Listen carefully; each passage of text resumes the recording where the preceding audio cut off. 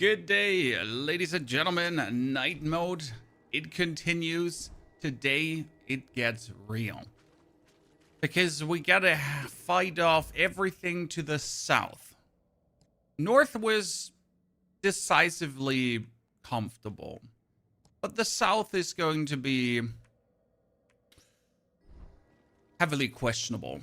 Is, I guess, the words I'd like to use for that one. I have to see how well that will work out, but we got Sir Isaac, the Ice King, and some others that we need to fight off, so... Yeah. It's gonna be brutal. But we're all but ready for it. All but ready? That's definitely proper English. Get that markered, because I still have to discover a lot of this area. That makes sense to you? Not sense to you? As I have been mostly doing this and going through areas a bit too quick for my progress. So I should be having more upgrades than I have right now. My tar stones should be higher upgraded. They're not. And I pretty much have to now work on that as I want to take on the heavier bosses. Because just yesterday we were fighting a boss without upgraded tar stones, and let me tell you, that went as well as you might imagine.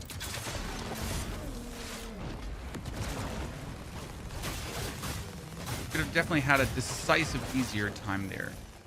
All these thingies are about to explode when you get too close, and I'll get like 1A thrown out of my body. Yep, what I meant. Nope, not with me, nerd. Not with me today. Good morning, Cookies. Hope you're doing well. And life finds you agreeable.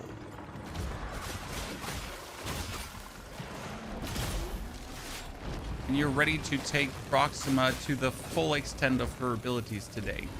My plan is in the next 5 hours to really make her shine even harder than we already have her. When we got her to absolute demonic levels here. But I want to pick up all the Grecias that are available in the game. I think there is a total of 7, 8 that you can get. I definitely should get the one that you can pick up with a Slayer Seal early, because there's one which you'll need the Slayer Seal. That's Corrado, good to see you there, partner. I'll do you a favor and turn array. Waterfall cave. It was this super short cave that I still feel like I'm missing out on, because it's called a waterfall cave, okay? And in this waterfall cave, there is one opponent. I get that. I mean, one means one opponent. There is like here one opponent with a Hellbard inside there, who refuses to come out of the waterfall, and the game just decided to give you like exactly 0 vision. The thing is, that is allegedly it to this dungeon. I kind of feel like I must miss something, because I couldn't have been it, right? I played yesterday for the first time. I got my behind handed to you. What did you try? The tutorial? Because the tutorial is brutal in this game, actually. How hard is this compared to Elden Ring or Dark Souls? Well, CJ, it is in some regards easier and in other regards harder than Dark Souls. What do I mean? In Dark Souls, you pretty much have to roll around your opponents to get out of their range, and then you're good, right? So you roll, and that's it. Also, you do have magic that you could use to absolutely bully bosses. Now, I do have magic here too, so that's that. But in comparison to Elden Ring, on top of the rolling, you also here have to parry, guard, or harden. Which, on the one hand, makes the game easier because you can parry, guard, and harden. But on the other hand, makes the game harder because if you suck at parry, harden, and the other shenanigans, then you suck. And that's what I mean with easier and harder. Like, technically, this is a very beginner-friendly game. If you then do engage with the systems and master the systems that the game offers you. Can you turn night mode on and off? Yes, you can turn night mode on and off. You're not forced to stay night mode once committed, which is a good thing because, let's be fair, you might start in night mode and notice, you know what, that this is absolutely not for me and it's way too hard and I cannot handle it. And there's no shame in that because honestly, like some bosses I have been facing yesterday, they were decisively difficult in hard mode, like to the degree where they just were upsetting, you know. There were definitely some demons around there, I have to say. Might want to get pumped out of my shell to just go back into my shell quickly. Then again, we're gonna keep the momentum up as long as we can. And I could just put on my mushroom as an active and eat a mushroom to at least heal myself a little bit. And my goal was, though, to reach the... Oh my goodness, I'm running completely wrong. I wanted to reach the Rook statue because I need to unlock this part of the map, as I have not done that yet. And it just looks annoying when you have not all the parts of the map unlocked. By the way, you see that gate there in the distance? That's actually a beacon that's visible on this distance. Kind of cool. I've already activated it. That's why you can actually see it. You can quickly rest here. It's Epic Taco. It is a very great game. It also holds a good viewer experience in my eyes, as it is easy to distinguish what's going on the screen, right? And the parries make for satisfying viewing experience. And these things do matter. I like to see cool moments where you go like crazy attack combos blocked or whatsoever.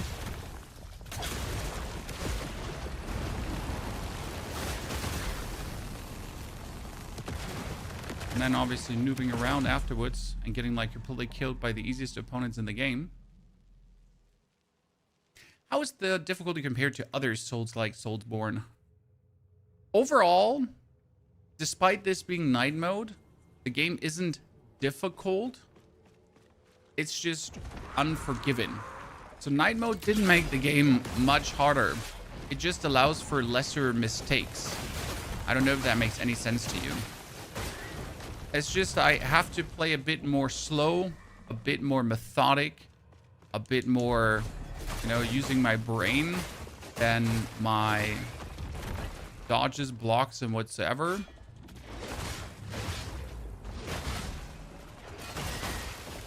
that just makes for a different play style, all in all. And again, I have Proxima here, who has the ability to absolutely electrocute bully enemies. So on the one hand, more methodical. On the other hand, I can also absolutely bully the living hell out of everyone that is trying to contend with me. Where was the way up into this castle again? Was it in the front up? No, it wasn't in the front up. Where was it? I think I read past it. I'm a professional. That's why I read past it. And another round, pony. Mr. Cookies, thank you for gifting KOA subscription. That's very kind of you, Cookies. Should I beat the game then do night mode? You should definitely beat the game and then do night mode. As night mode is... How do I say this now? So everything in night mode is a bit tougher, but not universal. Some enemies are as tough as they usually are. But what they do is they just one-hit you. Okay? So certain bosses, if you do not know their combinations, they will just one-hit you out of your shell. If you do not block, dodge, parry, whatever their respective move. And that just feels terrible. So generally speaking, I would certainly not start in night mode. I would beat the game in normal difficulty without the Slayer Seal, because the Slayer Seal makes everything too easy. And then as you've gathered the experience, you can start again with a different shell and weapon. Because I beat the game with a Aerodrim shell and with the axe as a weapon. And now we are doing it again, but I am using the Proxima shell here with a different weapon as well. And this gives a complete different playstyle than anything we've done before. And I think that's very interesting personally. And I'm also planning to do either a Laszlo one or maybe Sariel. I haven't decided.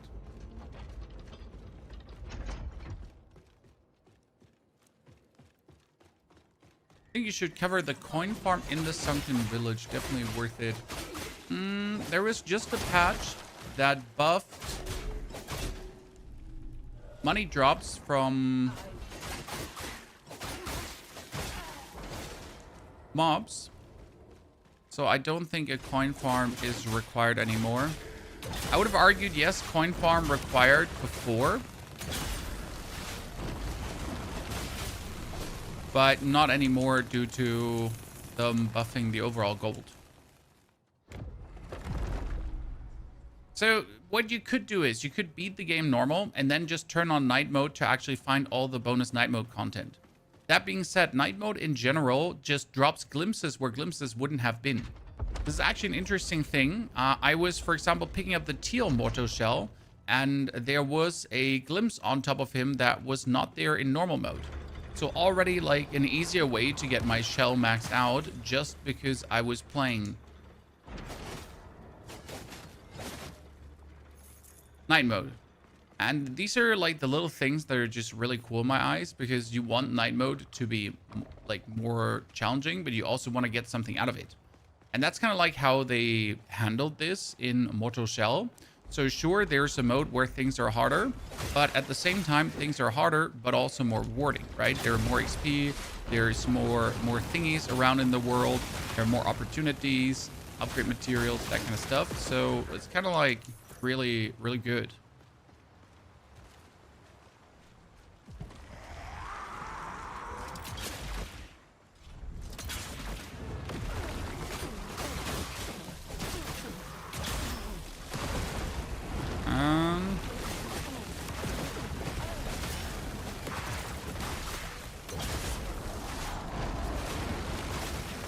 Don't mind me, chat.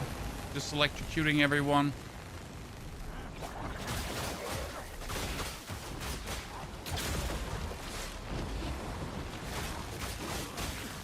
What are we doing right now? We are just gathering XP for our shell. For our stones. Because we are just about to have our Stone of Duality, which is going to have all our attacks hit twice, maxed out. And I should have worked on that yesterday. See, like, we're at only 1,000 XP away, and then we're going to be able to use that twice, which is very cool. This is the first time playing a game like this. No stamina helps. No stamina helps tremendously for first-timers of this genre. And I do believe no stamina is generally the superior way of handling Souls games. Simple fact is that stamina only makes the early game harder, but has no effect on the late game, if that makes any sense. This is something to keep in mind, because, how do I say this now? Like in games where stamina is a thing, then in the first, let's say 10, 20 levels, first 5 to 10 hours, you're gonna have to manage your stamina. But as soon as you're past that initial bump, there's no stamina management required anymore. You pretty much have infinite stamina anyways. So it's like an initial hurdle.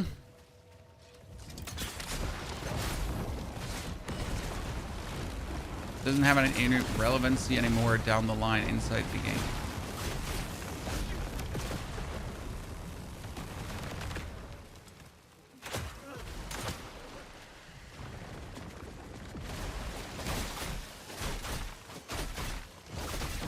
Are we killing these? We got the gloom for a level now. More shell points, more awesomeness. Cookies. Thank you for 5 more gifted subs. Cookies. That's very generous of you this Friday to go above and beyond to support us here. DS3, dog shit stamina all game if you use Greatsword. You can get it under control. I've been doing a lot of raw strength builds in DS3 because just, you know, for DS3 it was my favorite. But again, you can get it under control or it's in the way of your fun. That's the big question, right? I mean, it's something you'll have split minds. Like some people will tell you they need their stamina or the game just doesn't feel real. And that's okay. You know, that's totally fine. No hurt feelings. This is what you need to make your Souls game feel real for you, right? And pop off. Elden Ring stamina was pretty forgiving. Exactly. Elden Ring stamina was so forgiving that we might not even need it. Right? The whole point again. Yes, it was so forgiving that you might say, hey, why do we even have it? I mean, imagine Elden Ring without stamina. It wouldn't be a worse game.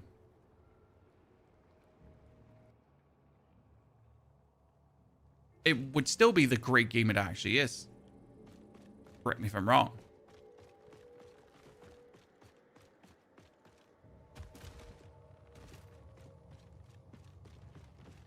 Okay, now let's make our way towards the snail bosses.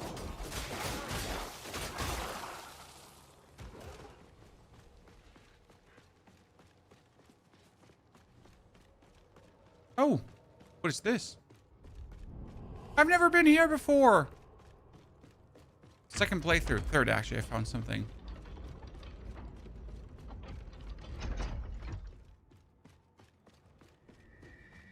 Yeah. Oh no, this is the overrun quarry. Wait, but I don't think I... No? I don't remember being here.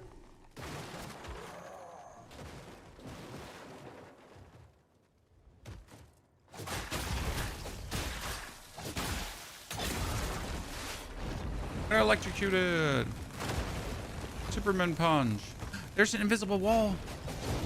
I remember this dungeon, seeing it last time, but not noticing that there was an invisible wall.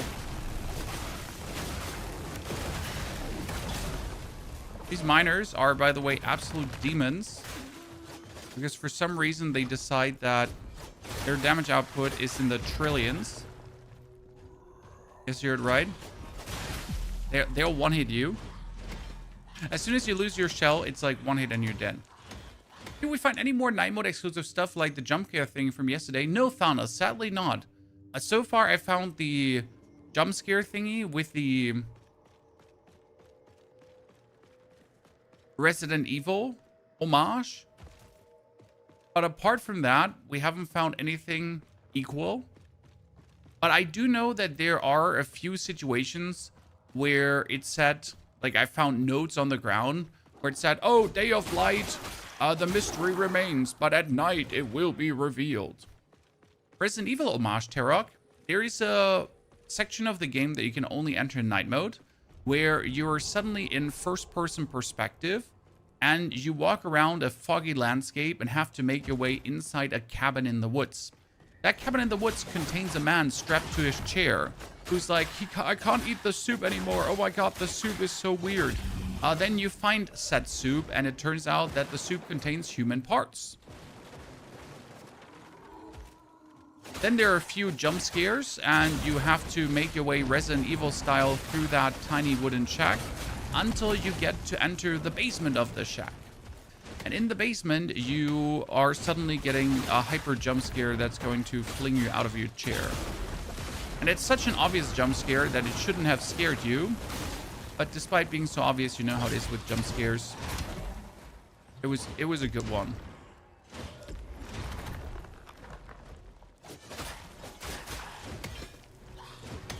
And it was definitely a Resident Evil homage because the ladies look exactly similar to the ones from Resident Evil The Village? Which one was the one with Lady Dimitrescu? That was Resident Evil 7?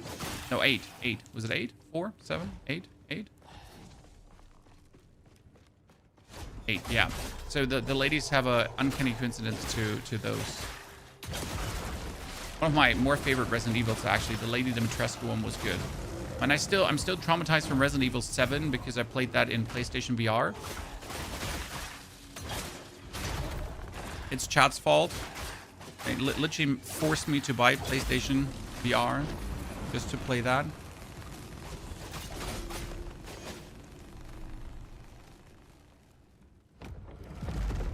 Okay, both of my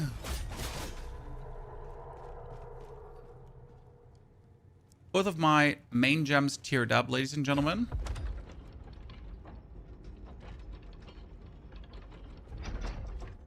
Time to shine. It's funny, they gave you Mother's Pulled so you can actually return to your latest beacon, right? But you could also just stop and return to the game and be at the latest beacon. Yeah.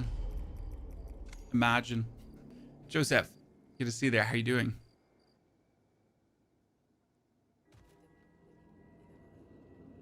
We all got jump scared on live stream yesterday. Yes. We got him. So I can finally upgrade my weapon beyond, which is amazing. So that's a good one. And I can upgrade my tar stones. So now this is the duality stone. And it will allow the duality to...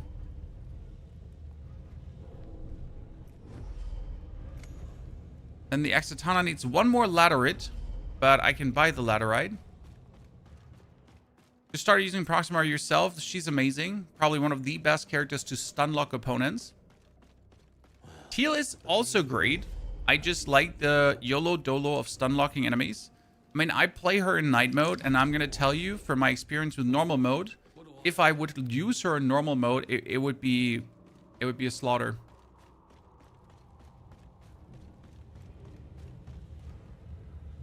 You like Proxima? The Exitana makes them shine. Well, so Proxima gets increased lightning damage. Okay? Increased lightning damage. With her passives. And that's why we're actually playing her. See, she has the lightning infusion. And from her skills, she also gets bonus lightning damage. Double shock damage, to be honest. And that's why you want to play her with the Exitana.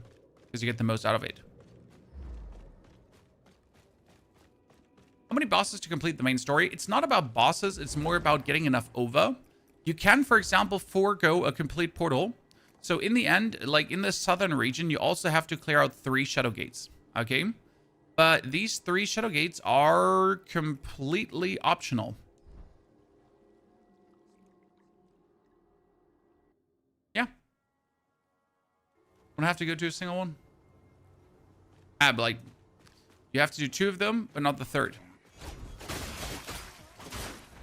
Because you pretty much have enough progress at that point. And that's cool, because one of these shadow gates has Sir Isaac in them. And you could technically skip out on Sir Isaac, who's an absolute demon. He's actually a bug, but he's a demon.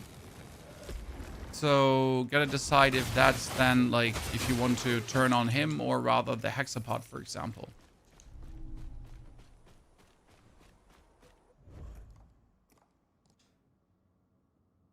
It's completely up to you.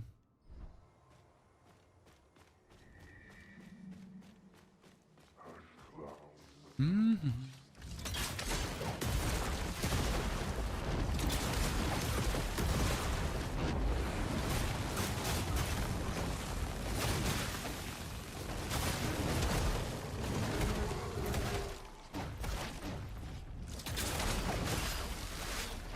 I definitely need more...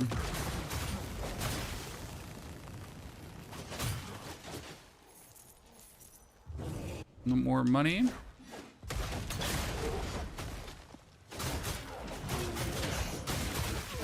So right now, every single attack I do is hitting twice. Every single attack.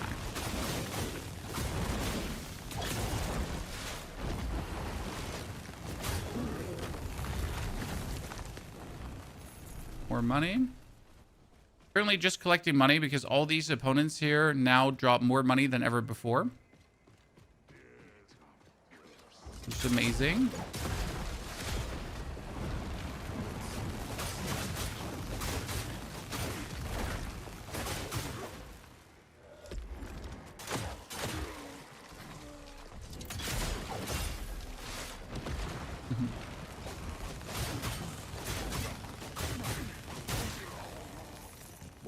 Good. So, get the map.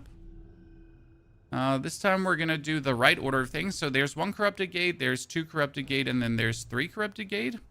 But again, you only have to do 2 of them if you collect enough other OVA. I think that's quite intriguing.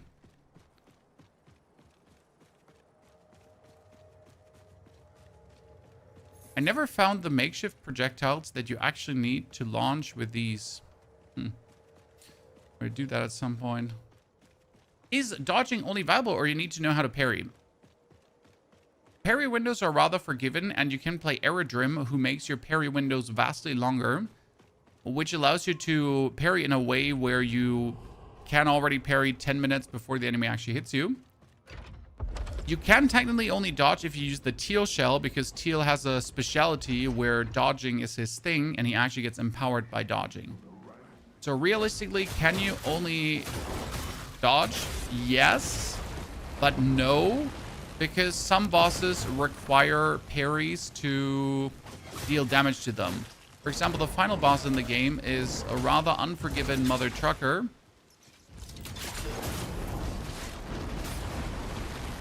Sir, you were punched back, so I am not entirely sure how you decided that hitting me is a thing.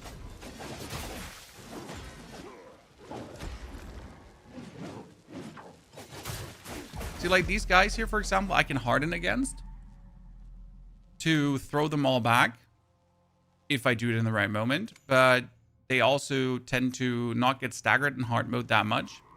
So in normal mode, they get staggered almost instantly. In hard mode, they just decide that staggering is optional.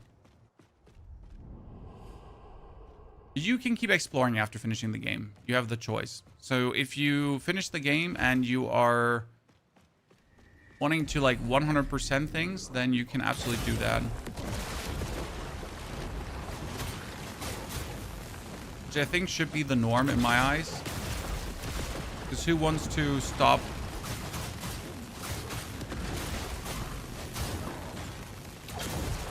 right after he's done? Sir, you were supposed to be staggered. One weirdness about using lightning, because the problem with lightning is that enemies decide to get staggered, and then enemies decide to spontaneously get unstaggered because you're staggering them a little bit too much. Bit of a weird one.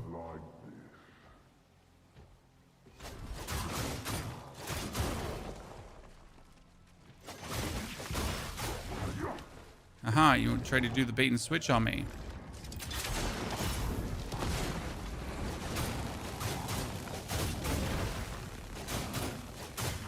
Get down with you.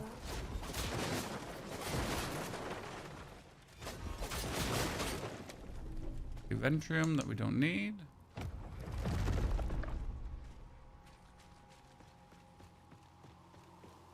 You attack while you're falling from a cliff, you take 0 fall damage. That is true. I forget that these two come. There's already last time a giant surprise for me, because they just suddenly decided to be here. You're like, what?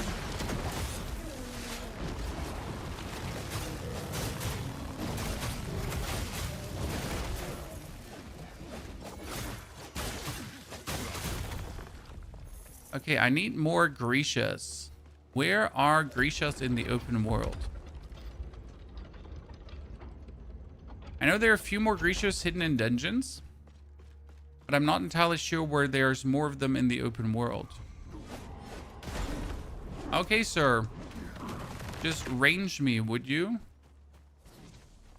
How's the new patch feeling? I mean, the patch didn't change anything, Pasta, meaningfully. I know it made some enemies easier to kill, which is great, because it was definitely needed. These enemies they made easier to kill are absolute pests and a nuisance. So that's great. But it's not going to, like, turn the game upside down, if that makes sense. Does the map carry over from NG to NG+? Yes, but I am going for a new game. This is not New Game Plus. So we started a new playthrough on night mode, as a New Game Plus night mode playthrough wouldn't just be the same.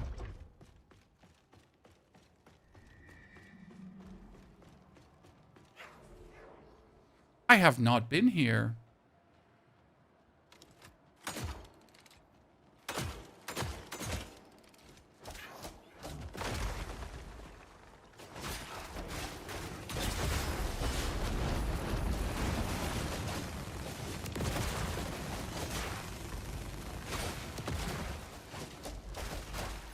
Witches in the woods. This is Baba Yaga, chat. The real. Who's trying to, like, dropkick you. Because why wouldn't she? El Chapo, good to see their partner. Recommend this game, 10 out of 10. Right, it's an easy 10 out of 10 recommendation for me. Not even close. It's the best shell in your opinion. If you want, like, for easy mode, it's Aerodrim. There's no questions asked. For continuous healing, if you want to refill your heal over and over and over again, it is Grogu. For stun locking enemies, we get Proxima. If you like dodging, it's Teal. And as you can see, there's no best shell. Each one has their specialties. Each one has their thing going on for themselves that elevates them above the rest. I think that's good. Because each shell should have something great going on for it. Because why even bother having different shells if each do, like, kind of the same?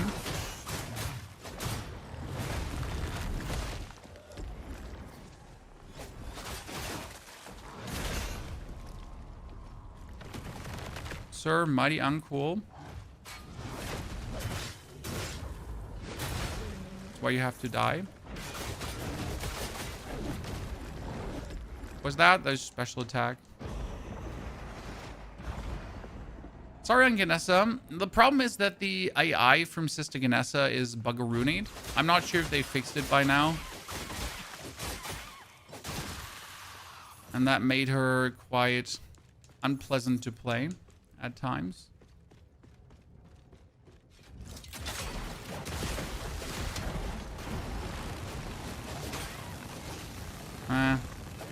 Too many targets to enjoy. So if that is properly fixed, then I do believe Ganessa might be just one of the best shells to play and enjoy. Bully her, boys!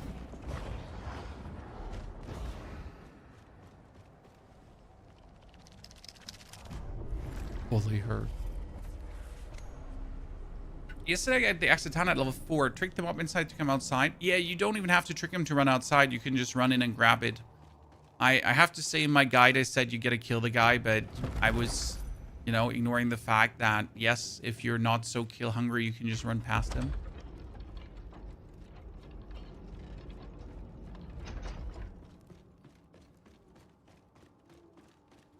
Oh no, Kingdom of Fools. Oh, Kingdom of Fools was interesting. Yeah. No. This one was cool.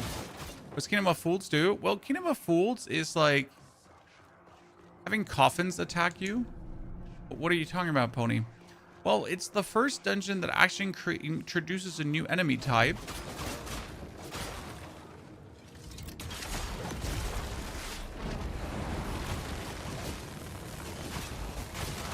Because the game decided that there are coffins back here.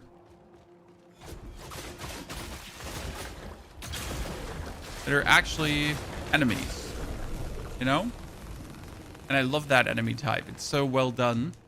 You haven't had that to this point. And it's an actual foreshadowing for a later enemy type as well. Wait, what the fuck? My own Risha attacked me? But why?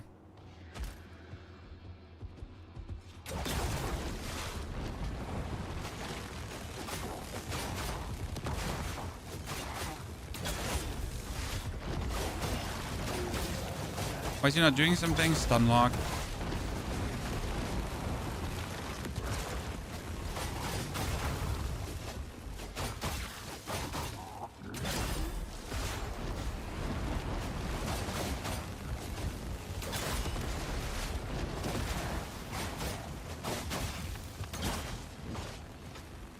Where's he?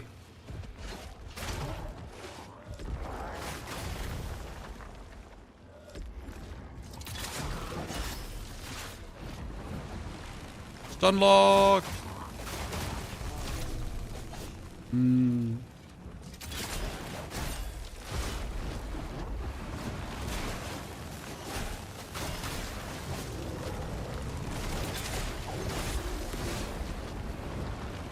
Demon time.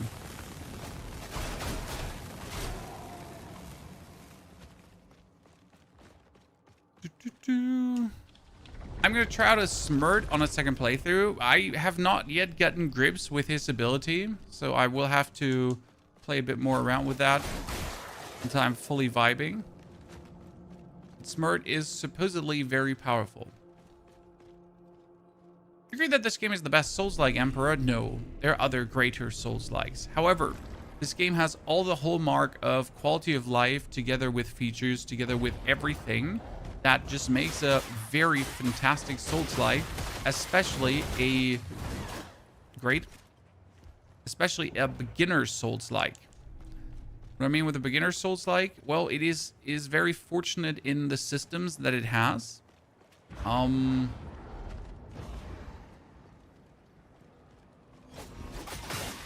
Making it easily accessible. Whereas other Souls-like are harder to get into. For example, Dark Souls 3 has a first boss. And if you're not able to beat that first boss, you're not able to actually advance in the game. Now, the thing is that the first boss is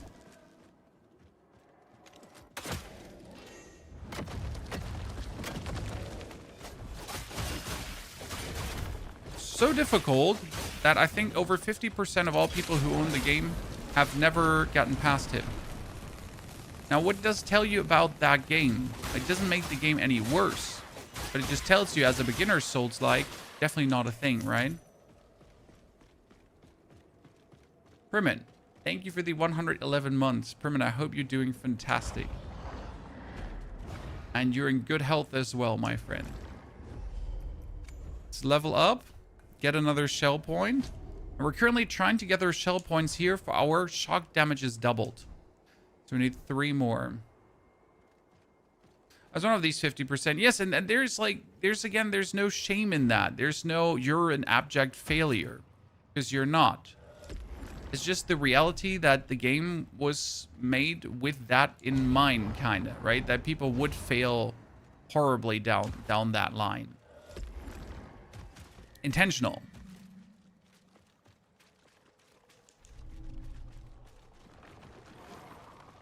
To create... Wait. They've never been here. They're new.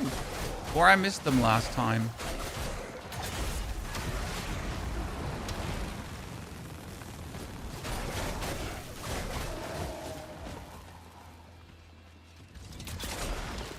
Bully time! Bully time!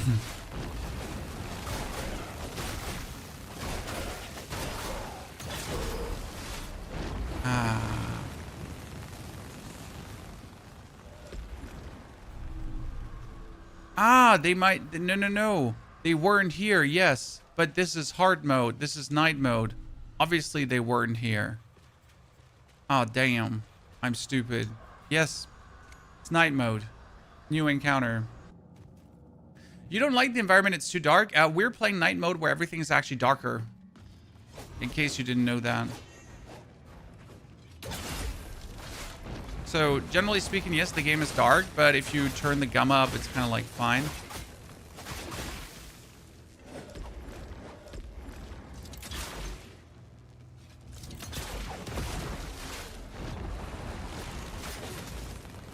Oh goodness, I gotta look out.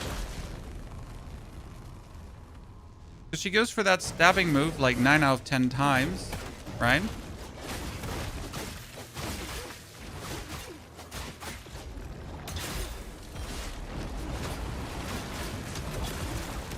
The problem is you can't properly perma-stagger her.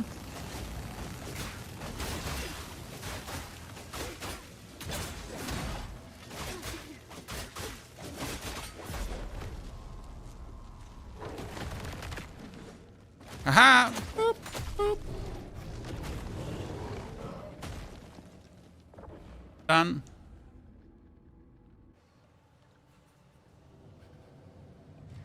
Now all these sisters are my friends because they're friend-shaped. That makes them friends.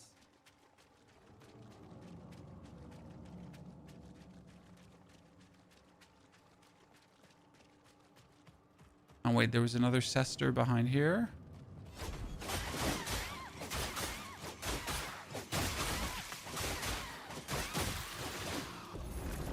And she had upgrade material for me. Oh, I never saw that the last time. Twos of Nocti hidden. Interesting. Is there specific outlet when fighting bosses with specific shells?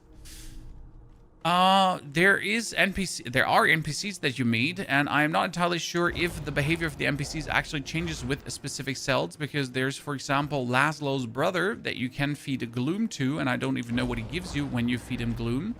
But there's an achievement, if I'm not mistaken, for feeding him gloom. Now, that being said, with the gloom,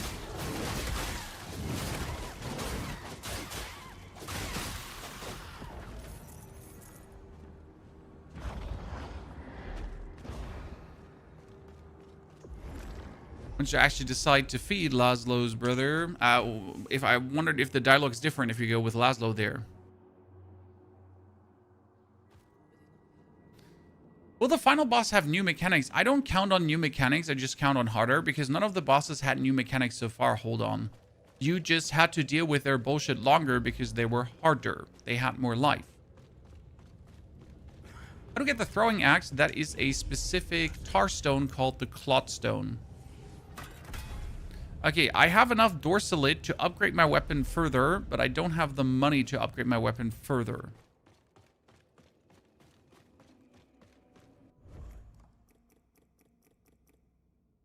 That is level 2.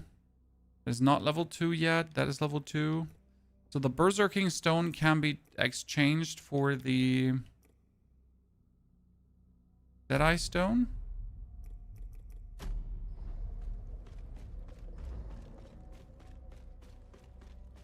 But I do know what happens if you feed Egon enough gloom. What happens, Lord? Please do tell me, because I just didn't have time to check that out yet. I kind of would like to know.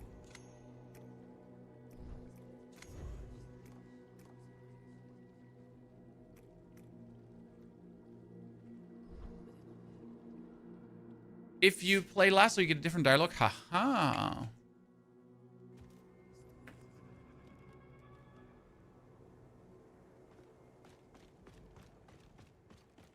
I mean, for a non-AAA title, non-From Software game, they have really thought about a lot of angles, ways, things, different stuff to do.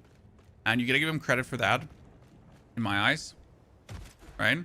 Because there's so much they didn't have to do. Like, as you say, like, getting a different dialogue when you talk with a different character doesn't add anything meaningful gameplay-wise, but it does add so much more appreciation for the craft. Was the Clot Stone explained? Yes, in the X Things I Wish I Knew Sooner video, and in the video for the Aerodrome guide as well. All of these had explanations on where the Clot Stone is. My bow is, by the way, still level 1. I haven't upgraded it because I don't have the funds to upgrade it.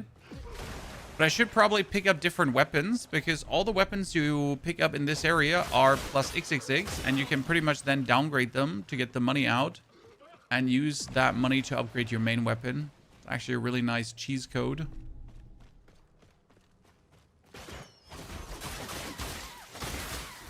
Egon will give you the gloom back in doubled. Okay. It seems so uncharacteristic for him, though.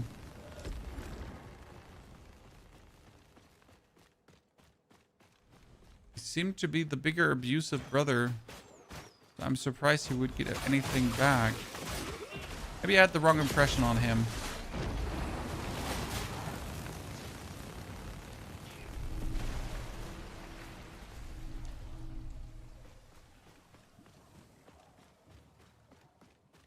Proxima, I can pet the dog at the shop. Yep. Because her story is combined with Merrick's. I mean, there's like an actual reason why that is a thing, right? Why Proxima can interact with the dog. Which I like. It's not just like, oh, girl can touch dog, but boy cannot touch dog. Wahaha.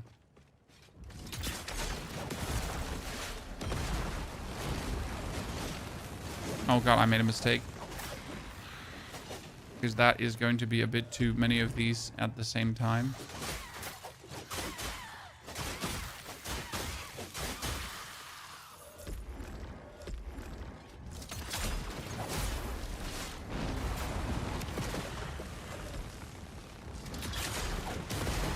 Mm-hmm.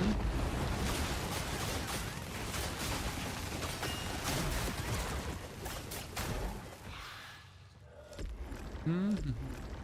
Hey, what's this? I don't use that tool often, but it is very efficient when you get to use it. Wow, she just actually sliced and diced me out of my shell. Who'd have guessed? What do I do now, lady? Do I want to mess with you, or do I just go past you? Give me a mushroom. I forgot him. I literally forgot him. Can you continue to open those chests in that beacon before the last boss? Just quit after opening them all. I'm not sure if you can continuously open them, Carlo, but you can open the chests until you have every single one of them opened. Now, I personally did the mistake of opening the chests, but then actually having to hand in all my gloom right at the boss. So I made a little bit oopsie doopsie there. Things happen. But yeah, always smarter afterward.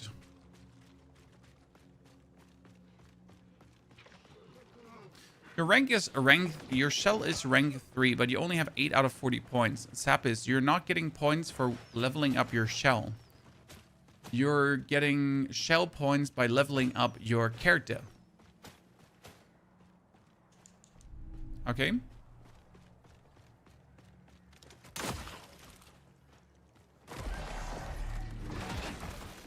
That's what set shell points are there for. That's how you get shell points.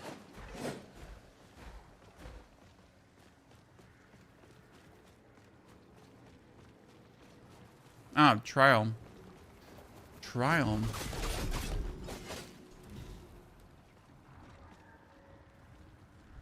Oh, this is the coffin trial where a bunch of coffins attacked you.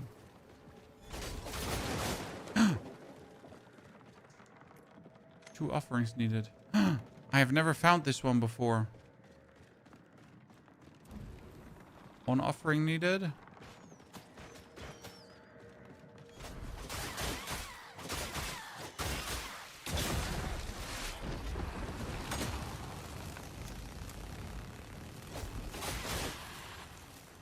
Okay, there is another candle. But I'm missing 1 more candle.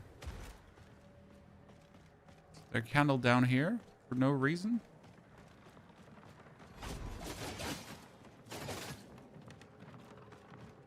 Okay, is that jump pad just literally down here because they had this area and if you by accident fall down so you can get up again? Is the only reason it's here?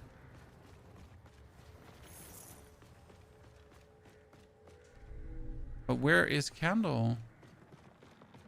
Candle should be around here.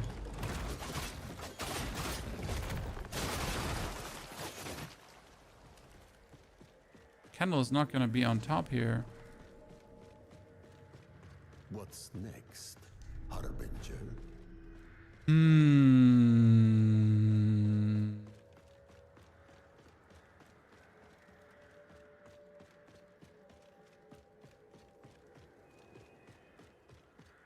Any recommendations on sidearm? I did use my nail shot the whole game together with the barrage. Sometimes swapping over to the bow for specific opponents, but that's roundabout in. And one more offering needed.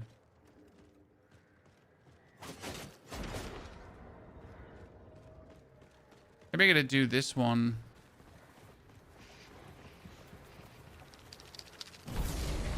But I'm pretty sure I'm just particularly dense right now.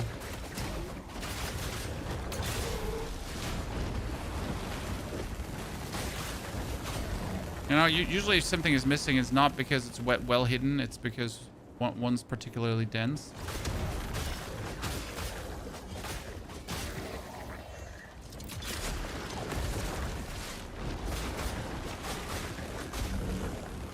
Okay, Tarstone upgraded.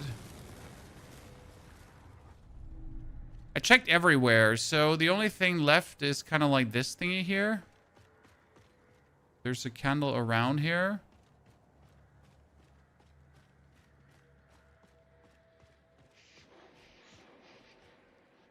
No?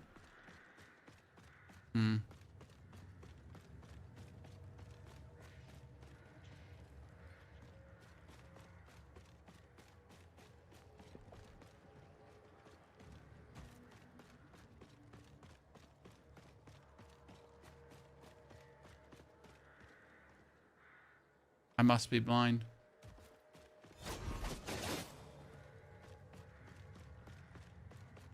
Okay, then it must be down here and I just missed it. Right? I mean it must be here. Somewhere. Because otherwise it makes no sense why this area it would be here.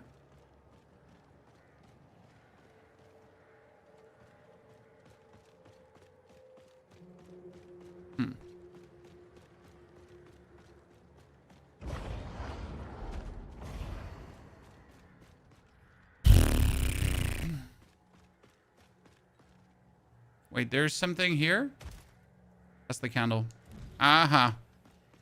Just follow the tiny triangles. I mean, this is the furthest away a candle has ever been from its initial spawn spot.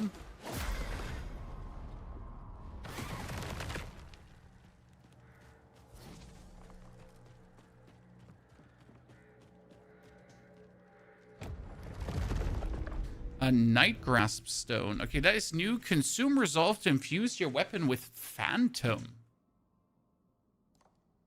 Deals accumulated splash damage and stagger damage when it expires. Huh. Interesting.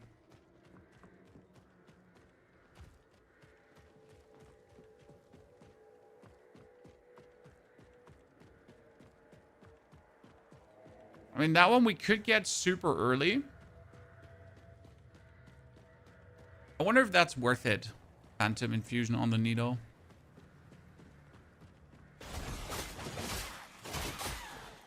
Oh, wait. Let's do the obvious thingy. And die.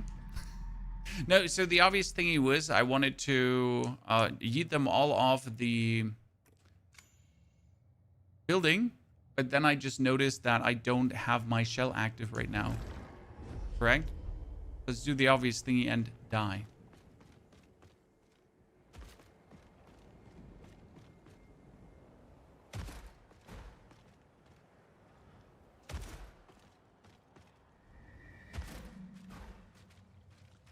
Night mode is the hard mode, as Chan asked. It adds more opponents, new bosses that haven't been there before, populates area with more enemies than is reasonable at times.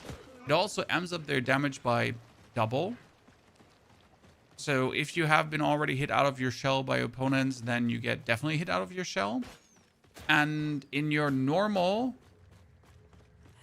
non-shell form, you're pretty much an instant kill.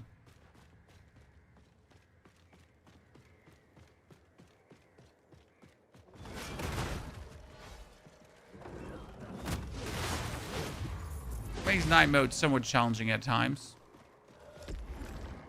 Because there are opponents that are extremely annoying, extremely nasty, very uncomfortable to deal with. And you'll now have to uncomfortable deal with them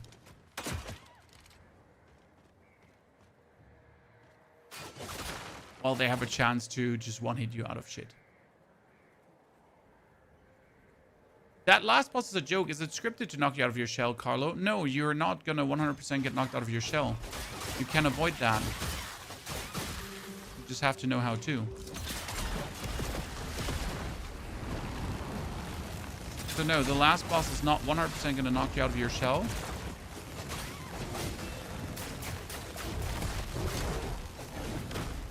Oh my goodness, I knew this would happen. Heal me! Oh, I hate fighting on bridges. So, the last boss has a fire buildup, in case you've not noticed it. And that fire buildup, if it reaches maximum, it's a soul fire. That's going to 100% bang you out of your shell. If then the fire buildup reaches maximum.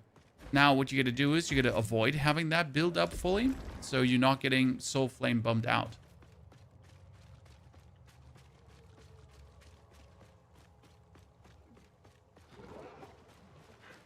Ergo, no, it's not a joke.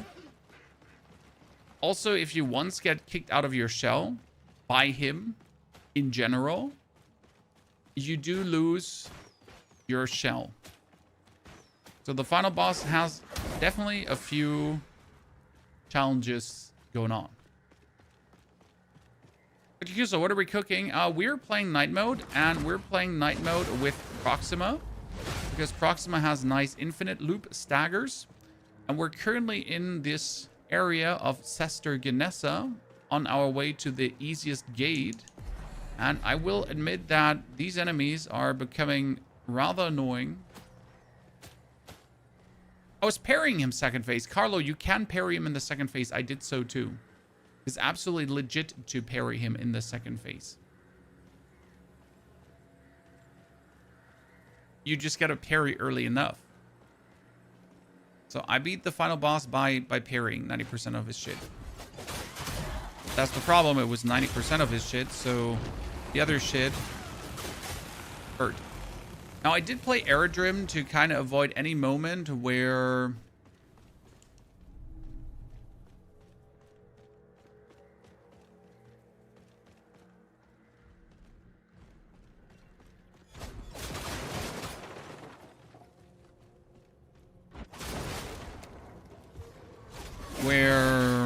he just accidentally kills me, because Aerodrim has the second highest life pool of all the characters in the game. Which is very important, right? You need a ginormous life pool.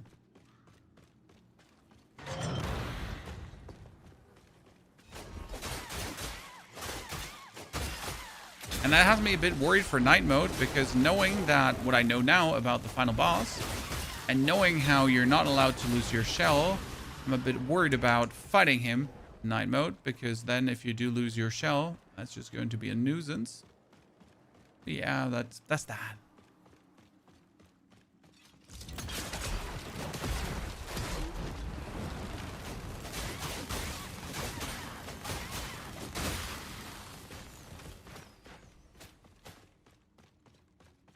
Oh no, not Francis and Jeremiah. Who will absolutely bonk you out of your shell.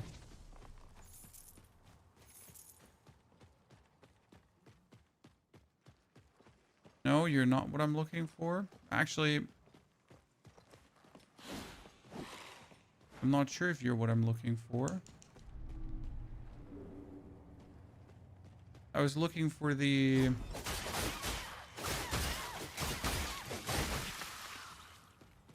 looking for the beacon, but I forget where the beacon here is.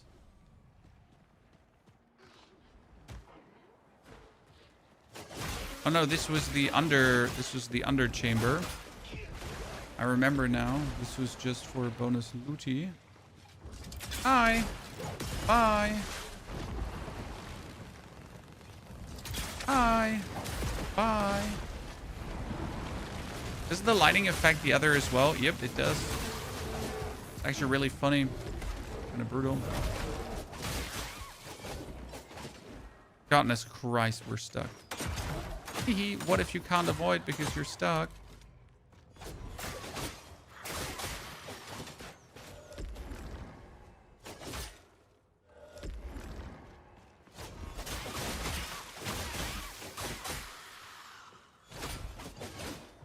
I thought there was only like one of these, but there's actually multiple.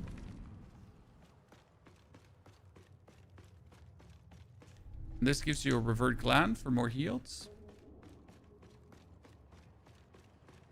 I'm ready for season 15 of D4. Oh, well, sir, that's like another 30 plus days out.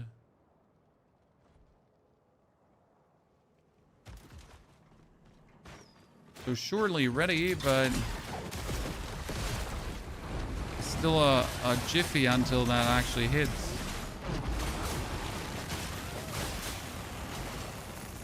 Or not exactly 30, but roundabout.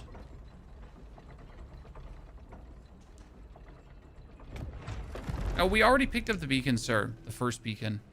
Don't worry. A devout stone was... What did devout do again?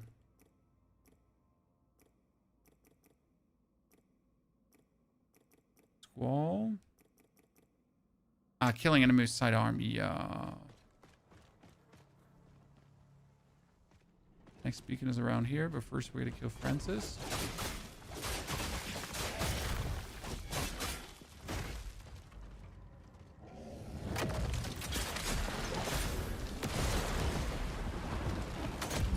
Woo!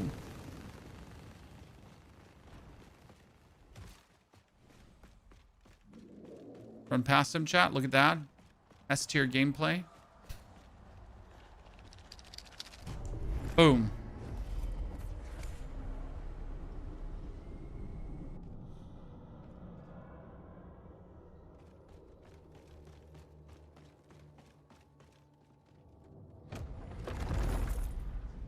$2,000 coins? Ayo. It's so useful because I'm poor as fuck and I need more money. Because I can obviously upgrade my weapon further if I had money. Oh no, it's this dungeon. Yeah, with friends is just appearing out of nowhere. I remember.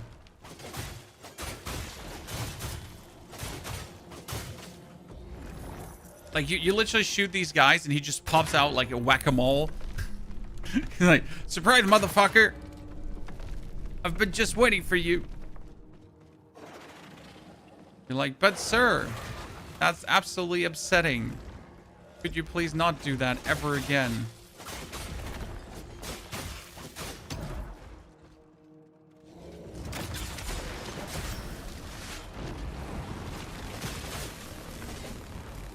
This whole area, though, was very good for XP.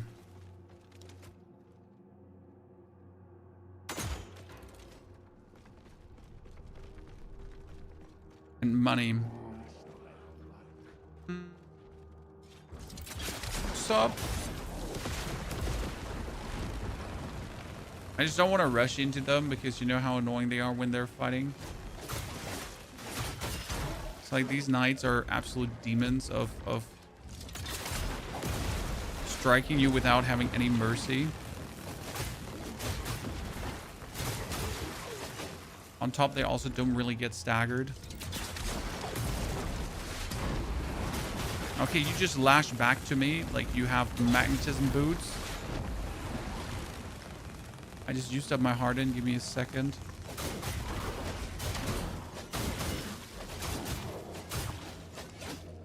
Okay, we rang a dang a dang ding dong that bell. We rang a dang a dang dong ding dong ding dong the other bell on the other side. We're picking up all this money. As you might notice, the amount of money we're getting is 20 times higher than it was before currently. And that is because they actually improve the amount of money dropping overall. It's amazing when you think about it.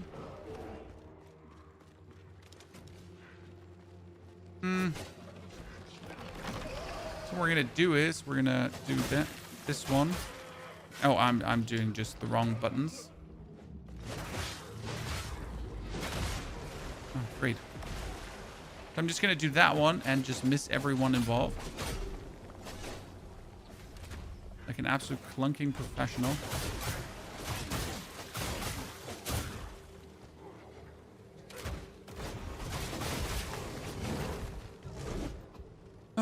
Bell's on the other side if I'm not mistaken. Oh no, I think that was the last bell, right? Oh, wasn't there a boss now? Hold on. Didn't all of this lead to a boss? Yeah, they made it so you can buy shell location with gloom instead of glimpses, which absolutely doesn't matter for people who have played the game already because everyone knows where all the shells are. But for first-time players, this is such a huge difference. It's not even like a little thing. It is just ginormous in for an impact that has on overall gameplay.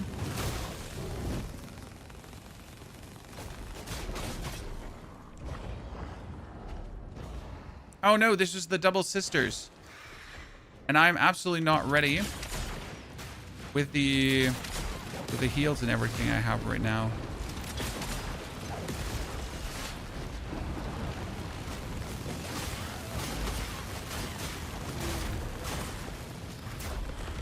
Yeah.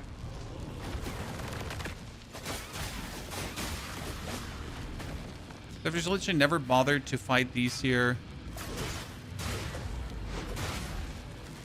For real? I don't even know what they can do. Yep. I don't even know what they can do. So glimpses are still finite. Glimpses are still finite as they should be. However, you're not wasting them for unlocking shells, which is good. On top of not wasting them to upgrade shells, again, which is good. You're also getting the glimpses back you spend for locating shells. I think it makes sense that you're not able to upgrade every shell to max because you kind of understand early on already, like if it's worth it or not worth it to actually upgrade a shell or not. So I think that is fine, all things considered. Now, you don't have to agree with that. That's also fine, right? But I feel like you have enough glims to upgrade 2 shells fully and 1 shell some. On top of having those glimpses, in night mode, you also have more. I mean, I'm running around, like I maxed her out. And I'm currently running around, I don't know, like I have more glimpses than ever before, right? Because of playing night mode. And if you then go NG+, you could upgrade more shells if you wanted to.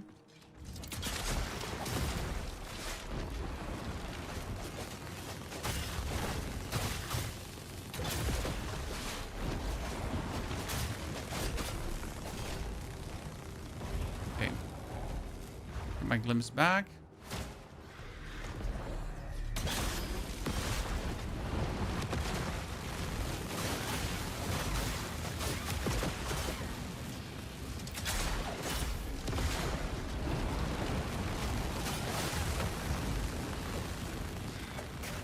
Okay, listen, stupid lady. Bro bean.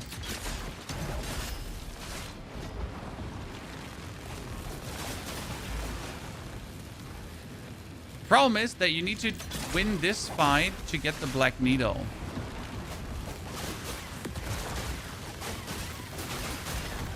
Which I think is like, it's not a problem right here, right? But if I wanted to do this with a low-level character, it becomes a problem. Because the Stray Sester is definitely something. Hello? Yeah, thank you very much.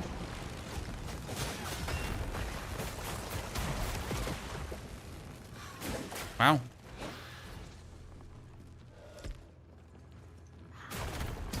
We're getting to actually fight enemies.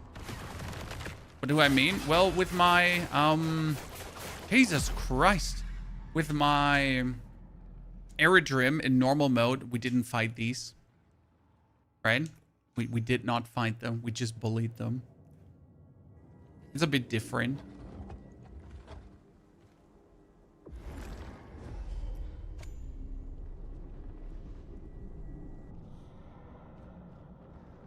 Proxy extracted specimens sell for more gold. I don't think that proxy extracted specimens should sell for more gold, as you do have enough gold from...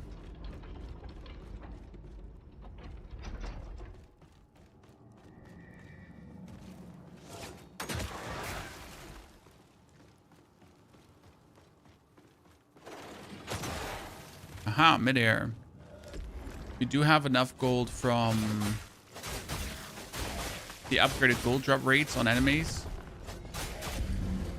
Ooh, tar stones are ready. Ladies and gentlemen, my Voltaic crown is ready. Shit. I should leave to upgrade it because the Voltaic crown ready means that my blades will now be permanently lightning infused, which is absolutely insane. Because who does not want to have permanently lightning infused blades? But before we do that, we gotta just jump into the fight now.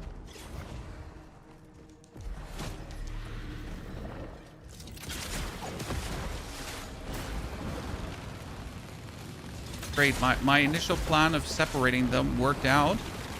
And then she was just like, how about I just stab you in the back? Right?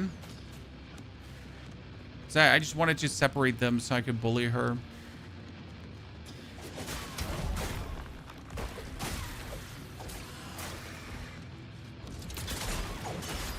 I don't actually have to fight her.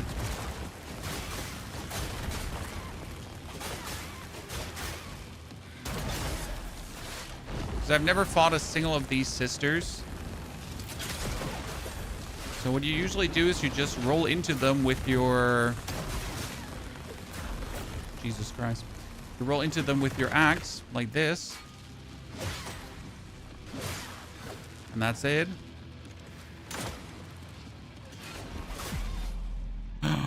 She would stab me as I charge up. Well, that's insane. Here's hoping consoles get the update this week. Devs have been on roll since beta. Do consoles not have the update? Every other gold dungeon drops gold items. No, dungeons have been dropping gold items before already. So you've been getting massive gold like that. But it was always not enough. So unless you went out of like even for me who tried to discover like 100% of the map and really go like through everything, even for someone who tried, the gold was not enough to properly keep your weapons upgraded with the game's progress, which feels terrible because, you know, I'm doing everything I'm supposed to do, and yet it's not enough. Like how is that a thing? Oh shit, I should have upgraded my tar stones quickly. Yikes. They need more certifications per console. Huh. Well, my condolences. But honestly, for a normal playthrough, it doesn't change much. So realistically, it's not like you need the update to have more fun. The only real good thing I can see from the update is that they're fixing the spiders. Because the spiders are absolute nightmare, Chad. I hope you know which spiders I'm talking about.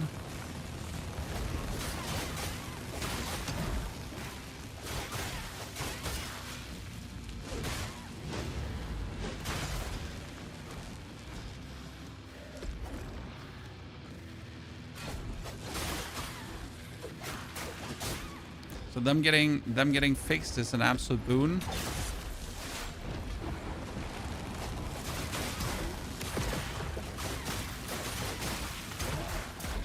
Oh, I was just about to bully you out. Unacceptable, Chad.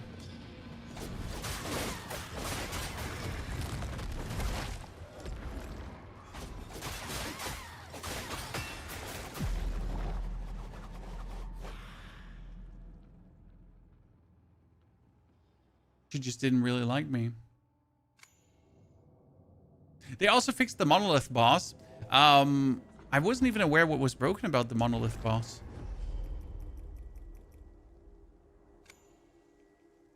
Right?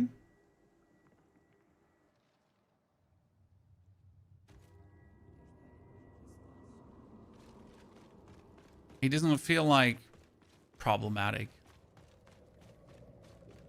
The monolith hit detection on his rolls was crazy. Yeah, that's true. But it wasn't like a problem. It was more like, oh no. I don't know how to say that. It's like, it was unfortunate, yeah. Okay, so we need to upgrade the Voltaic Crown so it's permanent. And then we need to also upgrade the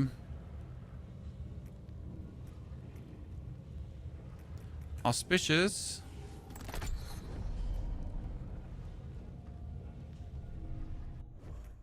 Because now we got this one, permanent lightning infused. This one gives us resolve cost reduced to 50, which is insane. That has all attacks. We get the repose, the crit chance. This one is at 80. That one we can replace now because we're actually like keep replacing these for different ones that we always have the maximum upgrades. The new build is Proxima Lightning Stunner. Goal being right now to double our shock damage. So what we can actually do is let's level up, refund all points, put the points in here, resolve cost down, stasis, lightning, damage increase. Yeah. It's kind of like the best way. See, I have 16 glimpses left right now. 16, which is a lot.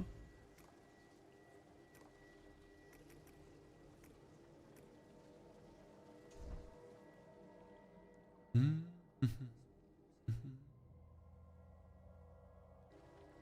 you ever try the Martyr's Blade on Proxima? I heard good things. I don't like the Martyr's Blade. It's slow, sluggish, and very not cool. So not my cup of tea, to be honest.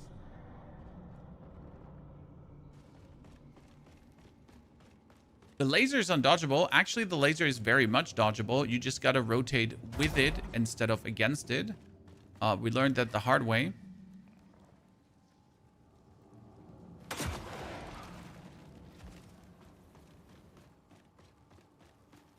Modders get buffed. Yeah, 20% more damage. Yay. Again, it's not insane. It's still a slow and sluggish weapon. Yes, a slow and sluggish weapon with 20% more damage, but that doesn't take away the slow and sluggish part. Yeah, I wonder how much more damage we're now dealing with the lightning infusion and with our lightning dealing double damage. How much that comes out of, because I've been waiting for this. Especially due to the upgrade of our resource cost. I can now do a blade into one of these here.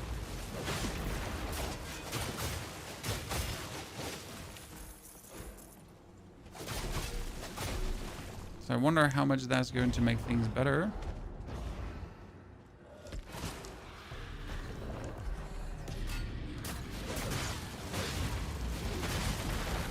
Interesting.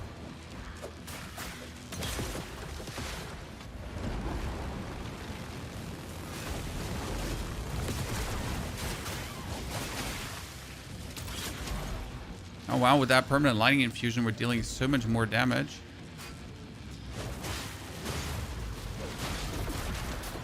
That's crazy.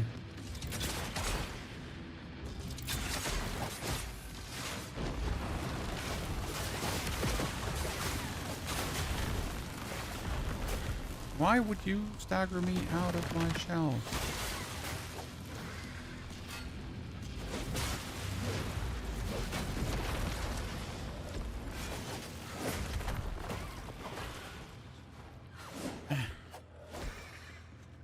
No, with Harden, we can't fight her. Let me really do one thing here. Okay, lady. I have come prepared for this rodeo.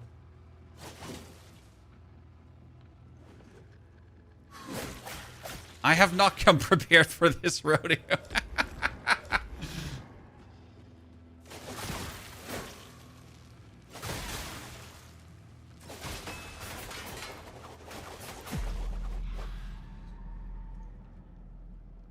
That attack is just nasty. My brain does not brain. The monolith laser spam, you can actually just dodge backwards repeatedly. I just rotated with the laser, and that made it so easy. Because if the monolith goes like for the twisty lasers, you just rotate with them. Because then whenever they catch up with you, you dodge. But if you rotate around against them, then you will get in the situation where his lasers are too fast and you can't like actually keep up with the backwards rotation.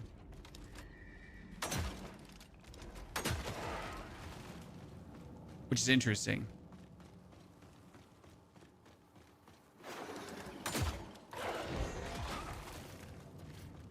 She parried your soul. Yeah, I mean, she has that attack where she holds her weapon across her body and then she...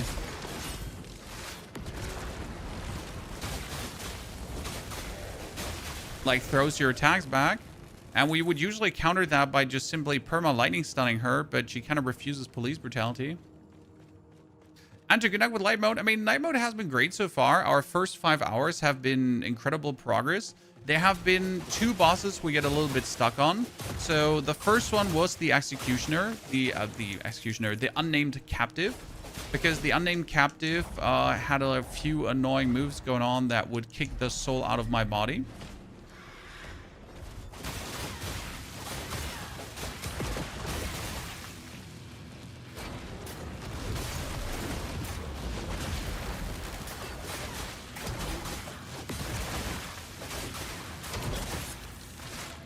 Thing is that we fought the unnamed captive without our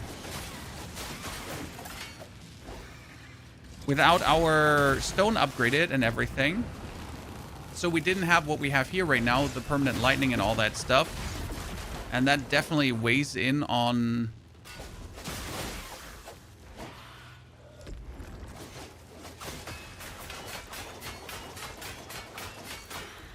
okay, so you can guard the whole thingy, which is great. Because if guarding the whole thingy means I don't die, that's a good thing. This is one thing I'm the most upset about, because for some reason your cool dudes that you like spawning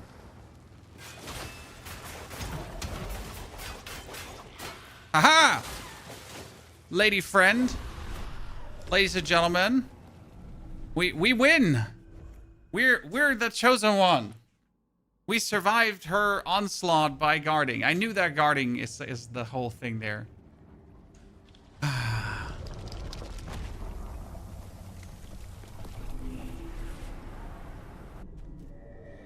Mullis, the only boss you actively dislike. I disliked Sir Isaac, but mainly because I found him extremely oppressive. Right?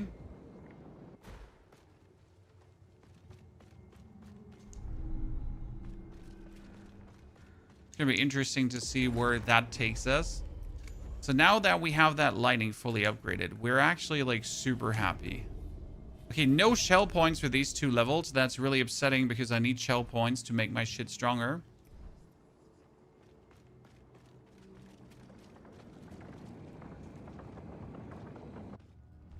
I need more shell points to make my shit stronger.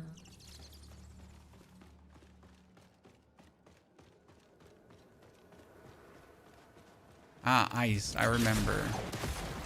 See, that boss in night mode should be simple for all I... Damn.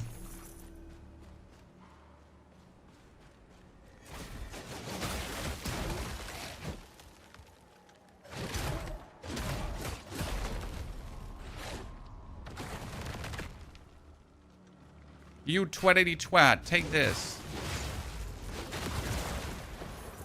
I will say I did underestimate that move in Grand Total, like how useful it will be down the line.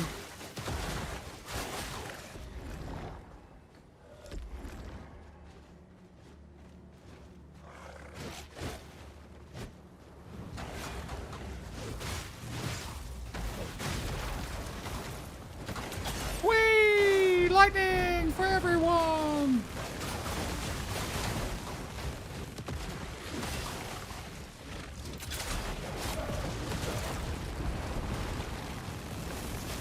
Wasn't there another Grisha in this area? Someone correct me if I'm wrong. Because I'm still trying to collect more Grishas. There should be another one in this area. If I'm not completely off my game.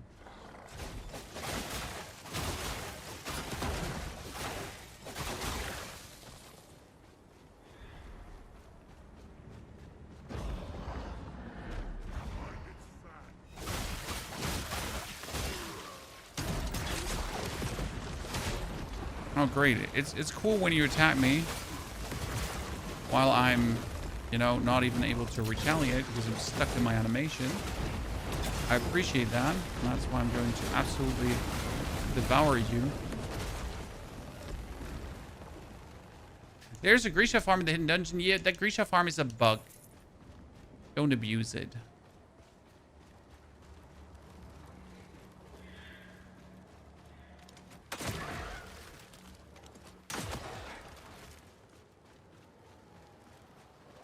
We don't abuse things like that, okay? I mean, using things that are strong, yes, but abusing bugs to become stronger is just not the way to go. And you might as well not even bother playing, right? That's at least my humble opinion on that. Using strong things is just using strong things, but using bugs to become stronger, nah. I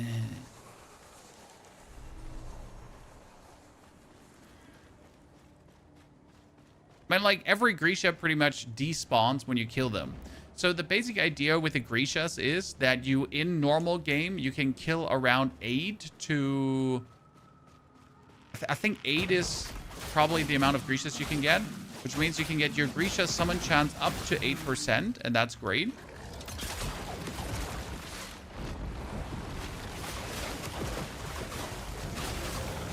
The basic idea obviously being that you have to then play NG Plus if you want to push it much further. Because then in NG Plus you can kill all these Grishas again and then push it further, and that kind of makes sense, right, from a sense making point.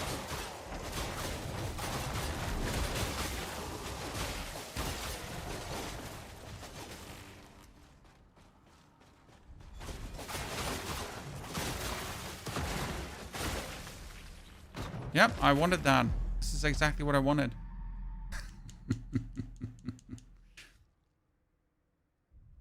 This is exactly what I wanted. What lets you do the flying move in the air? You mean the one where I pull myself forward into the opponents? Hold on. That is my biosampler. That is the...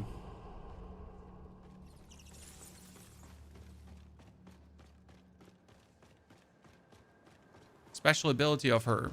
You pull biosampler and then you stab him with a lightning infused strike. Well, it's not lightning infused in the beginning, but later it's lightning infused, which is actually amazing because lightning is damage over time, and since we can have our lightning also do a lightning storm on top of the damage over time, we have this lightning storm on our opponents, and these lightning storms, they will continuously throw them around and stun them. And since we are a Proxima, our shock damage is doubled, so the lightning does more damage. Plus, oh my goodness.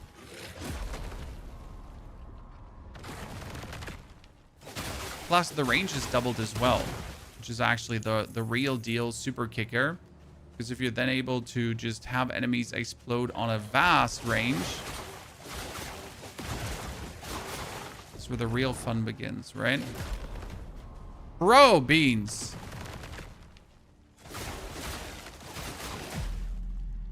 I was totally in my shell there. Oh god, I don't have harden. I'm an idiot. Someone like call an ambulance. I want to report a murder for me.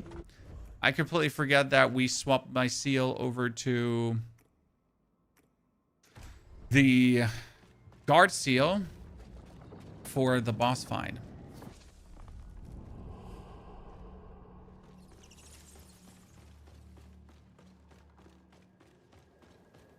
What do you think about the patch they did? Well, it's a quality of life patch, and that's about it. I mean, should some of the HP of the dudes they actually did be lowered? Absolutely. These spiders are extremely annoying opponents, and they decided to make the spiders, which are extremely annoying opponents, less annoying. And I cannot thank them enough for it. Because holy hell are they annoying.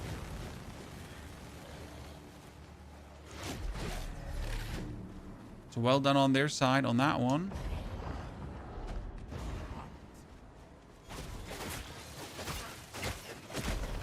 I like you. Don't do that to me. So the bow dude attacks you no matter what you do, right? You can hit him, you can stagger him, you can stun him. He still attacks you.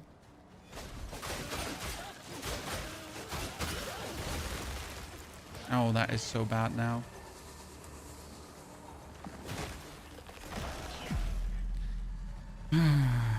Why don't we use the ice mitigation passive? Because I have my Grecias. No ice mitigation passive when we have Grecias going on, okay? We will take the freeze damage head on. This is the only frost region. We will be able to weather the storm. By the way, if you play Aerodrome Shell in this area, you can become frost immune. Which is, by the way, like a very good thing to do. It sounds a bit silly, but this is a frost area. Aerodrome is frost immune, so you might actually want to do that. It's far from mandatory, but it does help. Did you try level 3 electric blades on Proxima? I mean, I have her electricity shock damage upgraded to level 3 so that my shock damage is doubled. So yes, we have that going on.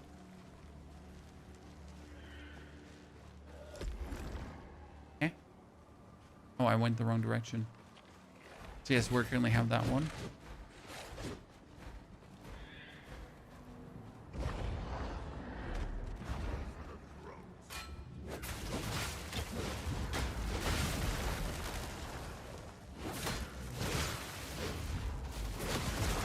The OP thing about the strike stone I use here is that it makes you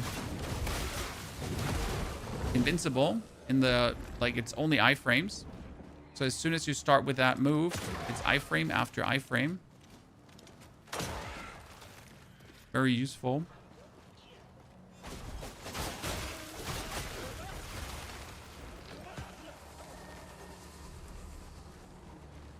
Mm-hmm.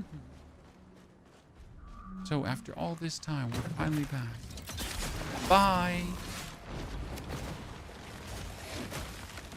Okay, listen, brother. Like, if one attack of yours just takes away all my life bar, and I need like 3 heals to heal me up again, what do we know, Chad? That I did not pick enough heals.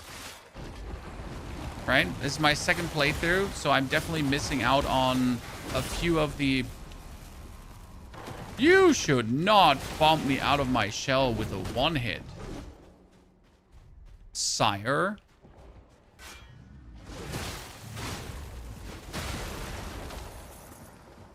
For certain should you not bump me out of my shell.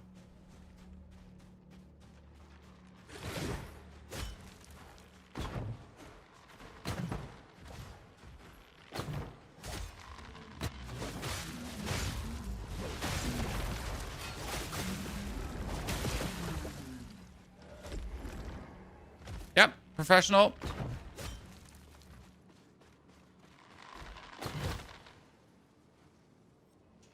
Saw that, Chad? Absolute gamer.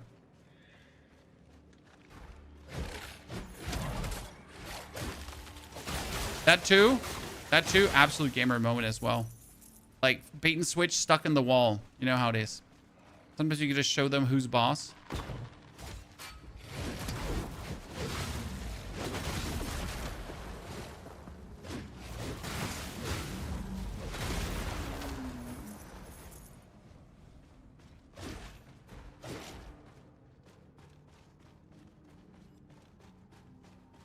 Ultimate bait and switch. Eat a mushroom. Hallo? Einbrecher. Burglars. Definitely.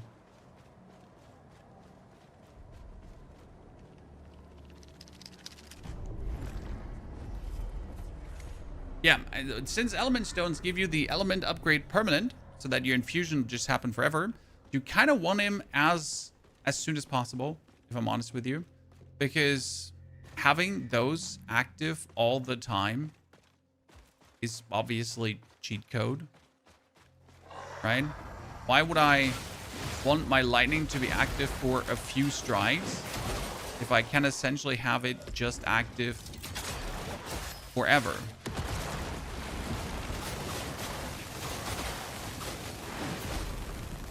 Oh god, he bumped me out of it again. I mean, it's not like I couldn't have just hit the harden button, chat, so this is like wholly on me. But obviously it's the game's fault.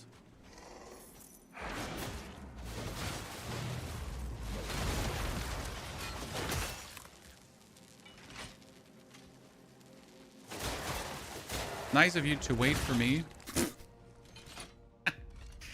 Don't worry, I can step in it another time.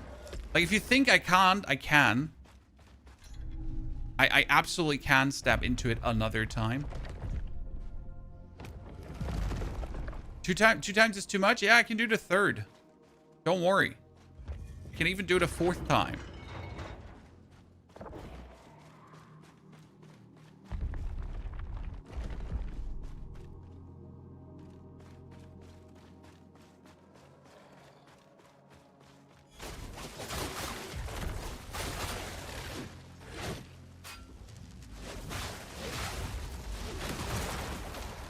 I gotta say, this is one element of night mode you're really gonna get used to.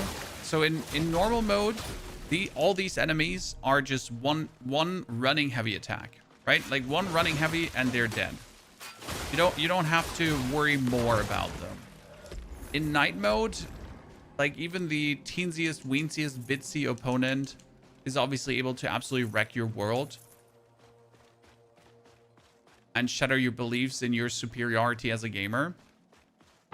Right? You're like, damn, I thought I was good at this game. Ah, there he is.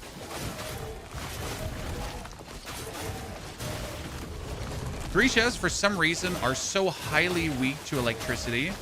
Like, every electricity shock throws them around.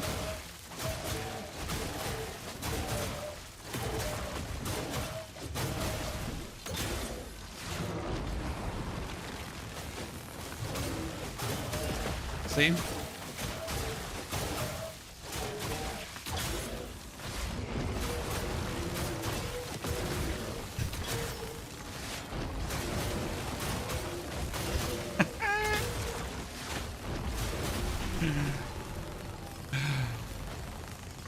I know, but listen, I'm OP. What can I say?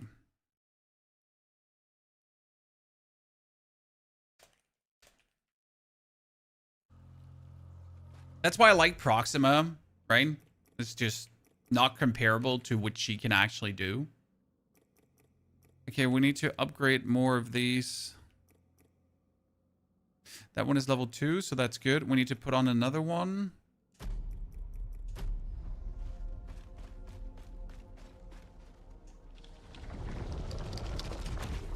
Okay, we get the Ice Crown now, ladies and gentlemen.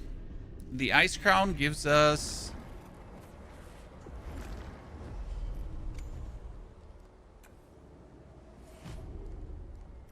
Okay, where would we put our next point? So we could make the biosampler cost less, right? We could have more damage mitigation, which is actually really, really useful. We do need our biosampler deals more splash damage. So we need this fully upgraded and we need this fully upgraded because that's going to be insane. Erdrim with Frost Martyr Blades is peak. I heavily disagree, but I know a lot of people like him with the Martyr's Blade.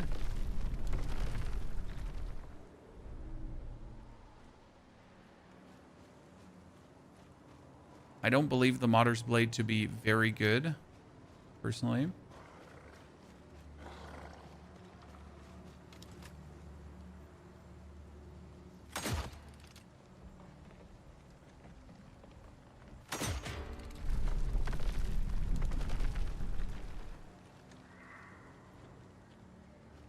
Turning around, turn back up.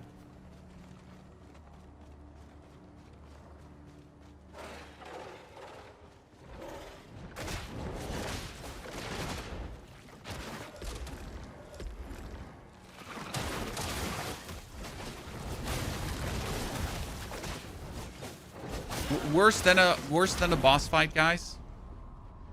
You know, a bunch of these in a cave, and you don't have like a single ounce of resolve for a shot. Worse than a boss fight. Let's go on. I don't remember what was after this.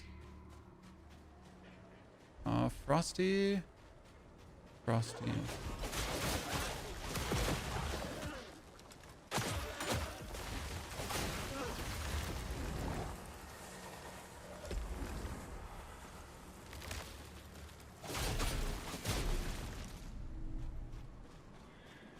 Water speed is too slow. There is a stone that gives you warp, which increases your attack speed. The problem is that your attack speed is so slow that the stone that increases your attack speed takes so long to increase your attack speed that it just simply does not feel worth it. Trust me, I've tried.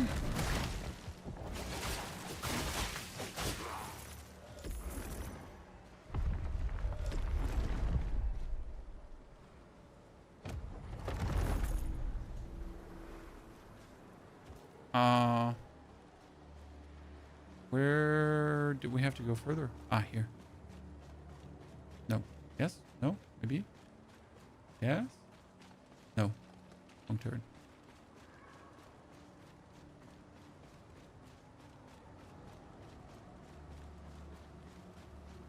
I mean, each to their own, obviously. No judgment if you like something.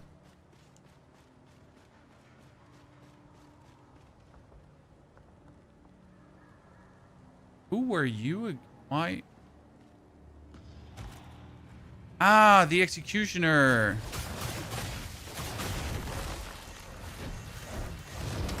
I remember he was doing like only frost shit. And it was like really weird and disproportionate in what he actually did. So wait, let me try something here. Because he should be able to get lightning bullied. Yeah.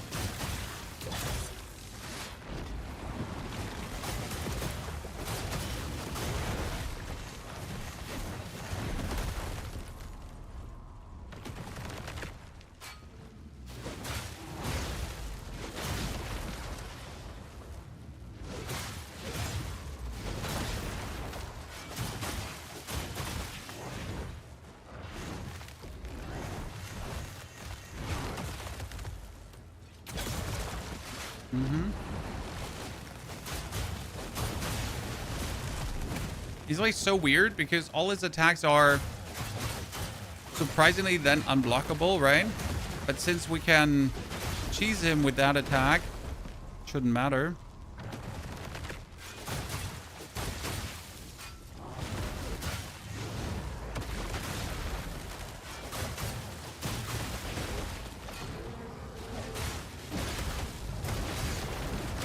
So we can just get back into our form.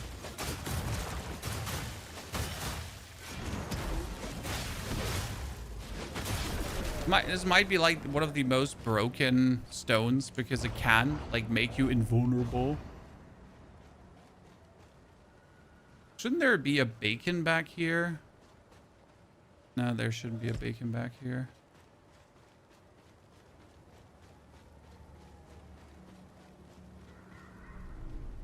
Isn't there one?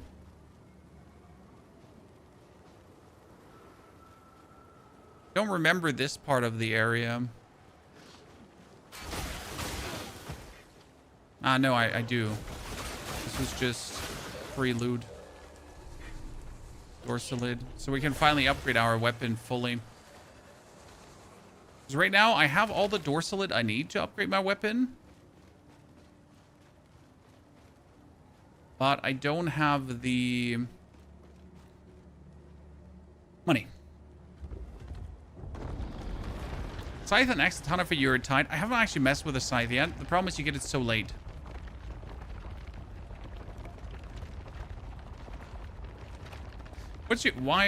What opinion on MS compared to MS1? I mean, MS2 is the better game. That's not a question. However, MS1 is fantastic in its own right. But only, we said it yesterday, this is a game for Souls enjoyers. So for everyone that likes Souls games, this is a good game. But for people who love Souls games, MS1 is also a good one. But for people that like Souls game, Mortal Shell 1 is not good. It might sound weird, right? What? But if you only like these games, then Mortal Shell 1 was too hard, too unforgiving. Not enough quality of life, right?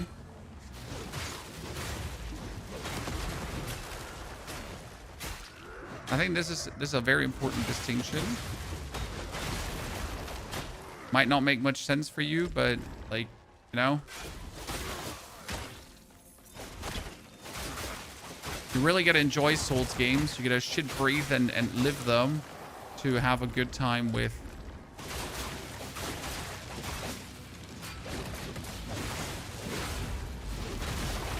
Oh, wow, you just get absolutely smashed.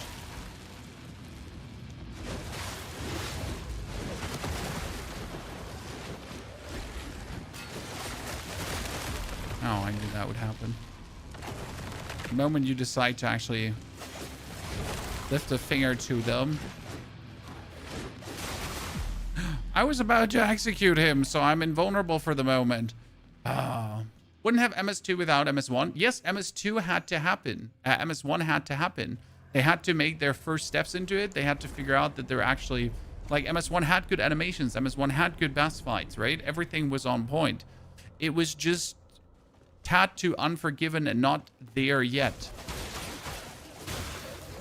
The second game, though, absolutely there.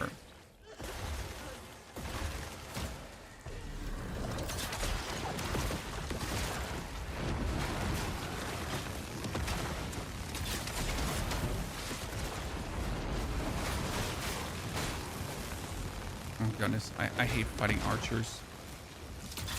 It will just not stop my hatred for these archer guys.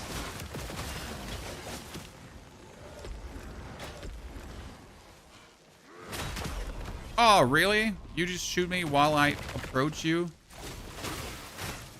Oh my.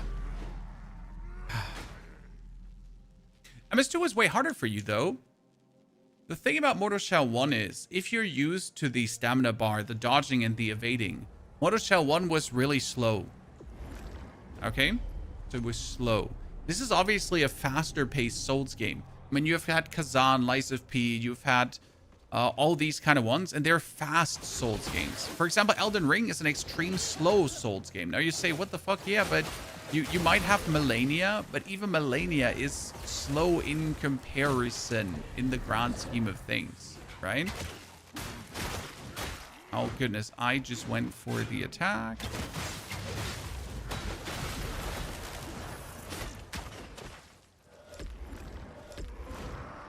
In comparison, like, once you have seen like faster Souls games, you'll understand like the difference between slower and faster Souls games.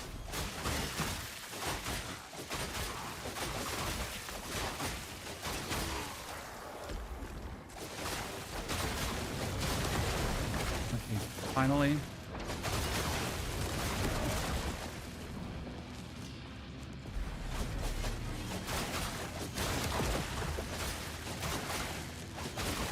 Lightning damage OP.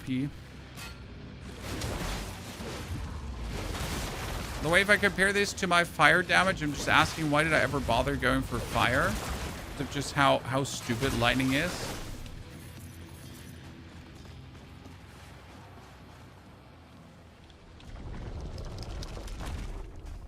Are there any different classes in this? I don't understand anything. Each shell has different abilities. So your shells are your classes. Kind of.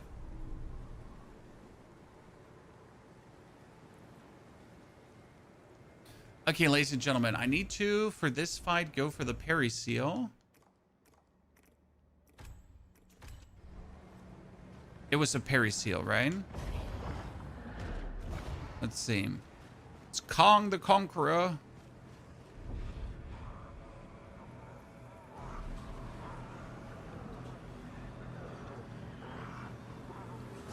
Technically easy.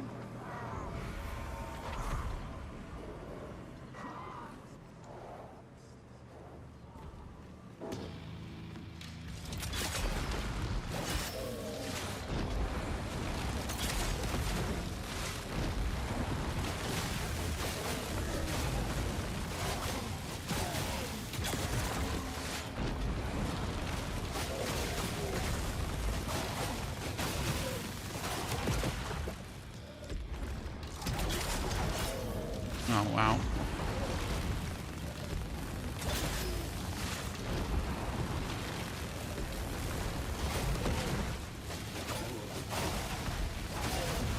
I'm still playing as if I have my heart in. Big mistake.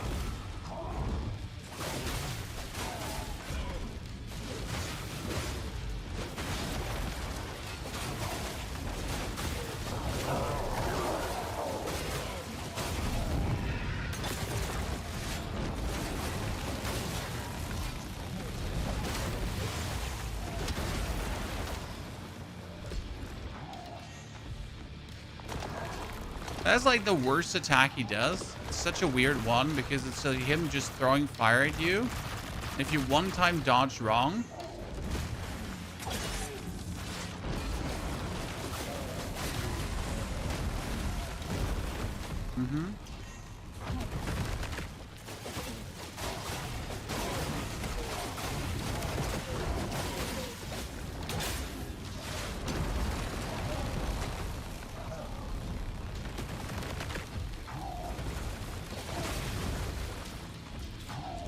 oh wow. Ah, parry timings. Parry timings, chat. So like he's very receptive to being bullied, as you notice there. I just gotta get my parry timings on point. Do I need my limbs back? Probably not.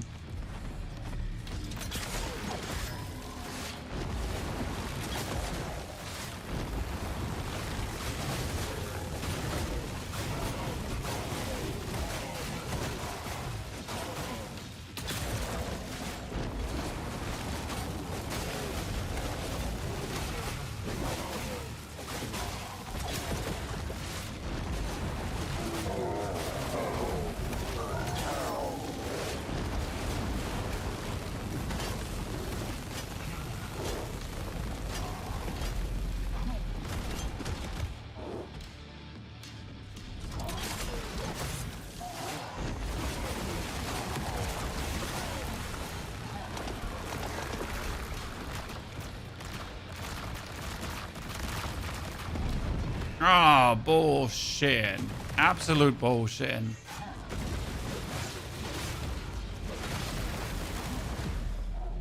Yeah, I guess that's the problem when we go for the move. At the end of the move, we might die.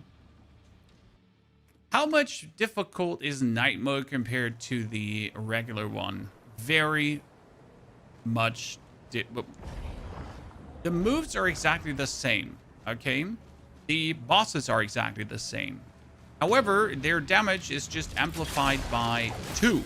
So the same shit they have been doing before that might not throw you out of your shell is suddenly going to throw you out of your shell like this, right? This hit would not throw you out of your shell before, but right now it does.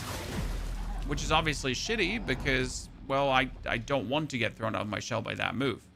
And as soon as you're out of your shell, you're a one-hit.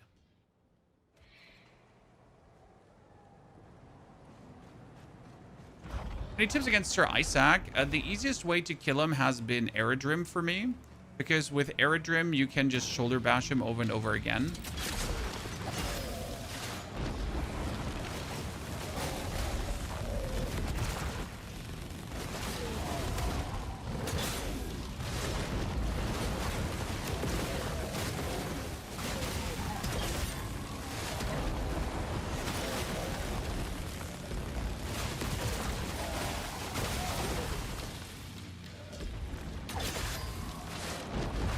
Like playing playing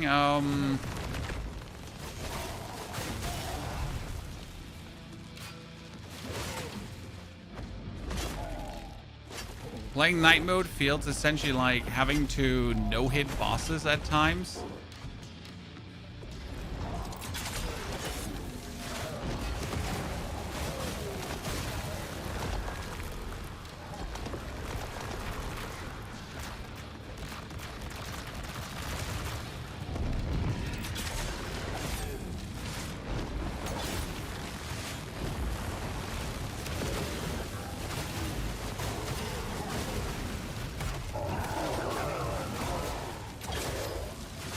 Right, you gotta like constantly have the aggression up.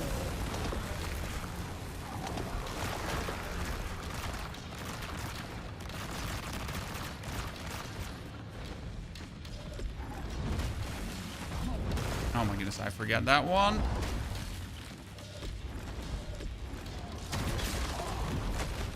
Ah, yikes. Only terrible at the game. Like, none of his moves is, like, impossible to deal with. They're all, like, rather simple. Oh, you know what? If you actually go in the air during that move, you shouldn't probably get hit a single time.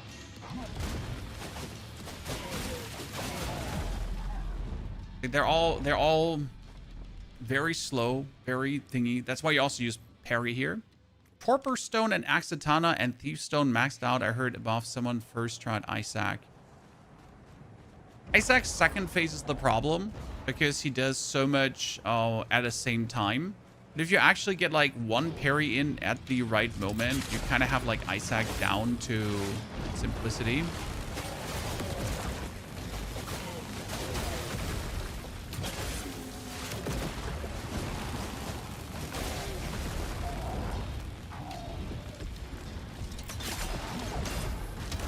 Oh, that was bullshit.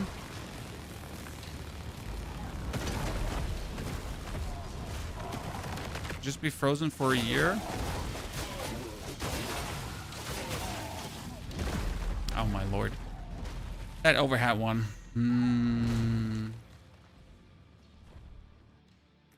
So there is the warp stone that applies warp.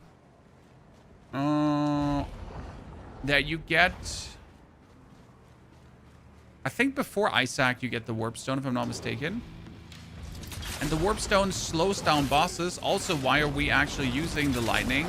Because the lightning allows me to also slow down bosses. That all their moves are somewhat more subdued, which is actually interesting.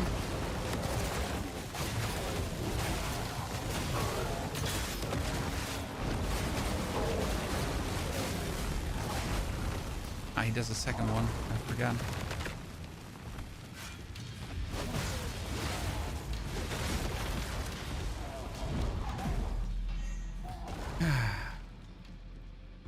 Why's your character changing skin? Doesn't make sense. It does make sense, sir. You are in a shell. You're the Harbinger, and you're essentially a parasite who's able to inhabit shells, dead people. Because this character you're playing here is a dead person that you were able to inhabit to make the most out of.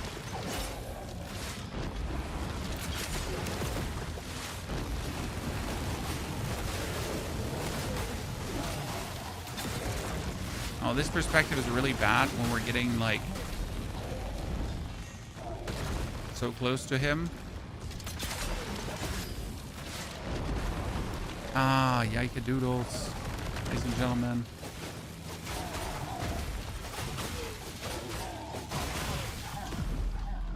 Okay, parry timing non-existence. So when you die, you get a second chance. When you die, you get thrown out of your shell. If you then do enough damage and strike enough back, you get put back into your shell.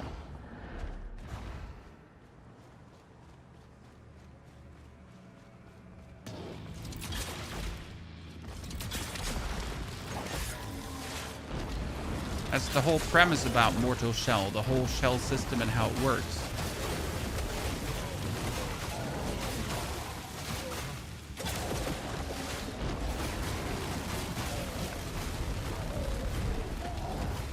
Yeah, that's how you have to do it.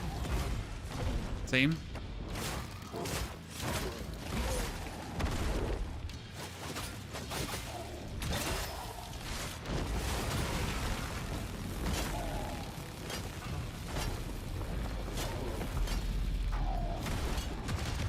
Hooded shell thing? No, the hooded shell thing is my original form, the Harbinger form.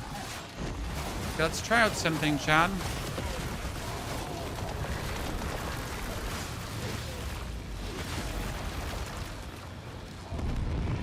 See, what we did there right now was in the moment where he goes for this very annoying... Shit. I had two parries down. No, I was about to turn back to Proxima. Oh, that is uncalled for. You just had such a good try.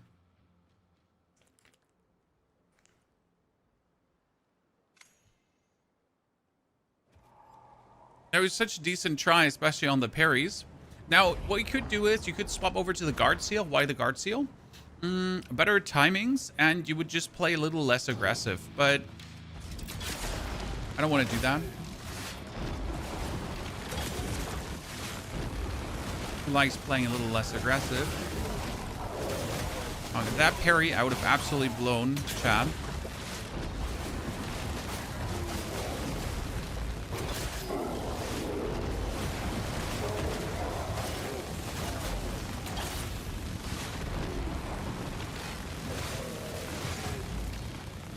Now, that's a good first try.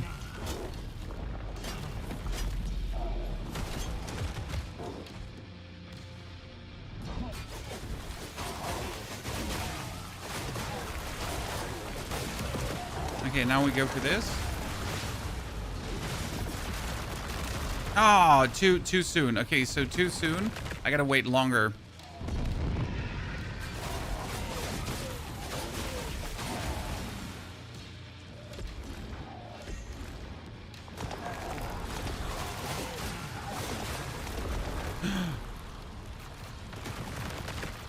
Uncalled for.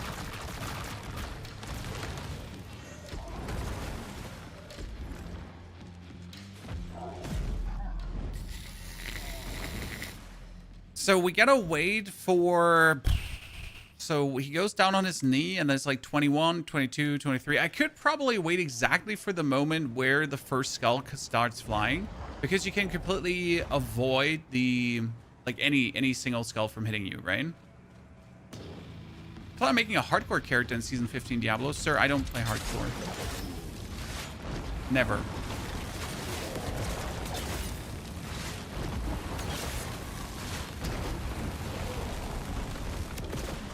It's simply not my cup of tea.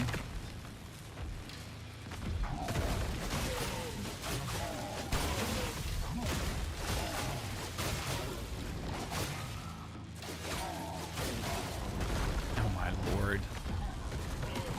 I know how the timing works on that one. Why do I have such a hard time?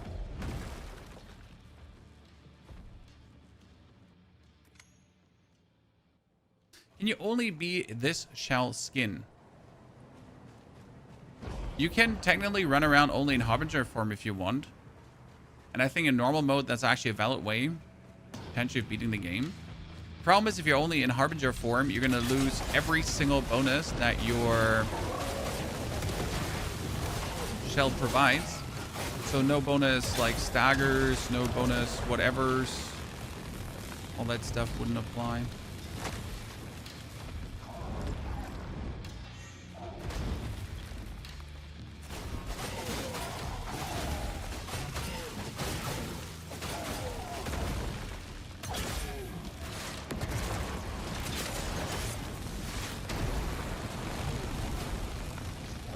Oh, this time we slowed him too much. Yep. Why was slowing him too much a problem? Well, because you kind of like slow him to the point where...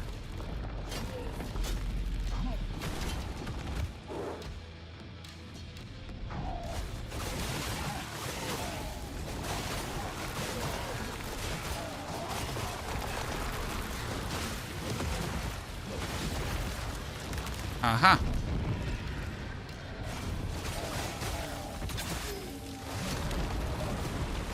Where none of his attack timings make sense anymore. That's obviously a problem.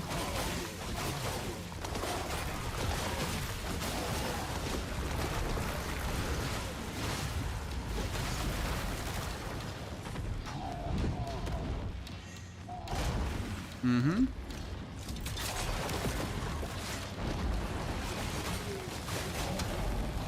Oh, jeez, I forget about the second one. I mean, I don't know how you forget about that one, but do.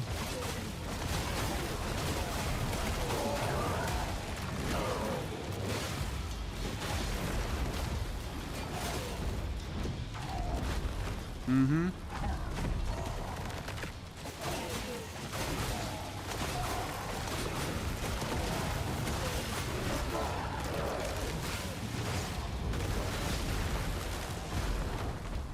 I got back in my shell and instantly got thrown out of my shell again.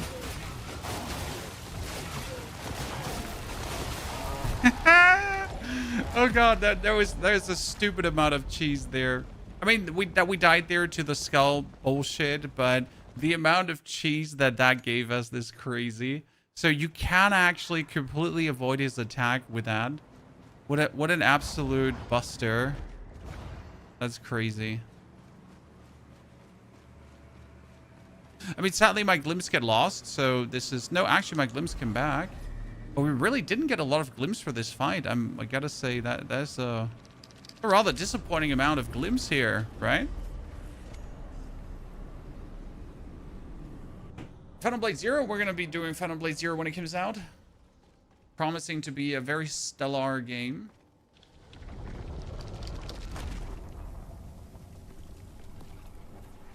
Grisha plus Strike Zone? Yeah, I mean, Grisha plus Strike Zone is just a stupid amount of awesome.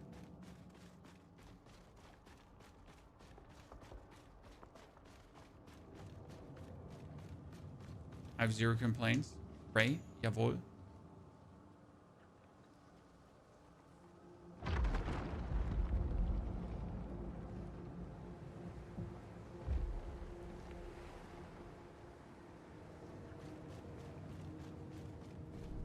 Oh, there's a 10 out of 10 Soul Psych to be one to be.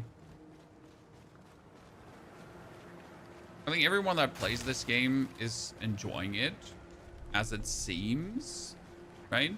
I've seen very minor complaints. I mean, there are obviously strong bosses, annoying enemies, and that kind of stuff. Worst case scenario, you always have the option to actually use the Slayer Seal to make things easier. Now, that's not something that you might want to do, but it is still an option, right? It's still something that is readily available. You're like, man, I really can't get past this Slayer Seal. And again, due to the fast travel and the ability to discover everything, you can vastly get stronger for a fight. And every fight, I'd say, has a trick to it. I mean, just like we did here with the Shrike to avoid his face there. That's certainly not a bug abuse. That is like exactly the way how you're supposed to handle that scenario.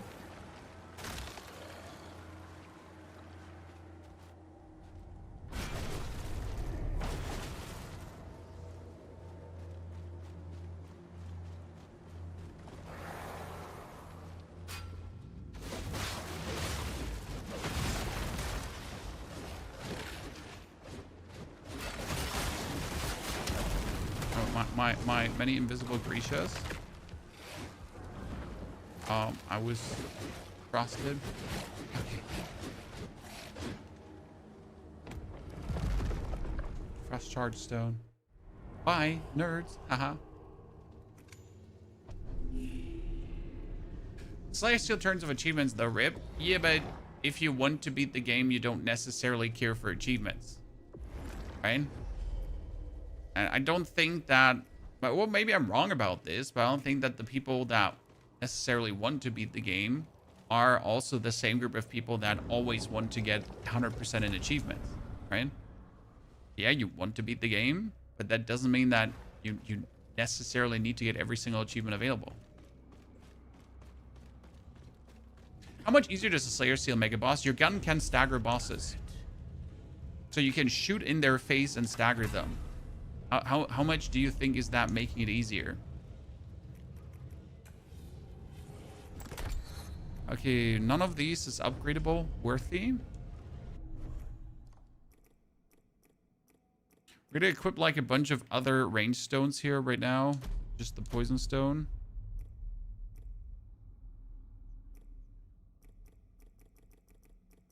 Damage reduction stone. Oh no, we are still in leveling up process. Yep.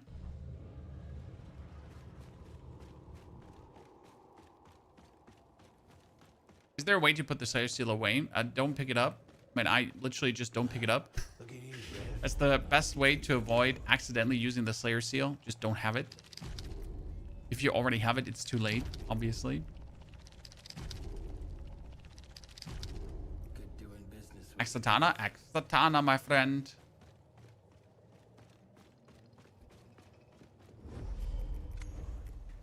Point of Mammon. good doing business with you, Brave. I did not sell them. I was too quick on my feet. What is night mode? The hard mode.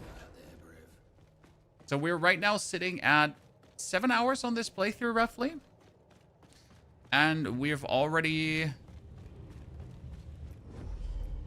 gone through 4 gates. Our weapon is almost maximum upgraded. So I'm only missing like a little bit of Dorsalit, and then we got it.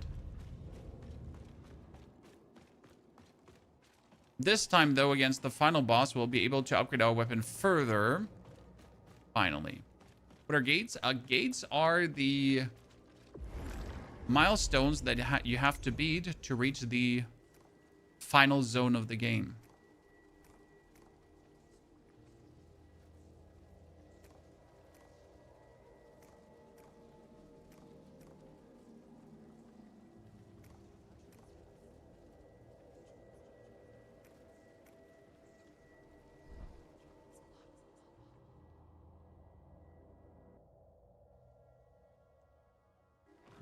On a second save, I went and got the Tri-Repeater and used it with the Slayer Seal and the Boss Dagger's hilarious that way. Yes.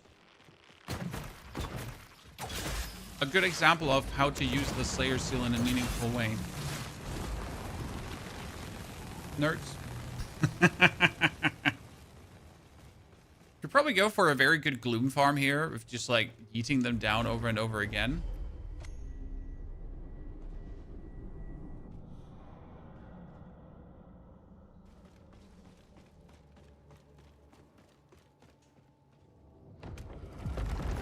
Oh, another 1,000 coins. Let's go. So, by the way, chat, there was a patch that gives us now more gold from killed enemies. And I can already say that like, it doesn't sound like a lot, but it's a significant difference as I am less struggling for gold. Because having a plus 18 upgraded weapon at this point did simply not happen last time I played. Not this early. Like, I had it way later. I mean, I also did not need the plus 18 upgraded weapon. To kill the bosses, but obviously now that we're playing hard mode, I'm gonna say that having this upgraded weapon is godsend. It's worlds of a difference, not like a little difference. It's insanely useful.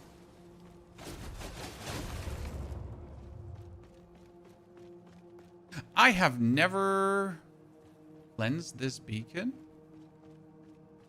There's the lever, but where was the... Ah, no. Yeah. You need to drink the alcohol. I remember this one. What does this one do? It turns your inputs around. Yep. Your inputs are suddenly the other way around. So back is forward, forward is backward. But if you just press attack... Who cares? If you just press attack, who cares?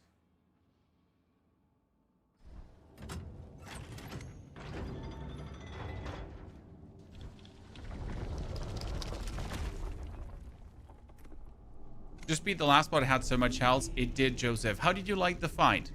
I wasn't sure at first about the last boss. Is he worthy being a last boss? Is this okay? Is he too specific? But I will say that after now beating him, he was worthy of being the last boss. It was hard enough, it was fun enough, and I just overall had a brilliant time.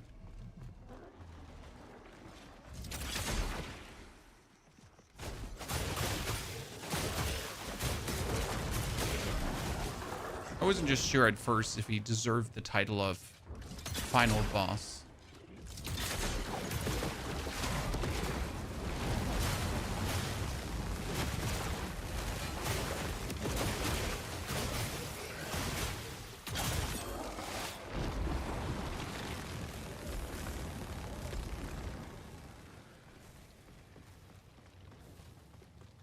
Open these gates, Mr. Gorbachev. Dankeschön. See, this is Mr. Laszlo. What's this? Mr. Egon. Peasant. And you gotta feed him 10,000...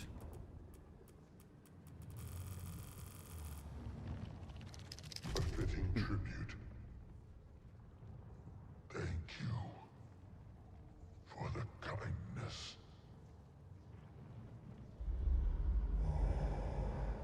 Oh, and he passes away when you do that. Oh boy, poor Egon. My biggest issue right now is that I missed tons of upgrades due to the way how I played. That's a general just problem, right? I missed tons of heal upgrades. Because my heals, they don't just heal me enough. They heal too few, vastly too few for what I'm doing. The man.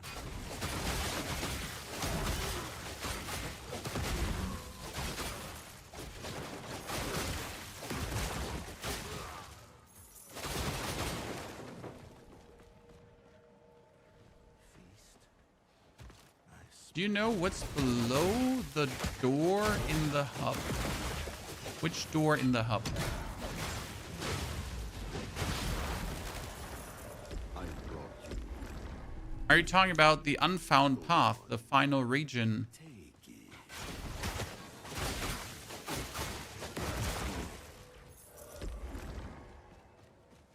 They're dropping so much more gold. It is amazing.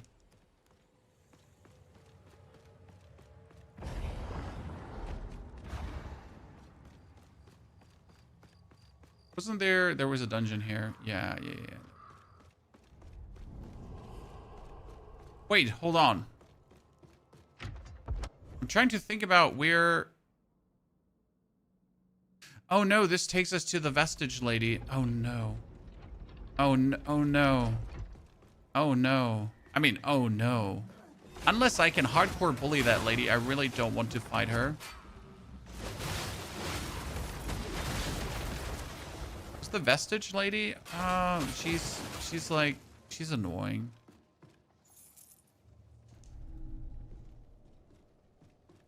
She's annoying.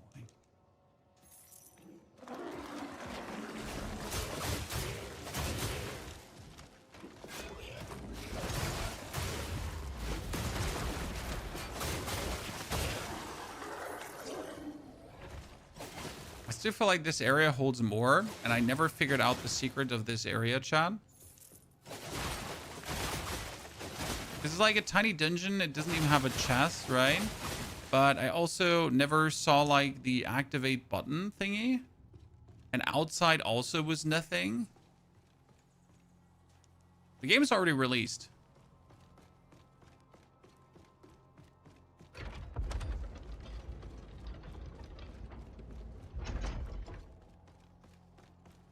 Is there a way to find glimpses apart from cleansing beacons? There are glimpses strewn throughout the world, especially in hard mode.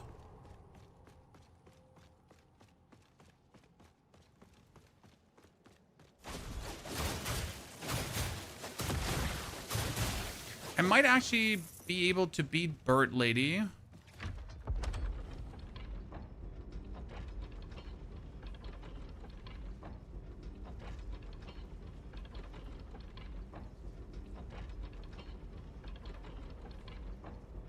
With my supreme gaming abilities. No, she's like super difficult boss fight that I really don't want to go for right now.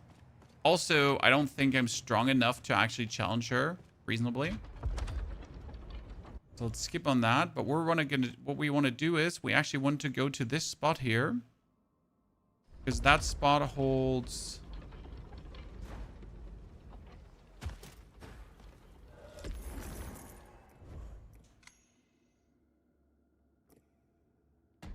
a secret at night, allegedly. So I kind of want to see what changes at night now.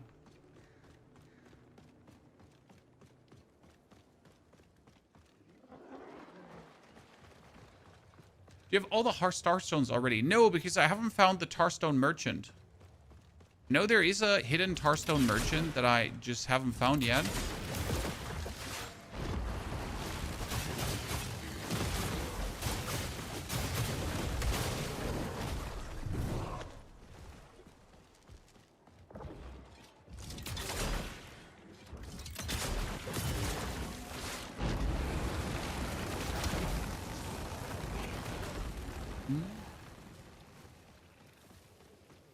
So you're gonna rush in here, ignore all of them, and that's it.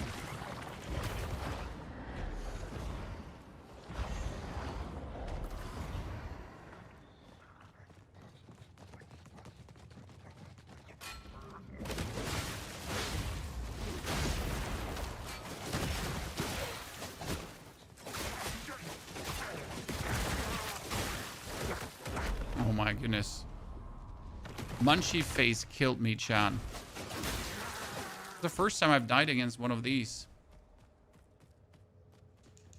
Oh, why did I not use my beacon to level up?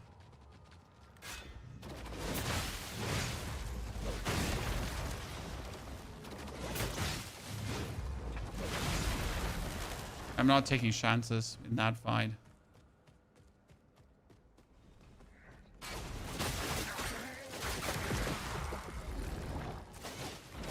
Doesn't that about do? Make the game harder.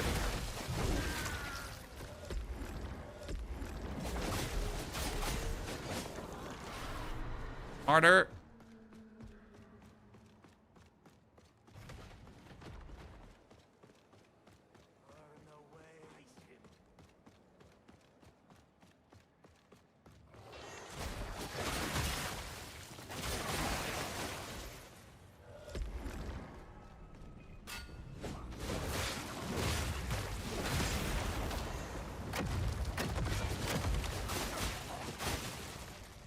Okay, let me see if I do...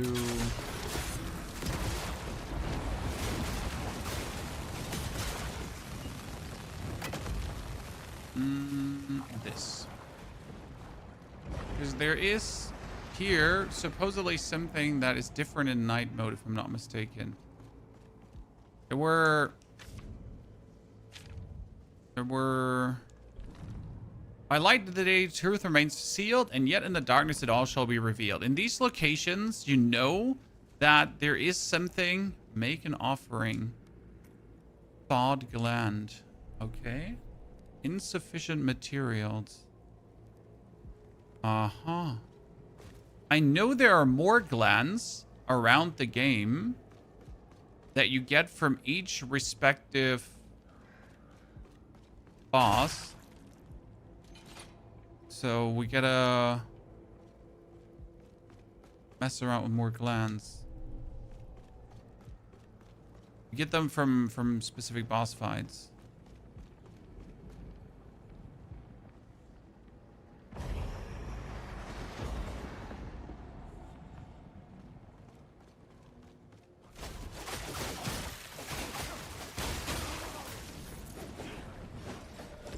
Oh, look at all of you being annoying. Let me kill you.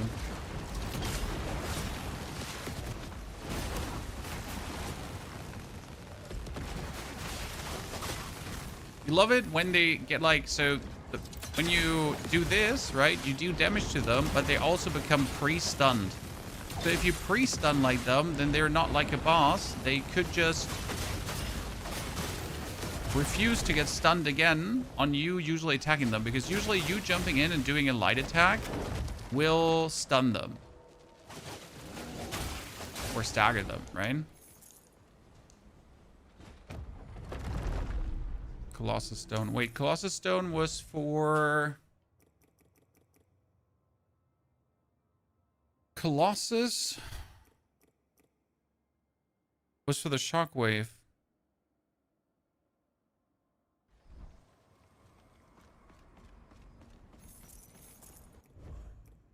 The main menu. Continue.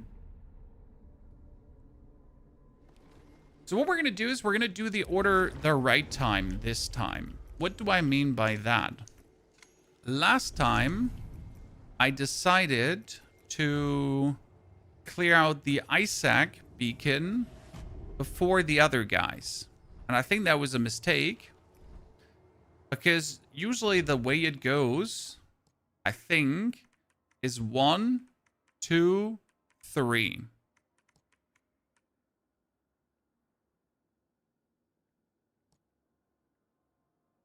Difficulty-wise.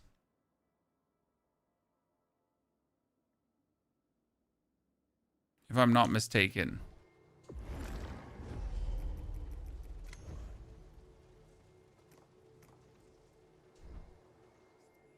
Someone correct me if I'm wrong.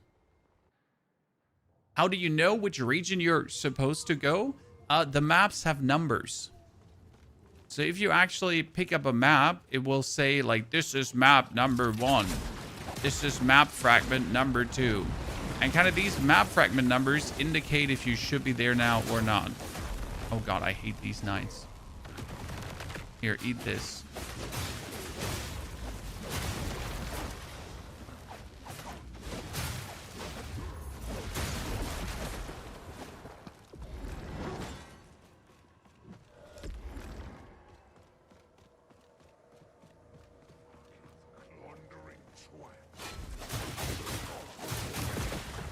Like he just continues attacking no matter what you do. Oh, I get the parry seal still on. Why do I not have my hardened seal on? Chan. Let me get my hardened seal for the rebel. Hardened seal just allows for more aggressivity down the line, which is better.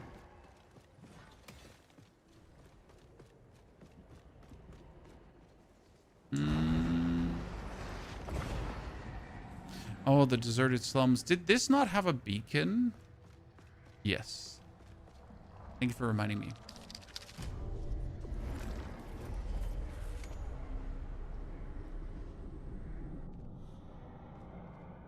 Are there invulnerability frames when you use skills? Yeah, yes, no.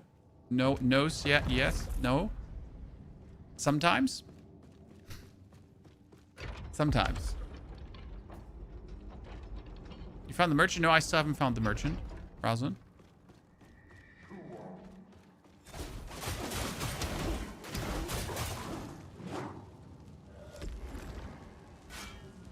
See, like this one here has invincibility frames.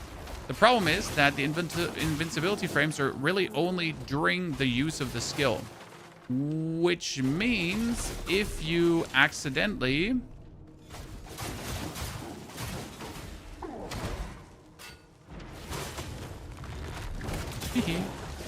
Which means if you accidentally leave the skill into one of his attacks, then his attack will actually strike you. Okay? So if I'm done with the skill and he casts Fireball, then I will land in his Fireball, essentially. So if I now, for example, jump up and he has a grab attack, and I land in the moment where he does the grab attack, then the grab attack will actually grab attack me. Okay. Sounds god-awful, is god-awful.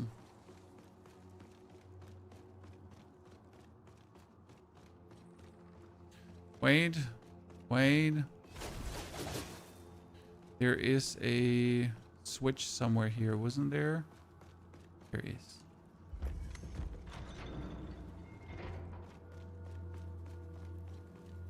Yeah, don't you force close. You can just, if you want to go back, exit to main menu will take you to your latest beacon. You don't have to force close or Alt F4. The curse stone was for cursed. Yep-a-dub-a-doo. That means you can technically get cursed super early. Chat. I mean, you can get cursed like extremely early. That's crazy. A curse seems so useless because curse says applying enough stacks curses the target, nullifying their next melee strike. It seems so weird, especially because it's for a ranged weapon.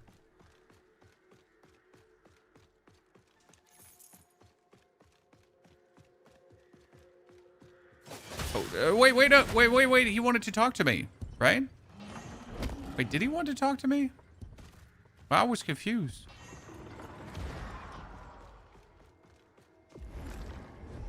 Let's try that again. I'm sorry. I just saw enemy. He was enemy shaped and I had to attack. Ah. Okay, so a stone consumes to fire heavy caliber round. Triggers multiple explosions around the target. Damn, each explosion does break damage. Cool. Infested stone consumes resolve to fire a clinging projectile that triggers. Weeping stone with trauma. That is actually really good because trauma does damage over time, but it's only available for consumes to throw your weapon to strike multiple targets before it circles back to you. Fuck yeah.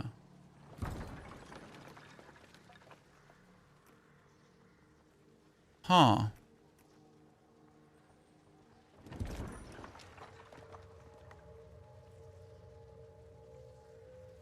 I gotta try out the infused stone at times. I mean, you could pretty much just turn on night mode to actually get his shit, right?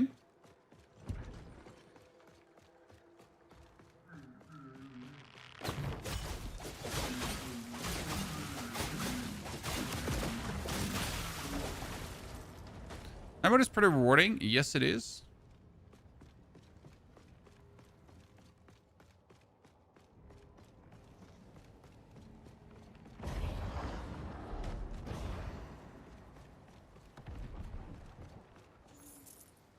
Money, money, money.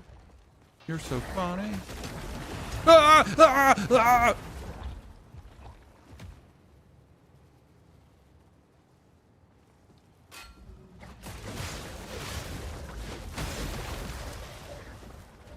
Bitch.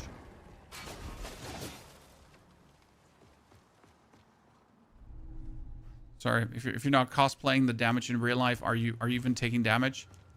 Chat, are you even taking damage? You're not acting it out? Or even gaming? Or even alive? I want to say, so every coffin could essentially now be an enemy. What a lovely region.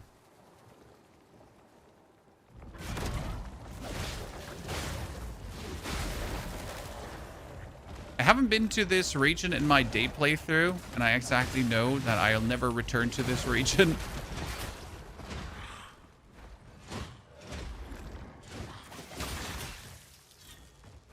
I still have my parry seal? Did I not swap over to the Harden? I know I did.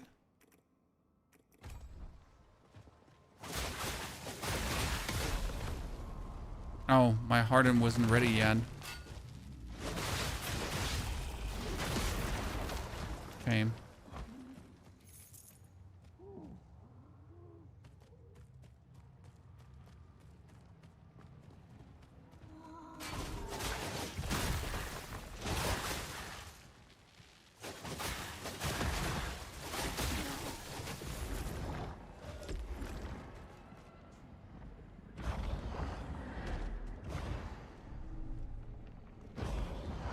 I was literally just here to pick up Dorsalate and that's it.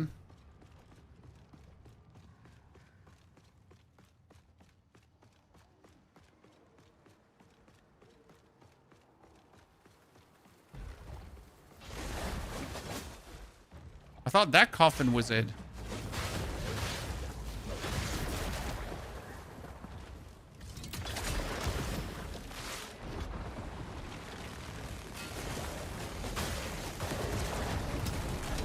Ah!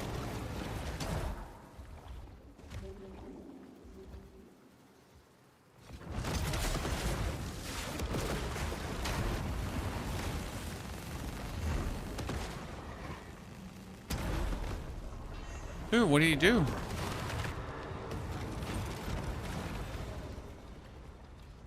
He threw something at me.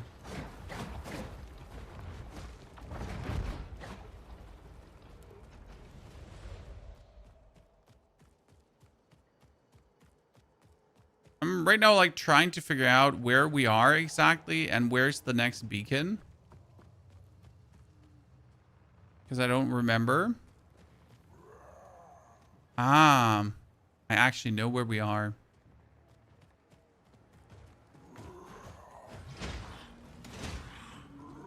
Because you can now run past all of these dudes. For some reason, they decided to make this area here extremely short in that regard.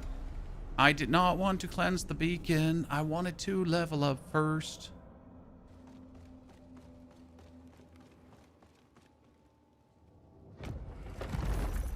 Points. Oh, I know I could go back now, but we'll see. Caliban, thank you for the 27 months of support. Also, Zatine, thank you for the 96 months. Chan, welcome back. Thank you for all your subscriptions. Also to the new people that are here for the first time, second, third. I haven't gotten to the joy of fully being part of the community yet. Greetings to all of you.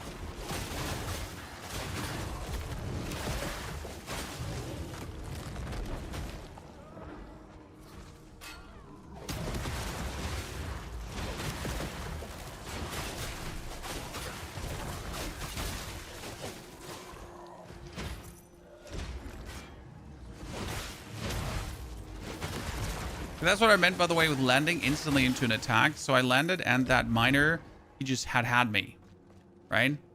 He just grabbed me and hurt me.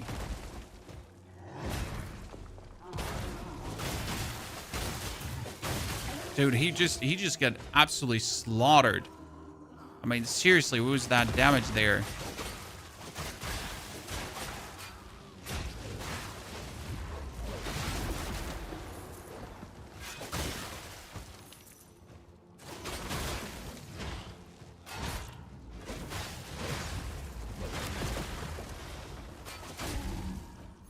That stone is upgraded as well. Good. You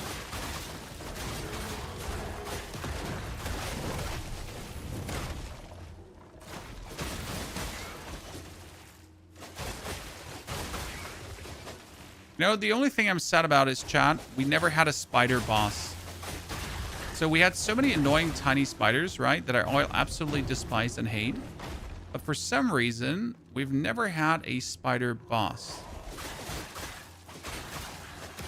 Oh, we have like a walking hand boss. Yes, you heard right, chat. A walking hand boss.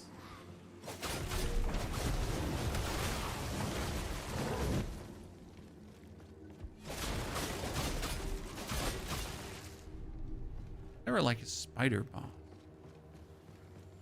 Okay, what?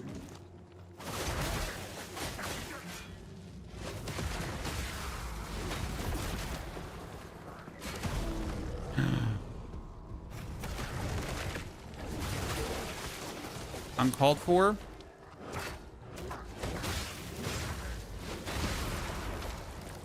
Not losing my cool here.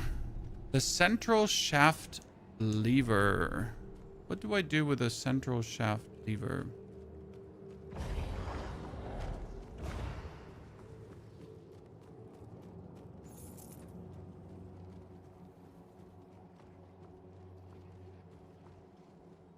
Right, seriously. Oh, doorbell? The wife is home, I think. Gotta check your back.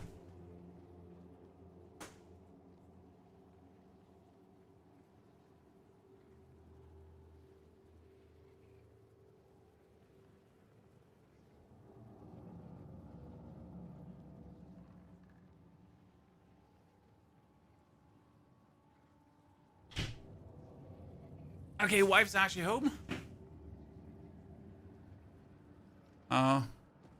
I'm pretty sure I have to put the lever in here somewhere, but I'm just blind. I don't see where. Right? And there's clearly an elevator here. And I clearly got the lever. And I clearly have to put it in somewhere. But I'm also clearly just mentally handicapped, as it seems. Because I don't see where.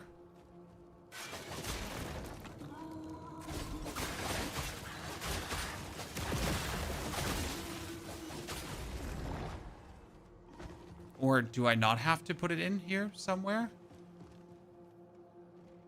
What am I missing, Chan? I feel like extra cream and cheese right now.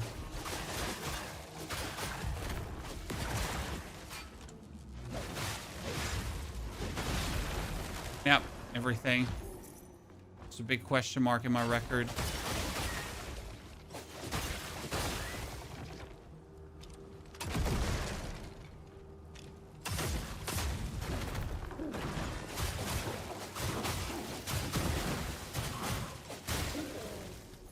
I haven't biosamplered in a while. Was this not the... Oh, this is the minor boss.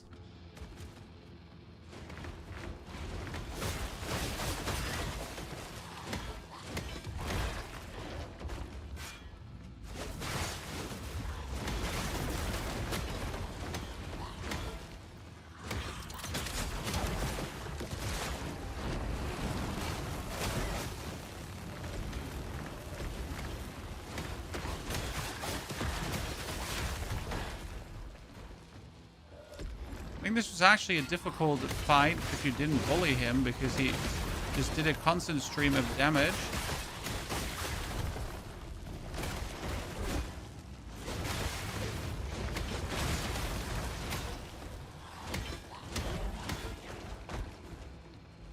Right?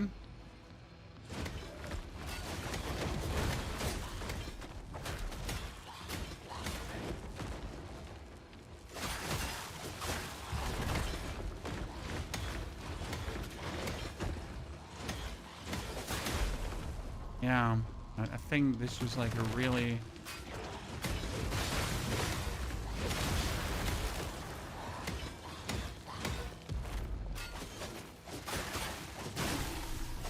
annoying fight.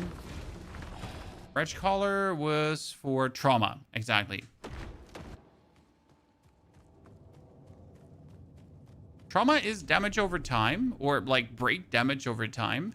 So technically, trauma should be one of the best tar stones in the game when you think about it. Because who does not want to inflict trauma over time, right? But it only works on the two-handed weapon, on the hammer. And I'm just not sure about that proposition, right?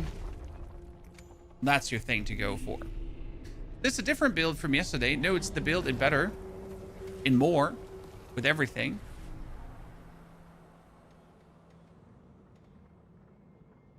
So it's the build, but it's the build in better.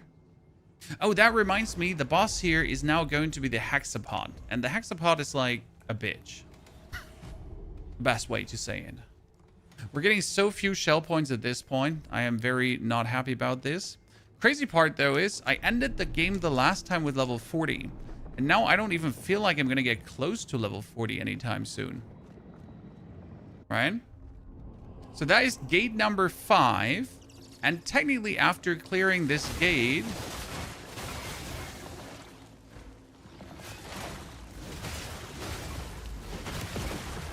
Technically, after clearing this gate, we should...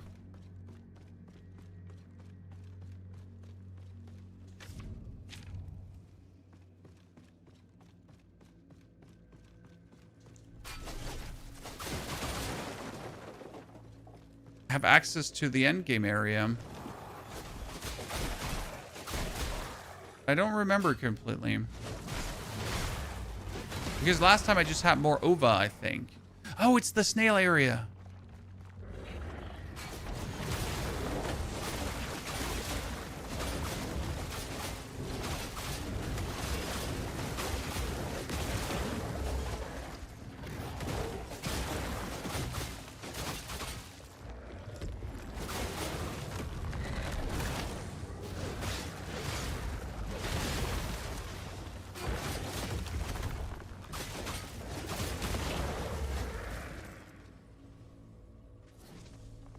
The Hexapod is definitely weird. I still struggle to kind of understand the Hexapod and what the Hexapod did, because the fight was just awkward. I mean, the best way to call it, it was just hyper awkward, because like it just attacked in weird. Oh, this is the first time I've ever gotten eaten. Okay, that's what happens. It just has weird attacks, and it seems to like almost have 0 openings. So it just completely feels out of the ordinary.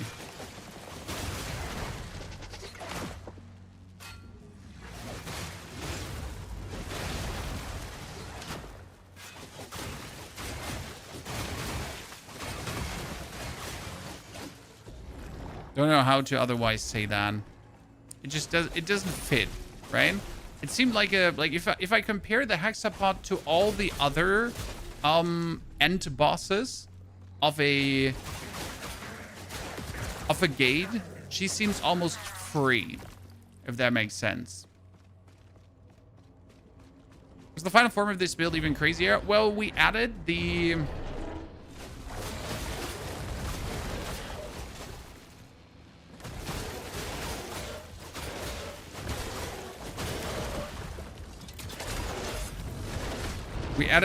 jump attack.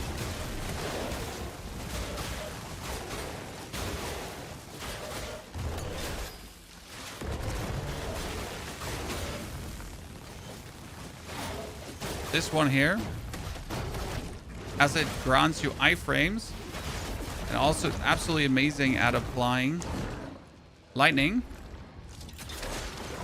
And it can like help you in certain phases of certain bosses where you otherwise would get hit.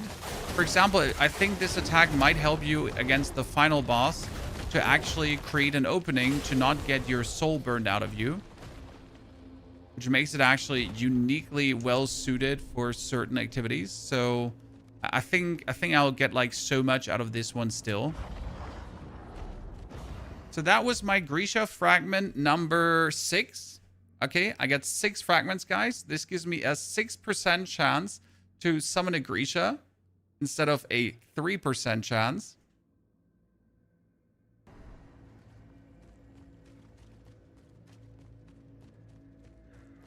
I mean, like, see, let me show you the attack. I can jump up to this guy, right, with my whirly twirly. And then I can do the attack to like prevent him from being able to fight me in any meaningful way, which is actually really helpful, especially when you just want to reach your beacon. So like I can do this, and then I can do it again and again. While I'm in that move, nothing can attack me, so you're scot-free, able to just get away from whatever. Super nifty, isn't it? Okay, another shell point in a second.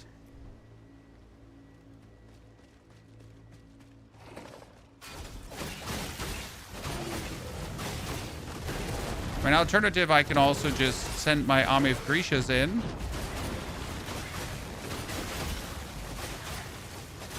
See, I'm about to get attacked from behind, but we're not getting attacked from behind, because you shall not pass. And this can also be used against bosses, but against bosses it can also backfire hardcore. So I've had it now be super useful at times, but I also had it backfire at times. Do you get the Grisha in the snow area? Yes, we got the Grisha in the snow area. Unless there's one more, Carlo, because there's the Grisha in the snow area who's inside the beacon, where you get the crown, and then you can use the crown to open the hands that are where he's behind.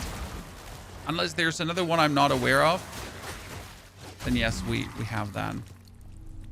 Oh, my Shrike Stone is fully leveled. Oh. What does that give the Shrike Stone? Will you swap the jump attack star stone to the one you get from the hexapod? Potentially. But I am not sure, because as I said, I am not lacking in damage. AKA, I am fine with that. What I'm lacking in is certain moves for survival. So I do believe that this move might just be so much better, no matter what other moves could provide damage-wise. But being able to just say, oh, I am not going to get hit at all, has certainly an amount of charm to it. Yep, that was greedy. I shouldn't have just jumped in there like that. Just like that. I really like Ganessa, but unsure if it's good to speedrun just to unlock her early. I don't think you can unlock her early. Because you, like... The fight isn't hard, but it's certainly something to get used to. So Ganessa is cool, but I'd say you have to at least reach like level 10 before you could reliably do her. Now, maybe you're just more talented than me.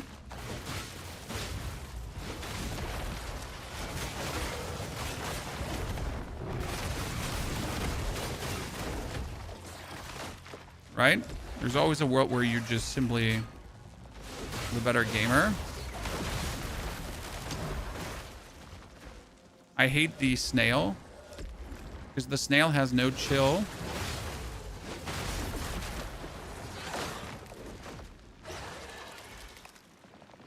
Come closer.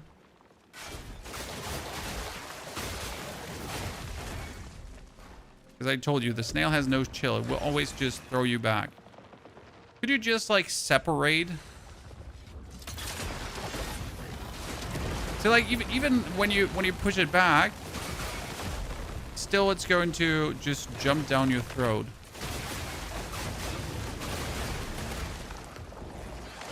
Oh, no, I was about to go into my... Oh, I screwed that. Sorry. So the hexapod ability is great. And it just adds, like... But the thing for the hexapod ability is that you need to get in a situation where you can actually use it, right? Whereas with the jumping attack I have here, I don't have to find a window of opportunity. There is just always window of opportunity for that one.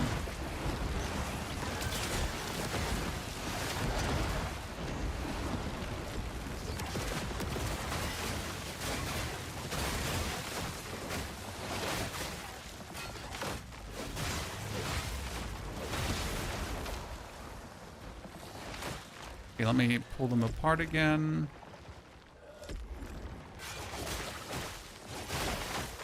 Oh, goodness Christ. I mean, technically, these snakes are the easiest enemies in the game, right?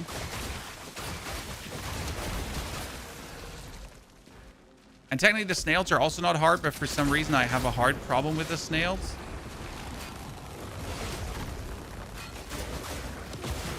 Because I never understand when they attack.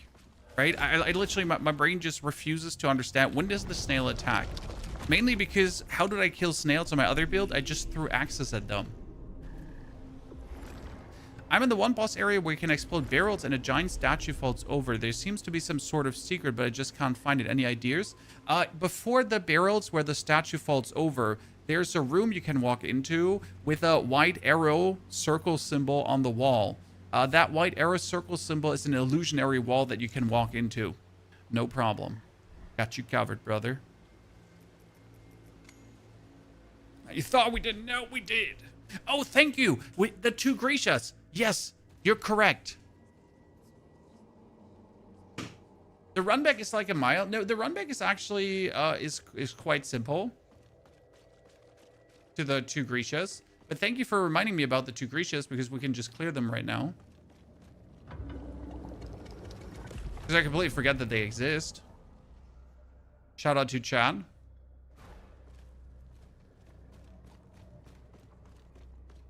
Well, look at you, Briv. I hope you're treating her well. I don't think I have enough money to do what I need to do. Jirai, good to see you there.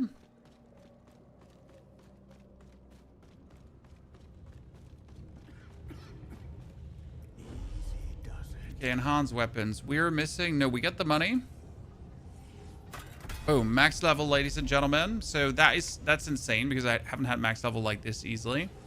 We get the volatile upgraded, the vile tongue. There's a bunch of Tarkors. Tarkors are important. Okay, which one do we upgrade now, Chan? What are you saying?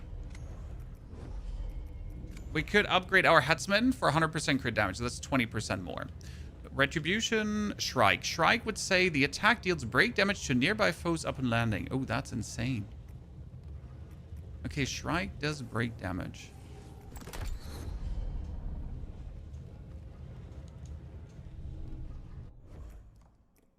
Okay, now we got that one to be equipped. Why are we just equipping like random abilities on our sidearm? Well, I mean, you know? Why wouldn't you? It can be upgraded. And then we get tar stones. Tar cores.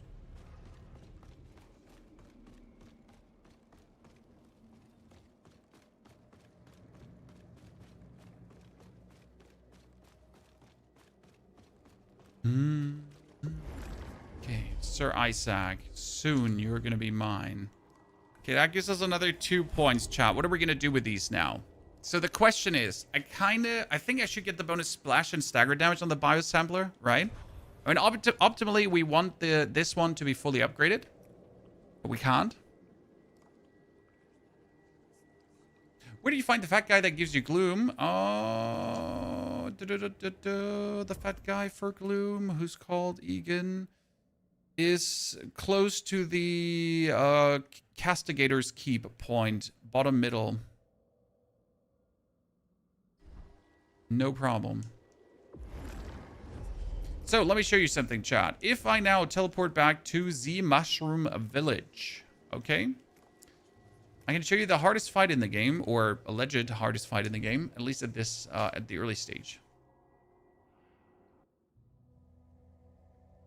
Have we tried all the sidearms? I stopped actively using sidearms most of the time because they're useless. As I just do like this and everything dies already in normal mode. In hard mode, it's a bit different, but like, I really haven't found a need. I never bothered to go in here. Wow, I'm a terrible person.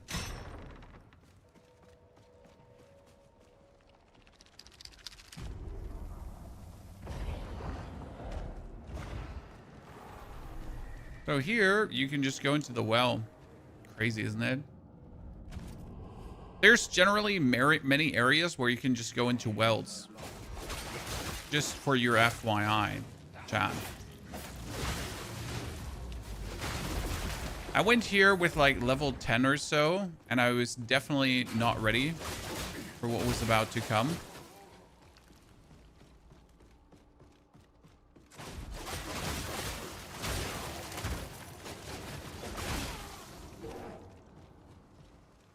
Too low level, but also too stubborn to admit.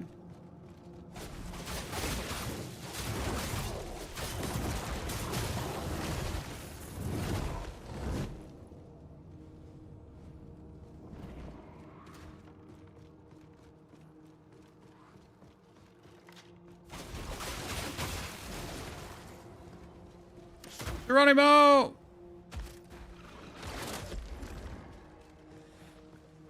Where's the key? Whoa! Brother Beans.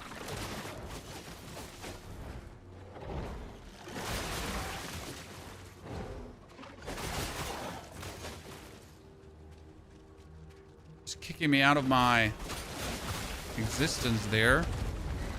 Anculio.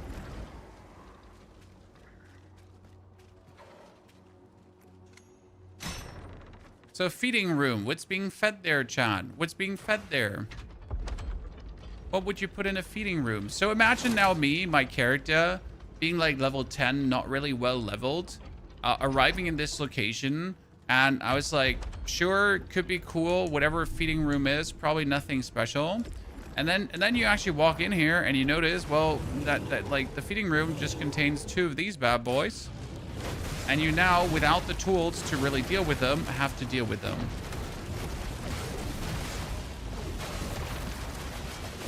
And if you compare this to now,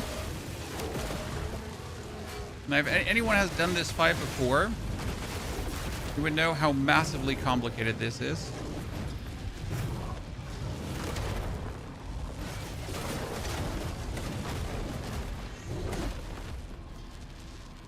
And still is, by the way.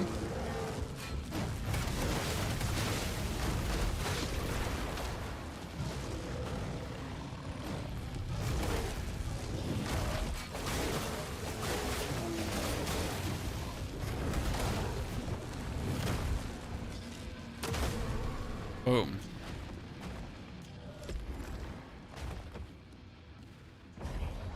You know how like really blocked this fight is? Ooh.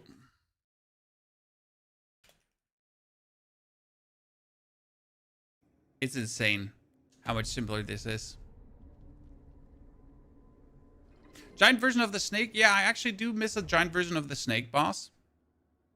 That's true. So that gave me 8 Grisha fragments, chat. An 8% chance to summon them. Now the only Grisha we're missing is the one in the Marrow Keep. Okay, after clearing this area...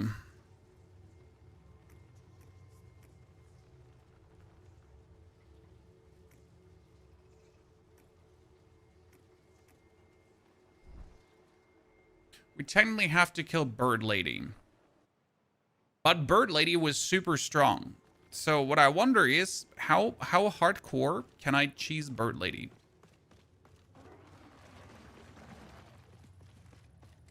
Who's Bird Lady? Well, Bird Lady is when I go here.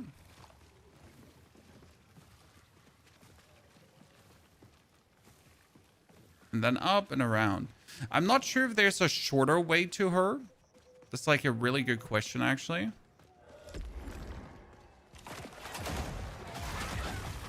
Because you gotta go like past 2 explodey dudes, which is annoying. Fresh meat.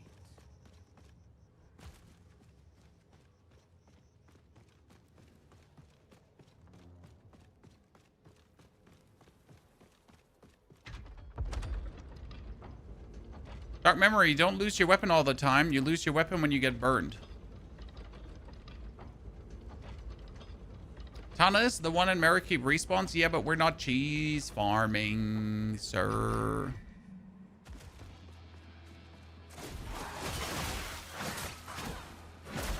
Oh, goodness. I wanted to do my jumping.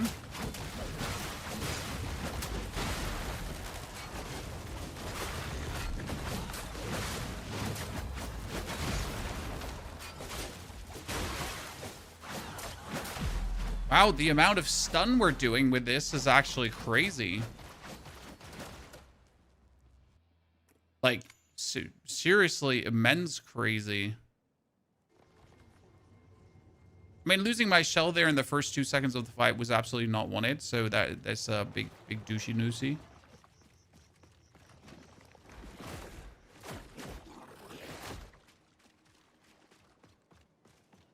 Is there a Ventrium farm or something? You find Ventrium throughout the world, and you have vendors that sell you Ventrium. So a Ventrium farm is actually never needed. Not sure what stage of the game you're stuck at or why you would require a Ventrium farm, so...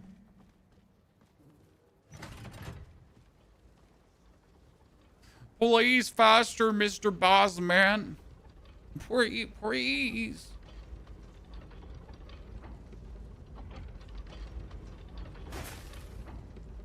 Who hit me? Dude, you chased me here? Oh, man.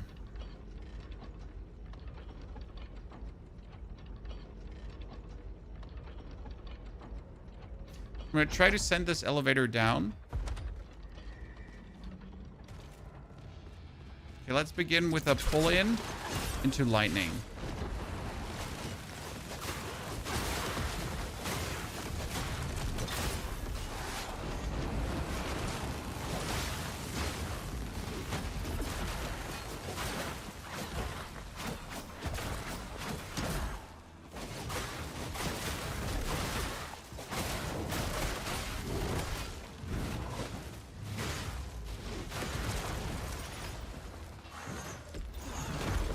Oh, win.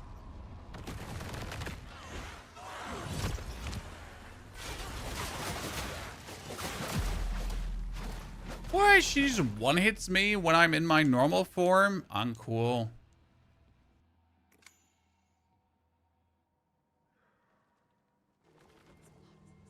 I'm at the final boss. I want to max out other weapons. I mean, I do believe there's a limited amount of Ventrium in your first playthrough. So if you're at the final boss, then I recommend just killing the final boss and going for NG Plus to get more Ventrium. Because I don't believe you're able to max out all weapons. You're also not supposed to. Because the way to actually max out all weapons would then simply be via...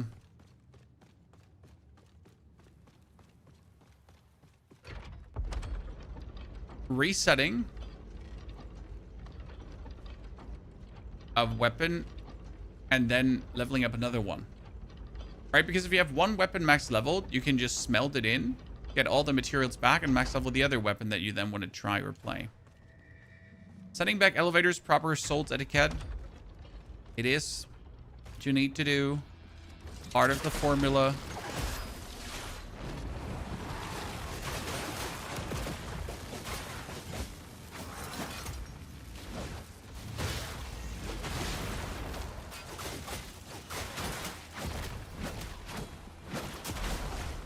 Oh shit.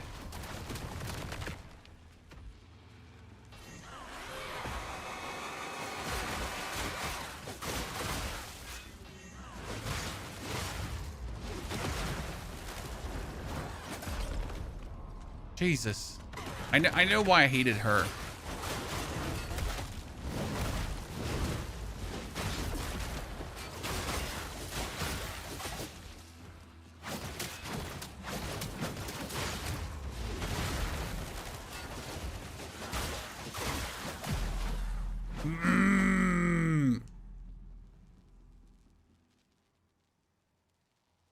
What did we do in normal mode against her? It was actually quite simple.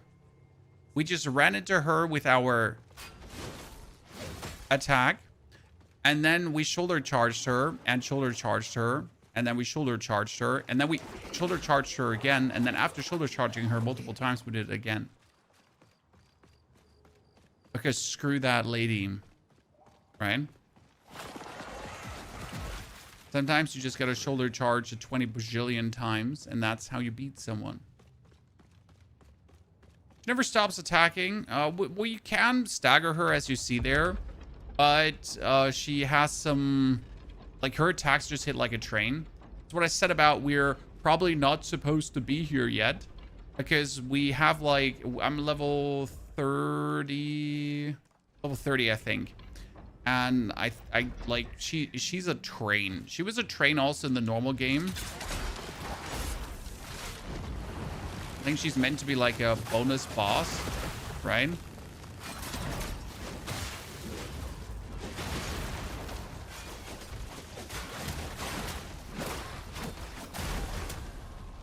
I tried to harden that, and I hardened the first attack of those.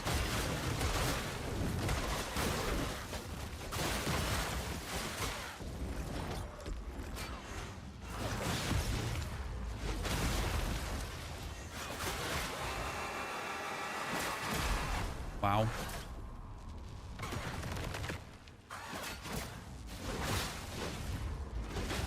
Great.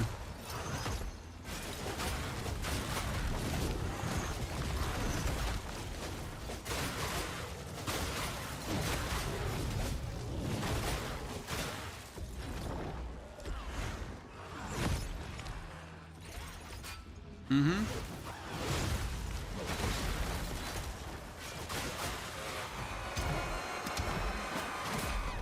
Oh my lord.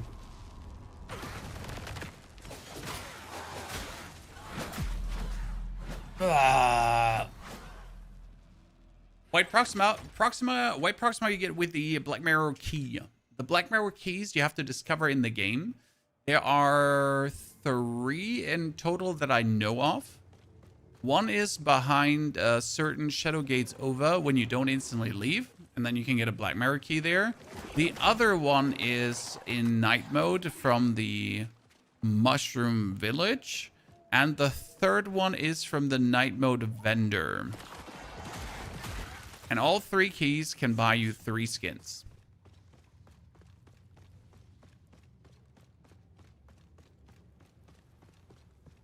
Did I not send the elevator down? I try to cheese it because if you press it like twice in a row really quick, sometimes the elevator just starts at the bottom.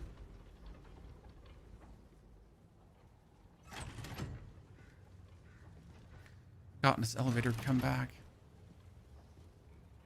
Is there anything in our inventory we could use for this fight, technically?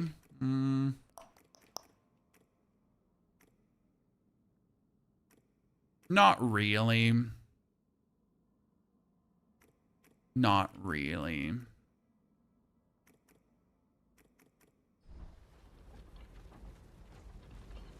Oh my goodness, he's back again. The dude who decides that attacking you while you're waiting for the elevator is the way to go. So if you have your weapon plus 18 upgraded here,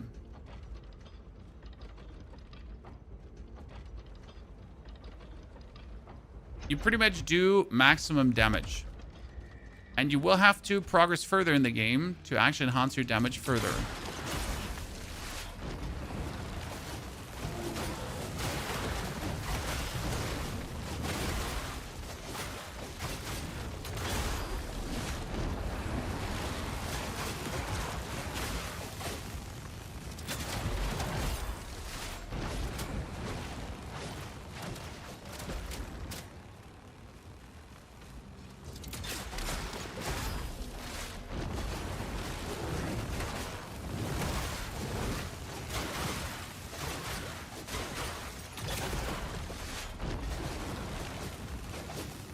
Okay.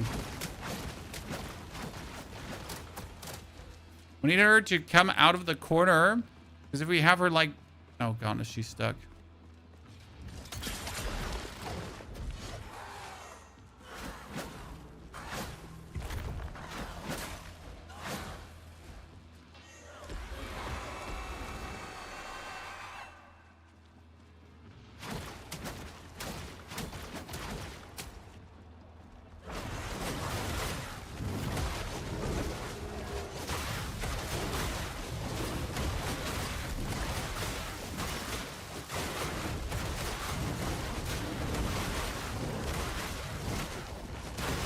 Gracious, go!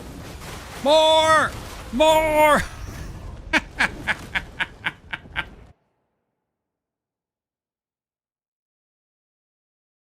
Is that cheesy? Yeah. Yeah, it is. I don't care. She did, I win. I'm better, she worse. Any questions left?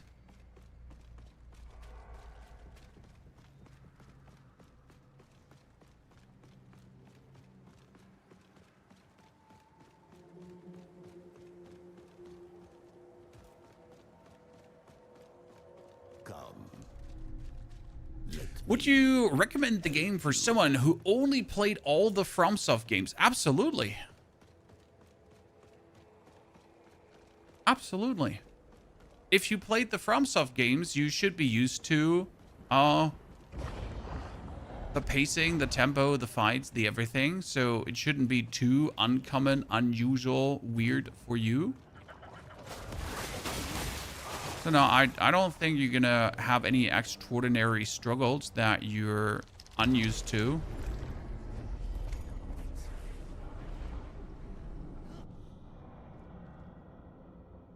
Now, what I do recommend is if you want to play Mortal Shell 2 or if you enjoy Mortal Shell 2 and you haven't played Lies of P yet, then you afterwards do that. Because from a systematic standpoint, they're similar, only that Lies of P is even better. How many creature stacks have you got? I only have 8, and I could get the 9th one.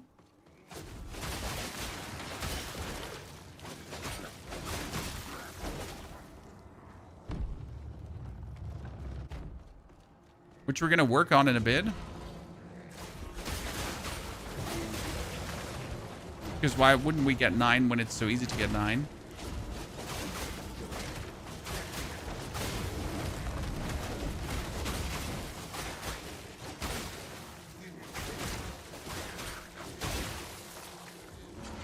Demon, demon and white, demon and white.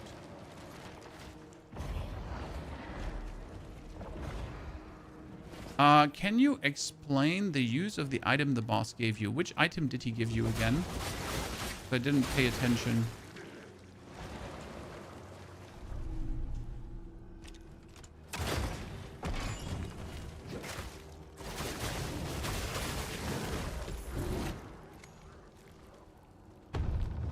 Do you play Black Myth? Yeah, we have beaten Black Myth Wukong, and yes, we will play Black Myth Zukong, or however it was called again when it's released. So yes, we played the first, and yes, we will play the second, absolutely.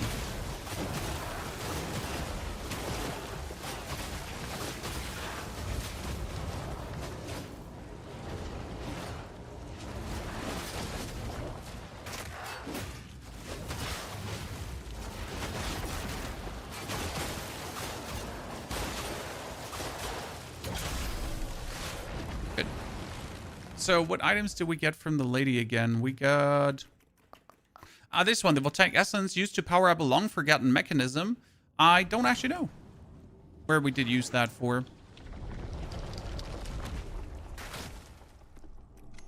I don't actually know.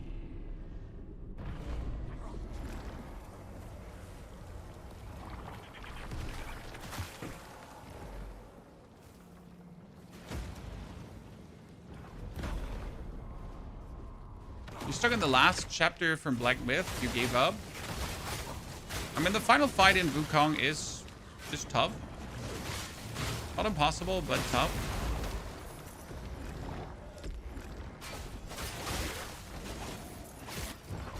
Couldn't even give you like an advice because I don't remember what we did back in the days.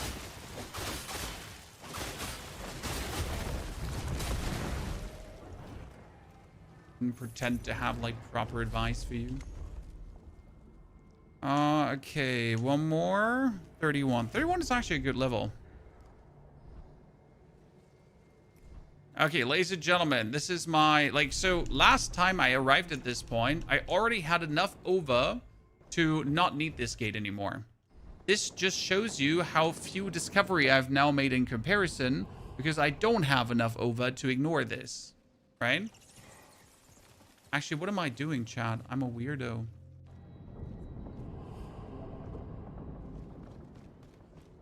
We're not supposed to do this. We were supposed to return back to... we were supposed to return back to the gate at hand. To the Ossanet Falls. We kind of completely ignored that and just ran past. Oops. Ignore me.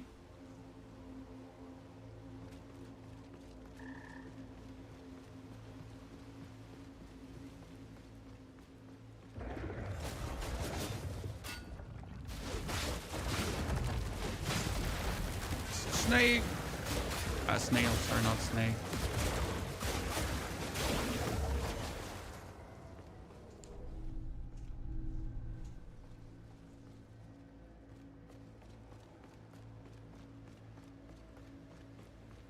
The Voltaic Essence actually activates certain pillars in the Silent Steps area to make enemies. Interesting that, yeah, it makes sense that it would do that. I just never paid attention that, that you would activate them if you don't have it, right?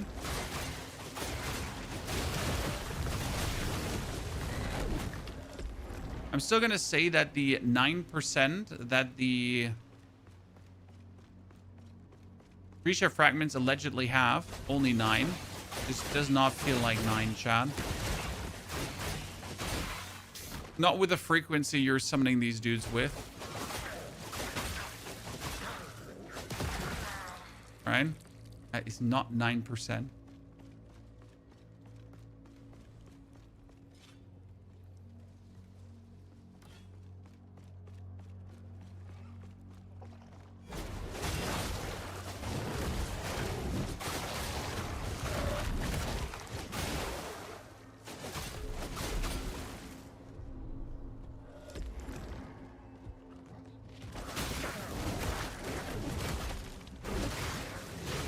Made a mistake of just jumping in there.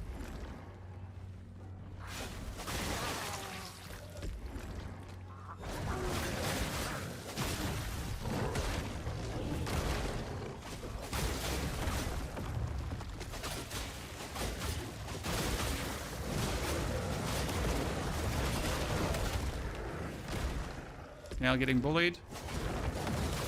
So when the snails go back into their shells and you then just keep electrocuting them, that's usually when I have them down to their right.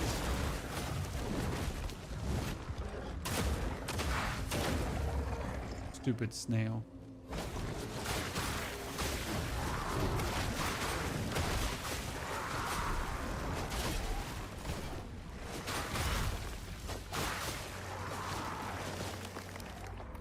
Okay.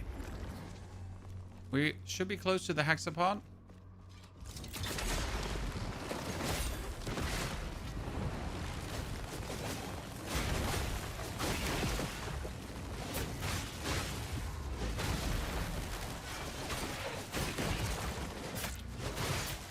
Oh no, Mom. Everyone wants a piece of you. Nice. Absolute devastation, chat.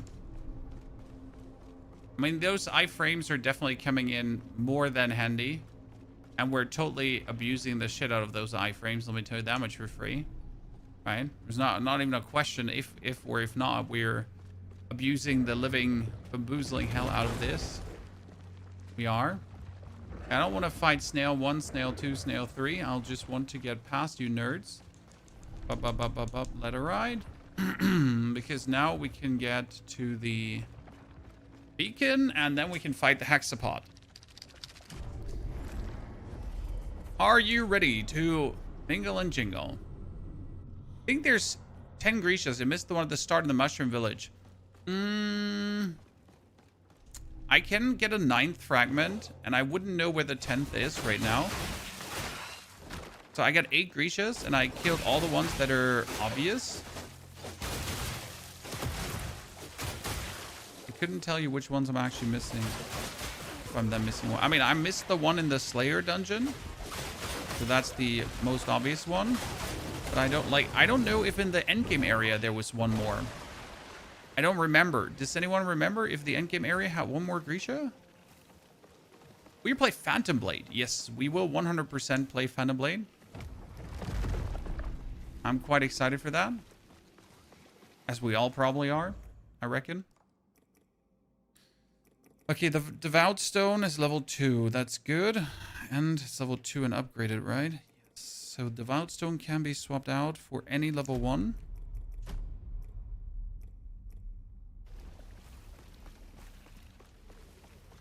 Bloodstone gives each string more attacks, so it makes it more likely to spawn Grecias. Doesn't boost the chance, just gives more chances since multiple hits. Pretty much. But still, the chances seem heavily skewed. It's just a bit too much. But I don't mind, don't get me wrong. I think the Grecia summoning strat is an absolute valid strat in this game, especially in night mode. But, like, so the problem is that the Grecia strat, I think, is good, but it's not good for a no-hit run. Why is it not good for a no-hit run? Because if you use the Grecia strat for no-hit run, you are essentially going to miss out on...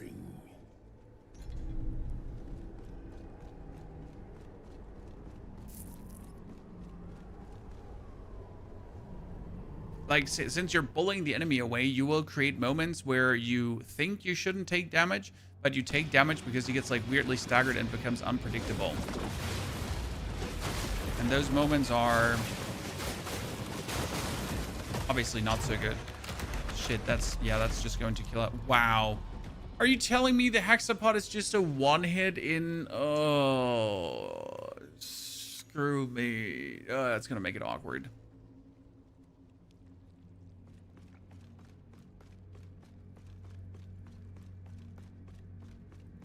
Ganessa build?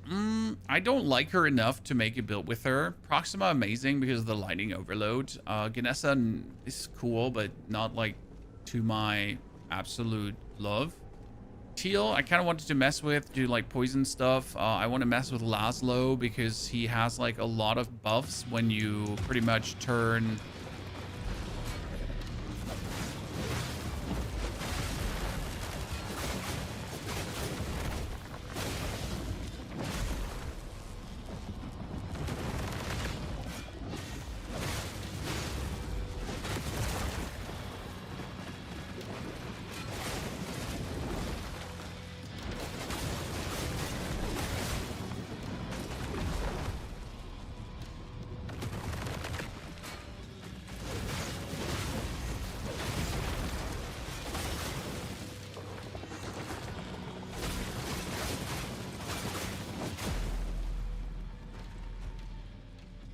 Oh god, I'm gonna hate this fight.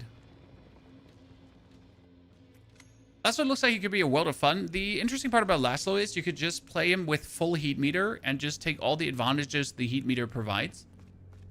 There's literally fill it up to the max and then be like bonus heal, bonus damage reduction, bonus everything, and just go ham.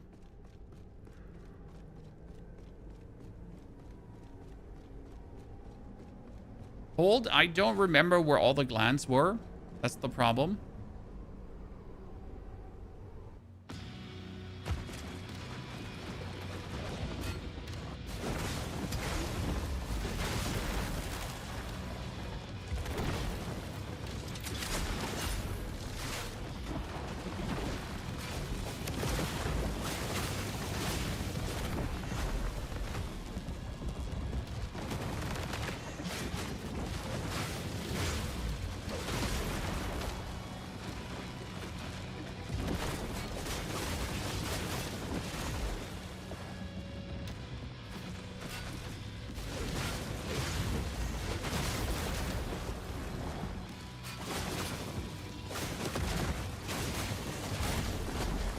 And that will just kick you instantly out every single time.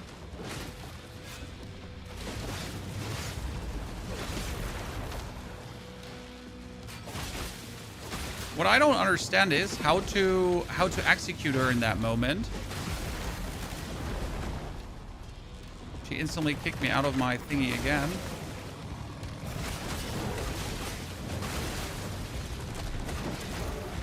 Why am I not getting my... I'm not getting my Proxima back, Chad.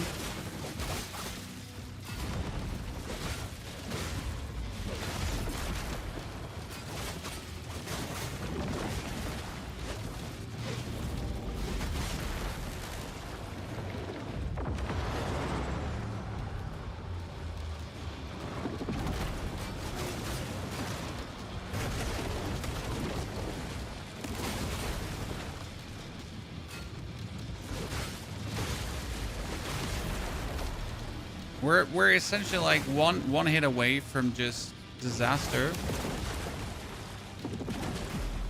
No, I was just doing my ability.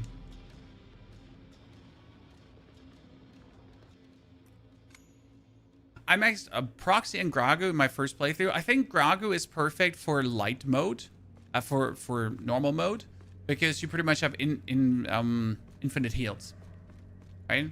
Heals become less and less useful in night mode because you are essentially, like, you cannot take hits, right? I take a hit, I'm out of my form, I go back in my form, I take a hit, I'm out of my... Like, there's no world where I just stay in my form, if that makes sense, right? So I cannot just, like, take hits, so healing becomes less useful.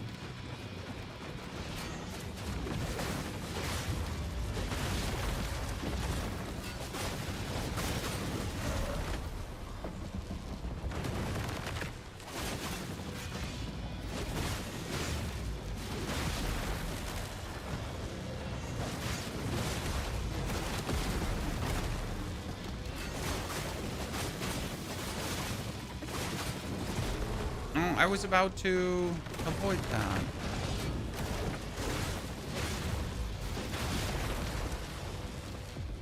Oh, finally?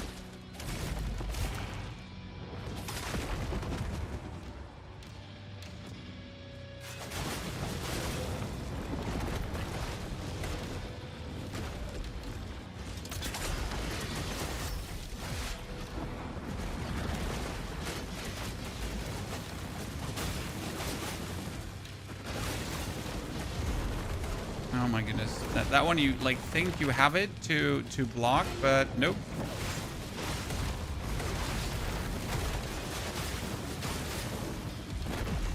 Oh my lord. I had that, but I didn't. Blackhammer, good to very much see you there, sir.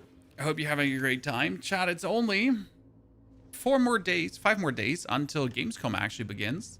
I'm really looking forward to that because Path of Exile just announced that they're announcing something. So the announcement of the announcement just started, that we know there's an announcement and there's something announced, which might be good or bad. We'll see. Honestly, in this fight, I'm just going to be maxing my strike and just don't fight her. I feel like this really is the fight where I just don't fight her. Anyone else agree or disagree, Chan? So I'm just gonna refuse an actual battle and just do this.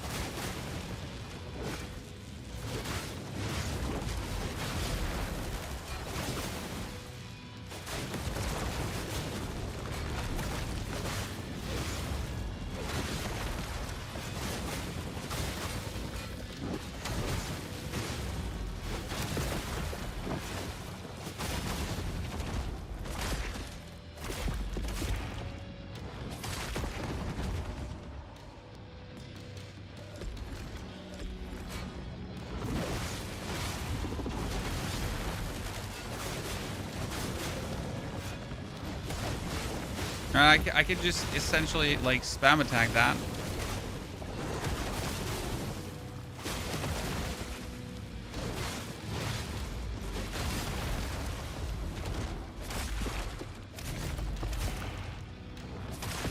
I wouldn't call it cheese, it's just advanced strategy, right? Shit. Wait, I wonder.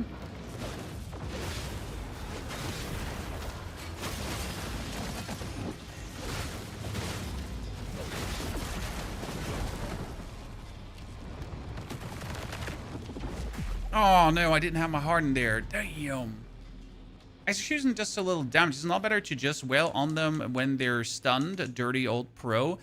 The problem is that my main damage is my light attack, and my light attack is also my execution. So if I don't want to execute them dirty, I need to go in a location where I can't execute them, or go like behind them. But since she's like a freaking cello pot face thingy, I do believe that no matter from which location I put myself, I'm going to try to execute her.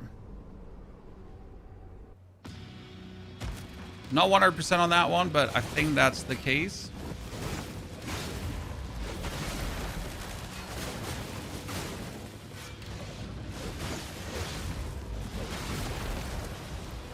By the way, I figured out what's happening here. She's faking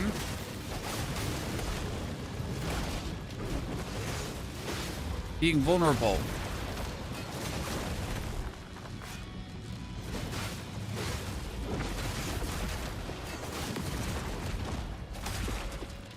See, like, I didn't even plan on something, it just happened.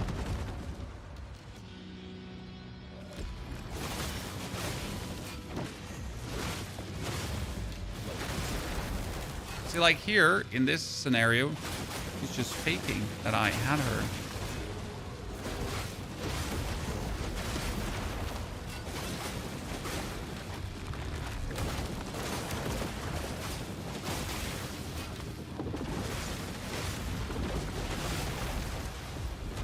And now it happens again. So this is only a night mode boss? What do you mean? This is only night mode boss? We're playing night mode, and all bosses in night mode are quite formidable.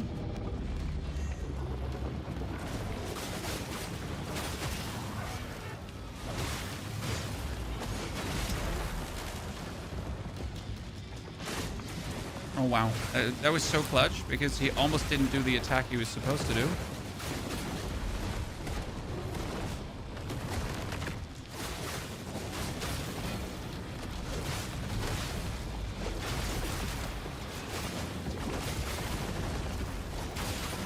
Nice. Let's go, ladies and gentlemen. That's a really good fight, honestly. Really enjoyed that one. Now, there's a problem with this area. It gets bugged. So you should have a beacon here right now, but the beacon is not here. And I could now run around forever until I find the beacon. So what you need to do when this bug appears is you exit to main menu. Okay. So that you go back to where you were before.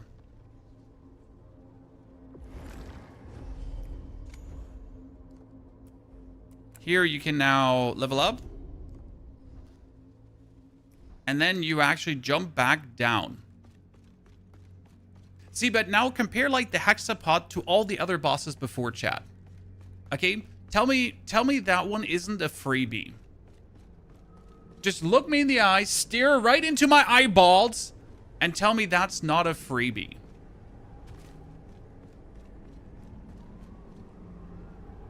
Also, weird tension there, chat. Weird tension.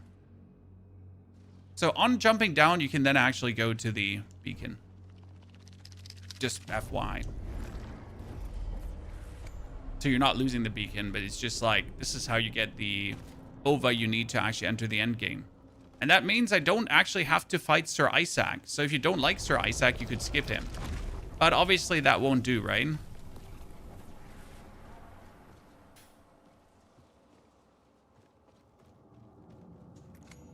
So now pick up the OVA.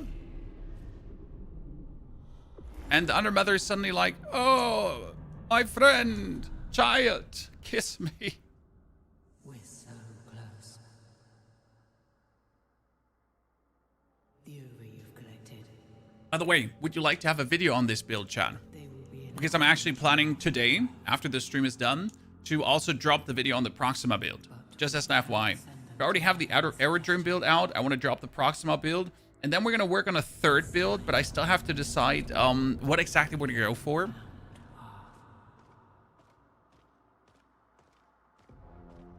You must cleanse me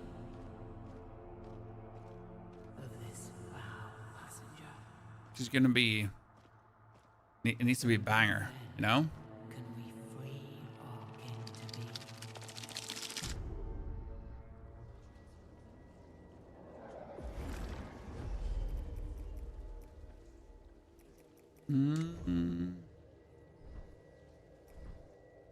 I was struggling hard with Ganessa on night mode. These dudes miss a lot.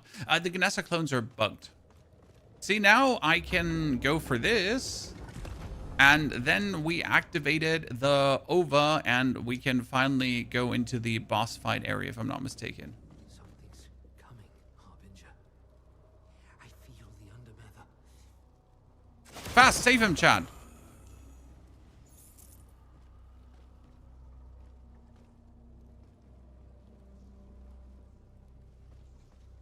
Did I break it? I'm not sure if I broke it there because you're kind of like, you know, overwhelmed Milas, and he's like, I still don't know why Franz died. Did the Tarforge actually eat him? Is that what happened? Because that's part of the story I never understood. Why is Franz suddenly dead?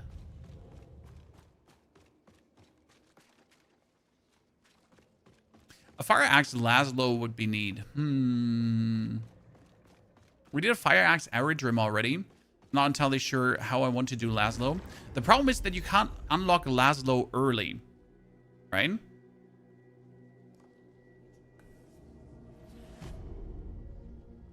Like it's literally impossible to get Laszlo early, and that kind of makes me sad.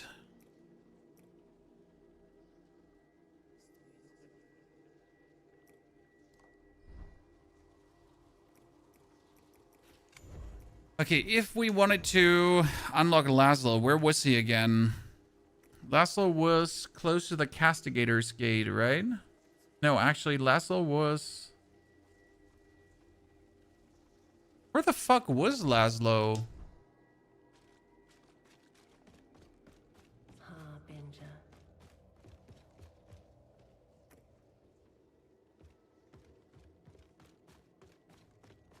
I know the fight. I know the fight, but where was he? Oh, memory, aid me. I don't remember where.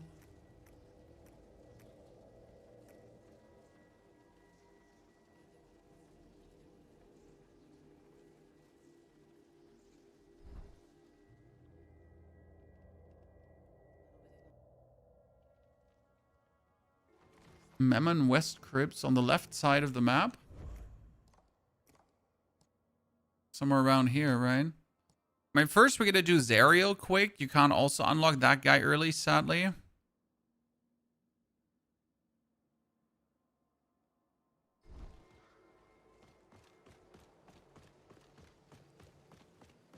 You can guide me in a second, chat, okay? You can guide me in a second. I fully trust you that you can guide me where I need to be. Because you're all very talented people. And you can totally get me to where I need to be.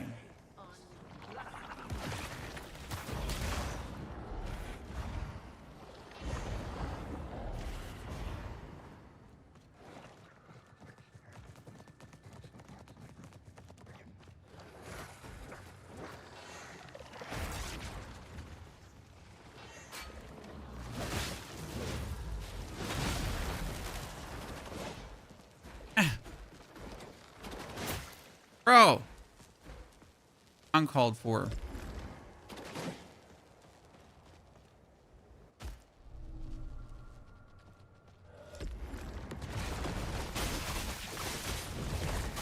I believe these guys couldn't be activated if you didn't have the voltaic core. Can that be correct? Because then you might not be able to go through this gate. And why would you want to go through that gate? Because rewards at the end. There's a reverent gland for more heals. And as I said, heals kind of useless a bit in this mode. Dude, that actually instantly staggered him. I was not aware that that would do that.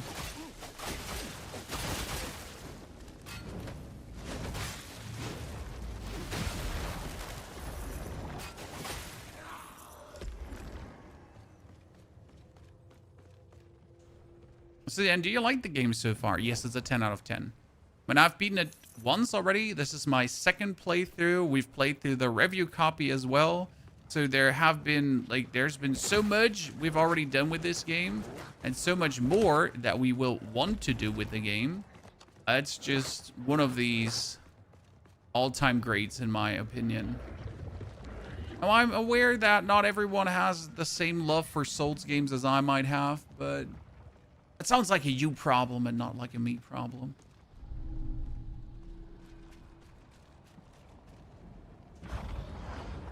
I know that there's a beacon somewhere in that area. There's a beacon, but where was it?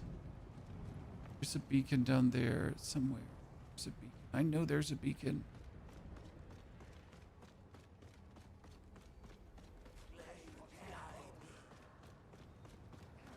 Oh, we might be able to actually skip said beacon because we could just go bully Serial. So we hate people with scythes. So what we're doing is we're not fighting against people with scythes.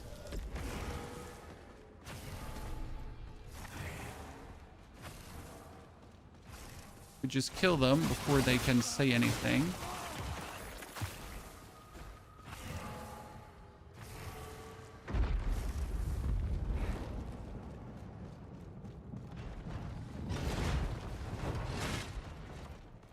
Where you jump from? Yeah. Told you I know that there is something, but I'm extra dense with cream and cheese.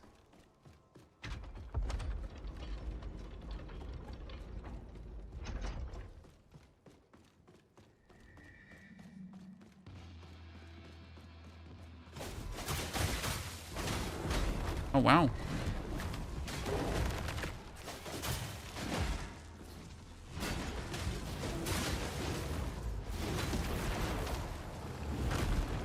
This is unfortunate. Because he's gonna one-hit me.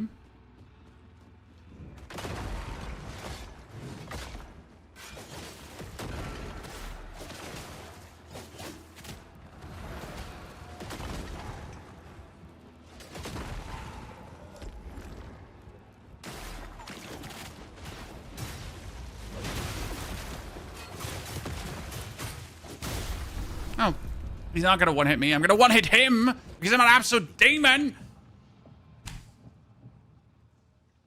I mean, seriously, he just got cooked.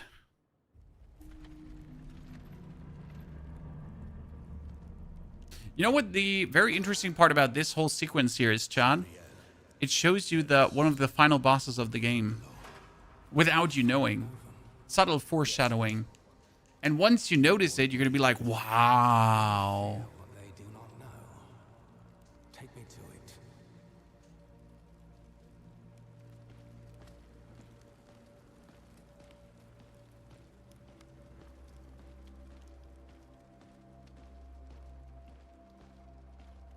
Because they're finding an ova, right? And they unleash whatever is in the ova. So a foundling, someone like me. Only that foundling took steroids, as it seemed. And not a small amount of those.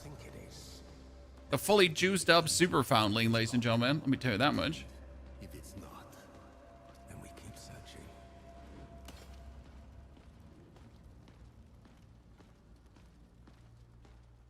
These useless peasants. What have they done? Don't worry. This isn't our prize. You there. Collect the remains. It may still have a use. And then you're fighting these.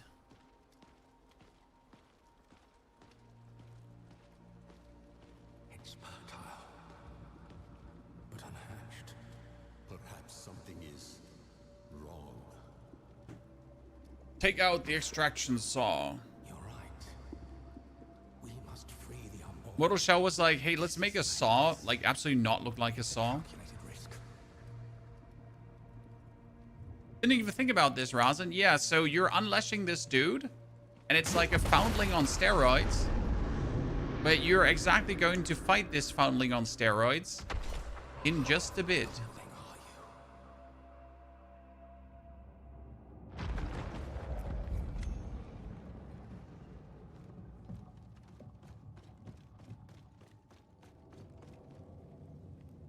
you? Pick up Caged Hystrix and return to the start.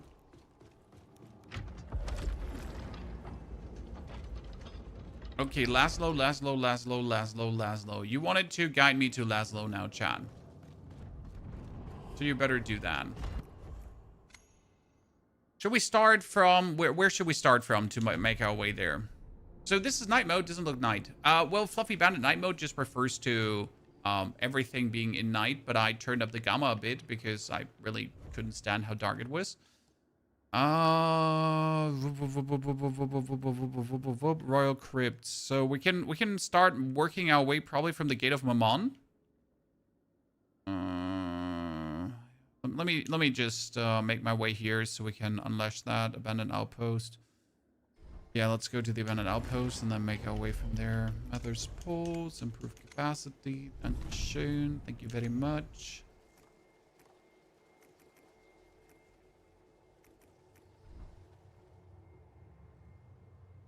So night mode isn't really night. It's like night. You can use the Mother's Breath to go back to the keep. Yeah, but I could also then, if I do use the Mother's Breath to go back to the keep, lose all the gloom that I have with me right now.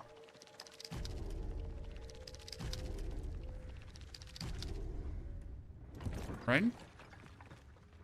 And wouldn't that be a shame?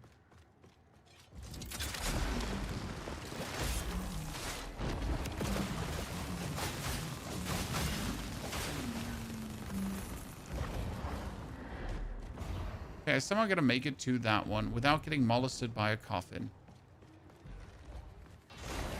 Which sounds like it should be easier than it is, but like coffins, like there's a really high molest ratio when it comes down to coffins.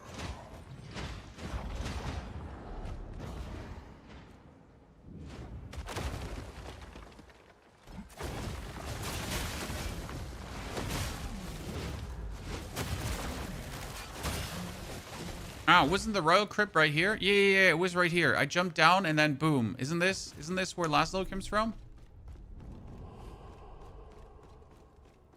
Mortal Shell 1 was better. Nope. I just say nope.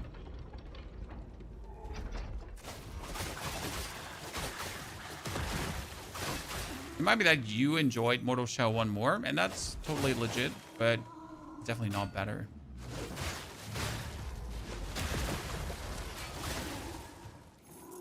Didn't we do Collapsed Mine already? Shattering Stone.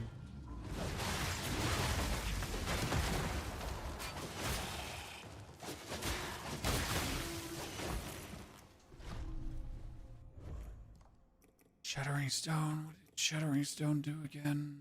That was melee attack, deals stagger. Yeah.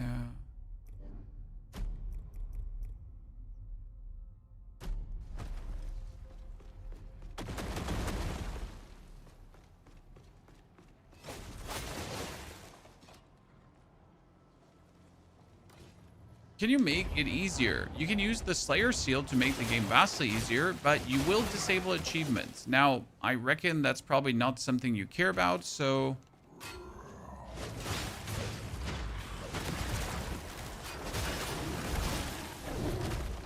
kind of fine.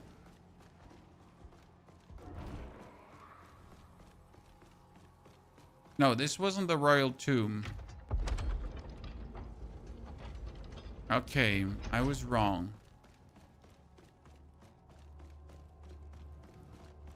But where was the Royal Tomb from here? I wanted to activate the Waystone so I see thingies. Brother, stop throwing stones at me.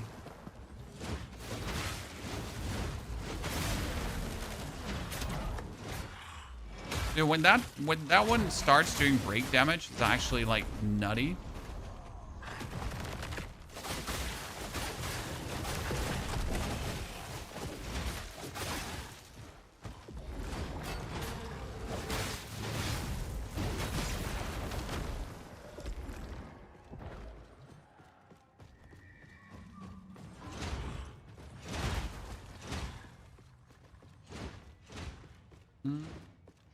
Oh, no, I had to go up, not down.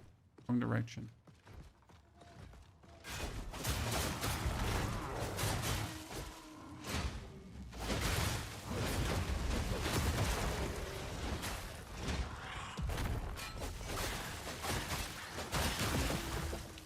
Okay, that one almost had me.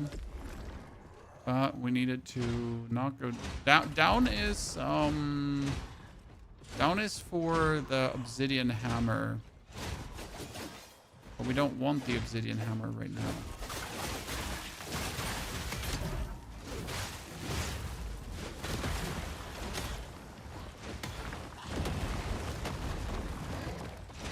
Camera.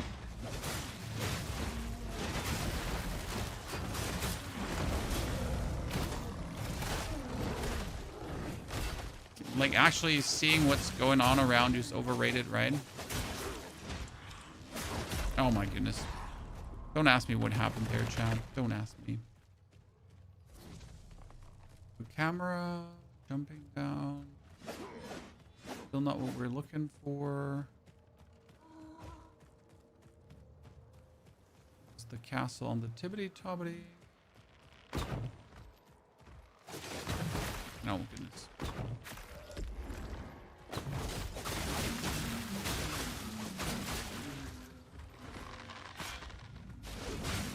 Good night, my sweet prince. Ah, here is where I wanted to be. Thank you, finally. Holy Christ, took me way too long to find this. So this one reveals the area. So where was the royal crypt now? Someone point me in the direction. Was it in the direction of the castle? Actually, it was here in the castle, wasn't it? Ah, shit. It was. I completely forgot that there is actually a castle.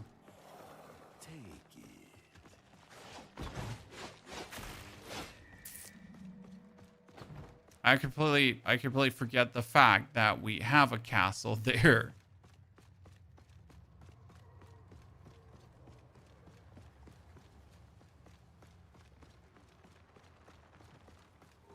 Oops.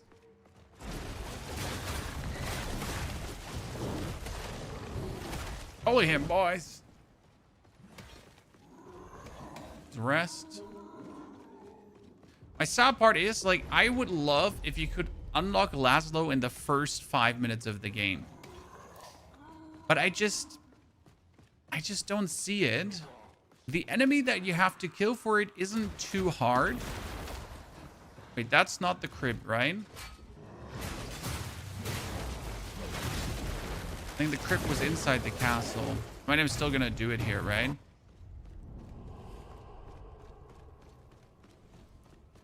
So, sir, it is not a bug that you're losing your weapon against the boss. The boss is burning your shell.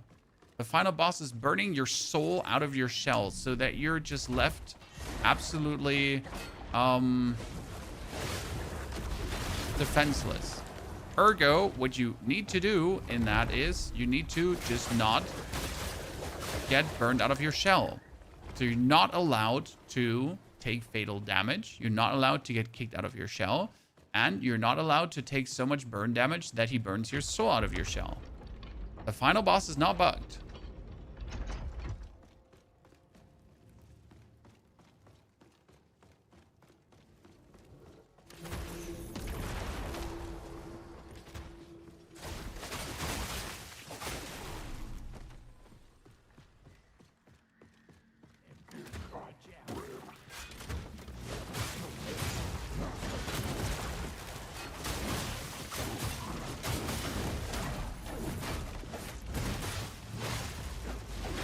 So should we try to do an early run where we unlock the Laszlo shell on a brand new character?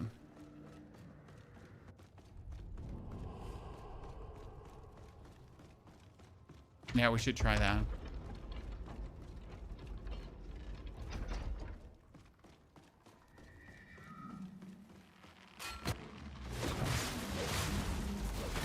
Sentry's Grave.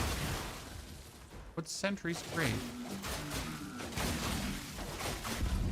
There's a world I've never been here. I know I keep saying that, but it's legitimately, I'm just discovering new things. It's actually bamboozling me.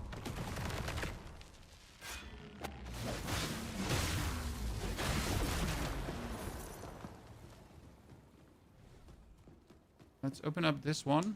I hope that a ghost comes out. Sadly, not a ghost. Because I'm like out of my shell and I don't like being out of my shell.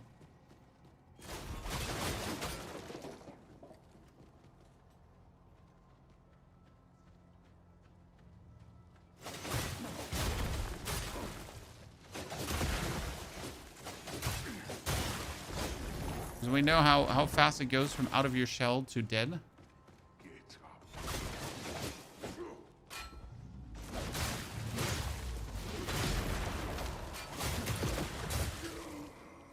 I haven't used my biosampler in a while.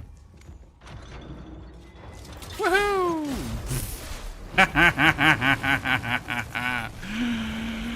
Yes.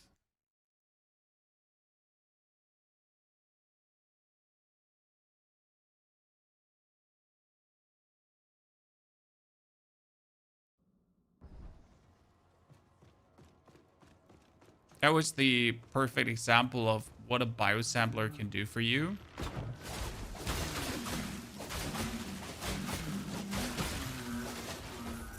I mean, biosampler was definitely more useful when I didn't have all my blades permanently lighting enchanted. It's still a good thing to use occasionally. Subjugated Guardian. Dude, this is the first time I'm fighting him. So he's some kind of like super guardian. Well, this is going to be absolutely ass tier, right? But maybe if we just avoid actual combat, it's gonna be okay.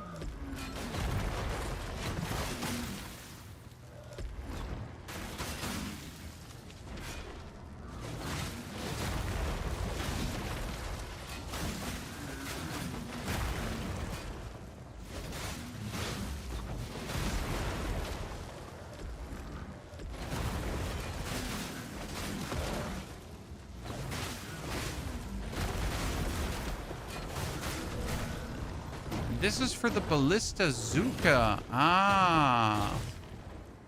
Okay.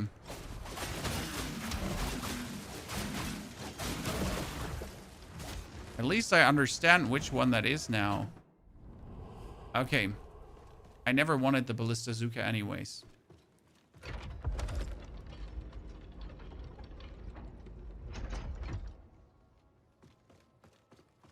Question though.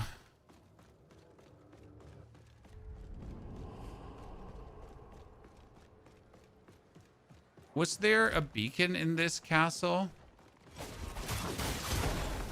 Again, I don't remember.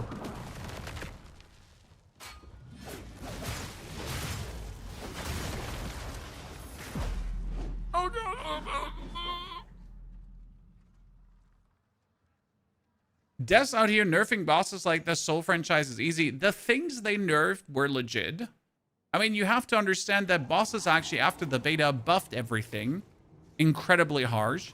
Not only buffed everything incredibly harsh, the developers also made the player weaker. Because the player used to actually be vastly stronger, especially with level scaling. So they just adapted things to be more reasonable again as people were struggling. So as much as I'm also not in the nerf things fraction, right? Have the people get fucked over. I am positive about the changes they did. Because they were actually good changes. And they were also needed changes. Very important.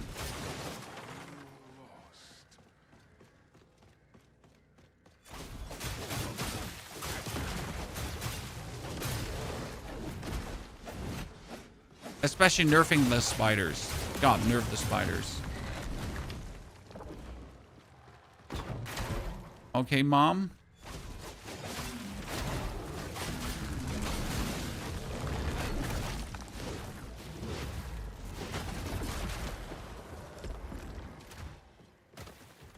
I'm just looking for Laszlo's grave. Where's Laszlo's grave?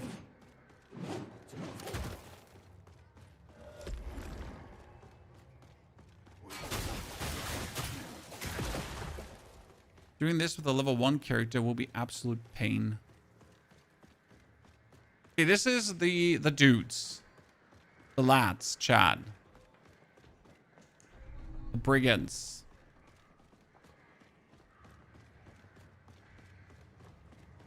What do the brigands do? They sell goodies. What you need? Want a taste? See, they sell goodies. Ever seriously plays the same shell? We just finished our playthrough with the Aerodream shell, sir, ma'am, dude, bro beans.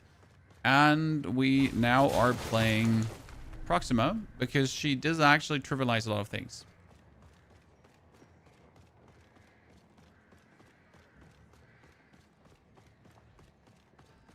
Okay, well, we're done here. Discovering what I needed to discover.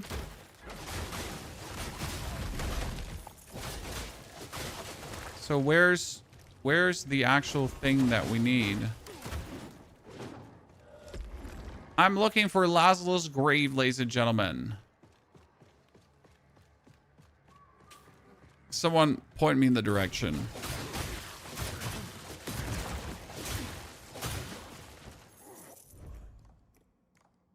Wait, I am not in the right location.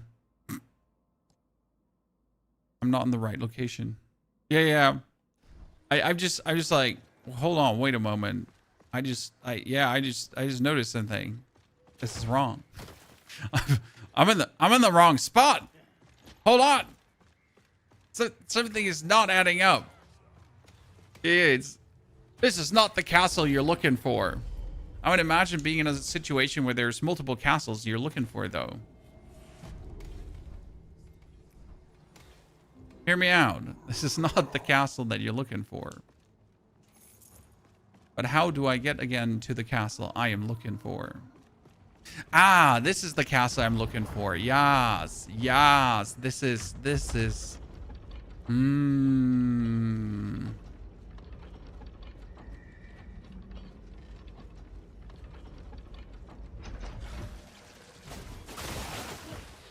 This is indeed the castle I'm looking for.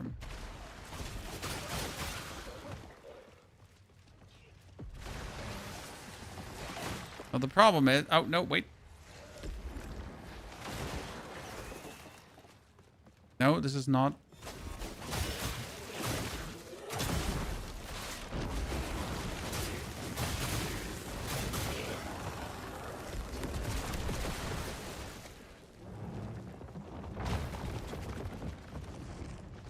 This castle does indeed have a waypoint.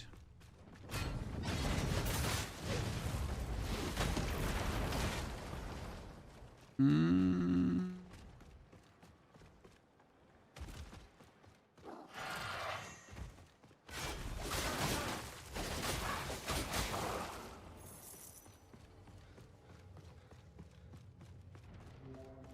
Everyone who beat the patch before the game before the patch was handicapped? Yes.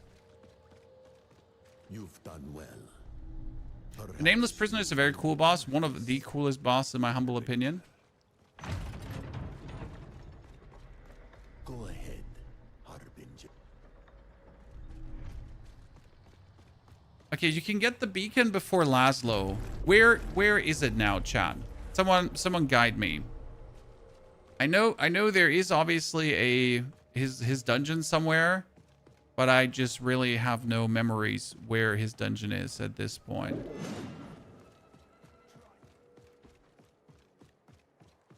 Yeah, I have the beacon on, so we're fine, but where's Laszlo's dungeon?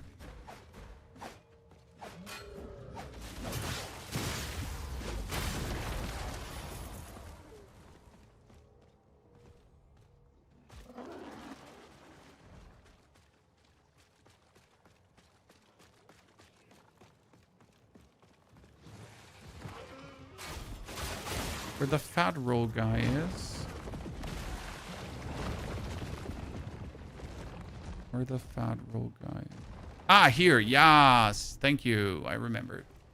So, like, getting here on foot is not the problem. The problem is the part after. So you have to go past this, right? He's going to roll past you, and we're going to kill each other. Let's not do that again.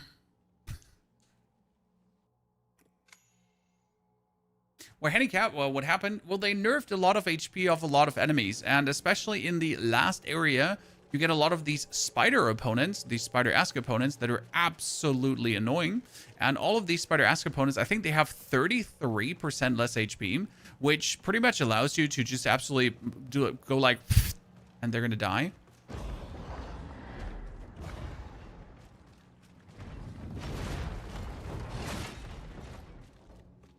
And then, like, it's really needed because there were some situations where you're going to be swarmed by spiders like, oh my lord.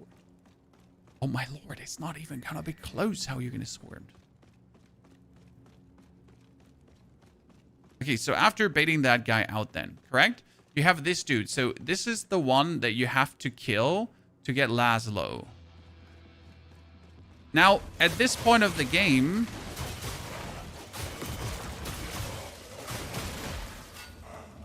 I can just do this, right? I can do this.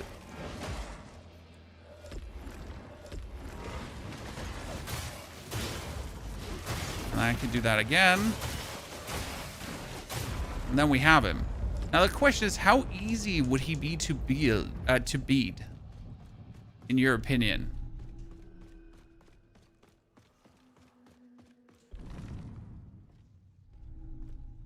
Your gloom? We didn't have much gloom to begin with, so it's fine.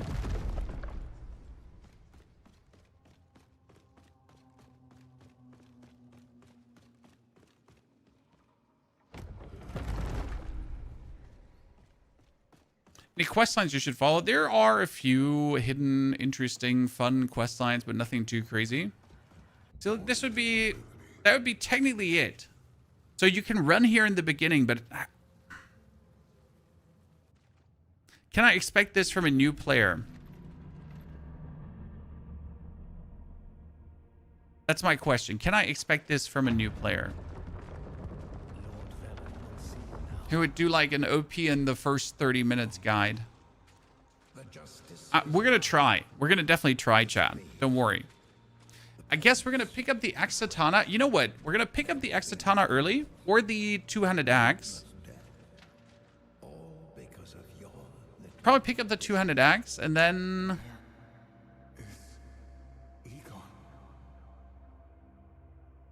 We should be able to cheese him. It's my fault, Uncle. This is not a trial, Laszlo. It's not. The decision has already been made. But Which story path should you follow? I mean, you can get the memories from every single shell, I think, in one playthrough. as for you, you'll be pressed into the Justiciar's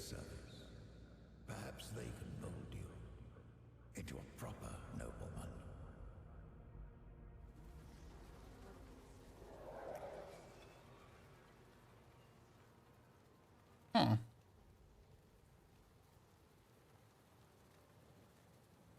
Shit. So this is Laszlo, by the way, right? Laszlo has a base 10% damage reduction, as long as his armor's on. So what you do with Laszlo is you do 1, 2, and then you can run around like in permanent heated up, okay? And the basic idea with the permanent heated up is that Laszlo has a bunch of bonuses from being heated up, essentially. And let me show you.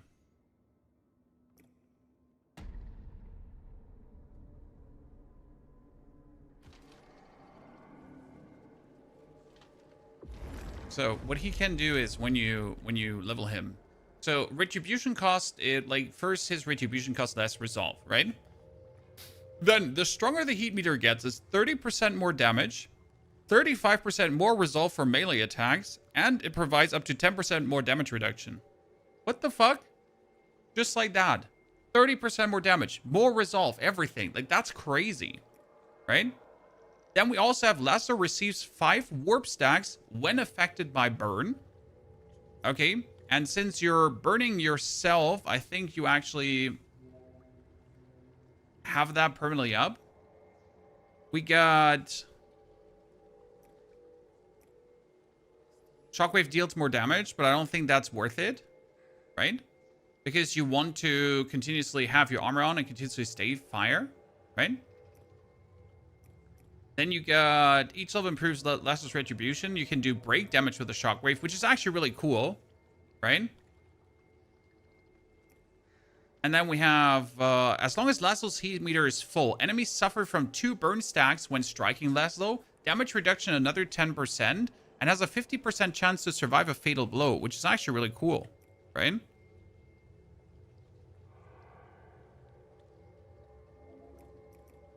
We got heat meter no longer. You can hear heat meter no longer drains over time, so you can stay at permanent full heat, just like that, right? And then Laszlo's heat meter restores health every 1 second as it drains, restores resolve, or restores 15 health and resolve when it full empties. So you could use that again with the Shockwave playstyle. And then lastly, we got Laszlo gains 10 warp stacks, 20 warp stacks, and more crit hit chance. He has like an interesting way. Like you either go for the spam of the Shockwave, right? You either go for this, or you pretty much stay in permanent armor full form. I think his Shockwave breaking ability is like quite interesting for a normal playthrough, right? Might be interesting. Like, you should probably take the Laszlo and then pair him together with the Shrike Stone. And then just, like, you know, you break, and then you Shrike, and then you break, and then you Shrike. Could work. Okay, so, Mother's Breath, ladies and gentlemen. So we got Laszlo. So what we now need to do is, we need to return to the gate. Because this is the final OVA I now need to get things done. So technically, if you played the game now properly, you would already be at, I think, like 175 over or so, and you don't, again, have to do this gate. I now only have to do this gate because I actually did not collect enough OVA from Discovery.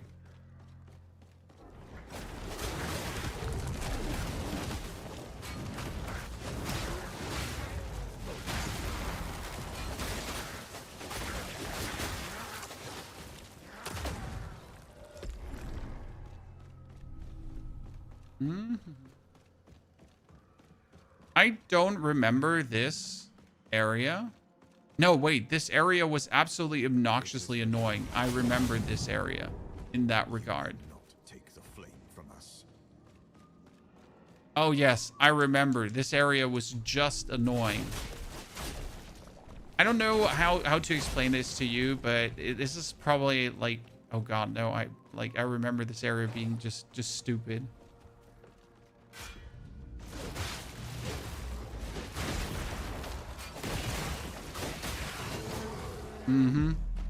It was gravity death after gravity death after gravity death because you're literally fighting narrow ledges, narrow ledges, narrow ledges, narrow ledges, and then even more narrow ledges. You think they'll do a DLC for Mortal Shell 2? The only problem I see with the DLC for Mortal Shell 2 is to what extent. So either it has to be a prequel, a sequel, or whatever quill, right? Because the whole identity of the game is all about the shells and that kind of stuff.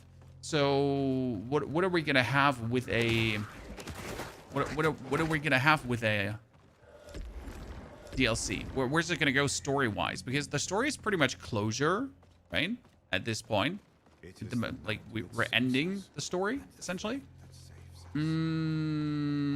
So where to?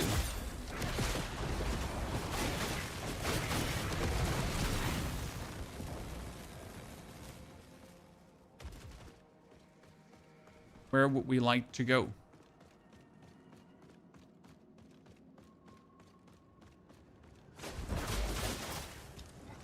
Oh, I forgot. So you just walk here, because then you can actually attack him.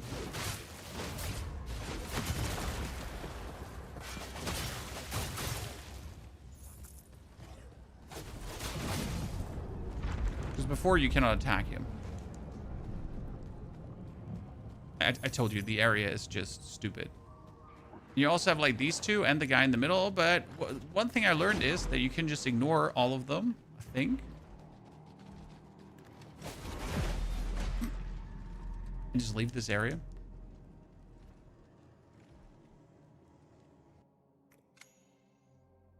The area is the weakest, in my opinion. The mechanic sucks. The problem is not the mechanic in itself. In normal mode, I think it's fine because you can actually tank, right?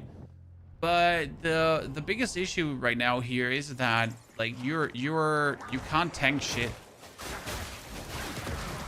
Like at least in night mode, right? I cannot even take a single hit to kind of avoid death, because as soon as I take a hit, it's just like out of the shell and the next hit is death. That makes it like so much more annoying in hard mode. It is the night that seeks us, and the flame. So I'm not sure what we could expect DLC wise. Would I think it's great? Yes, absolutely. I do believe financial. I assume that Mortal Shell was a success. I mean, did anyone check Steam charts, ladies and gentlemen? Can someone do me the favor and just check Steam charts quickly?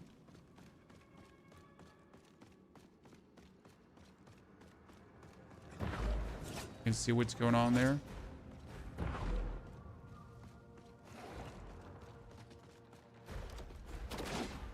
Where did you have to go again? Had to open up the gate, if I'm not mistaken, right?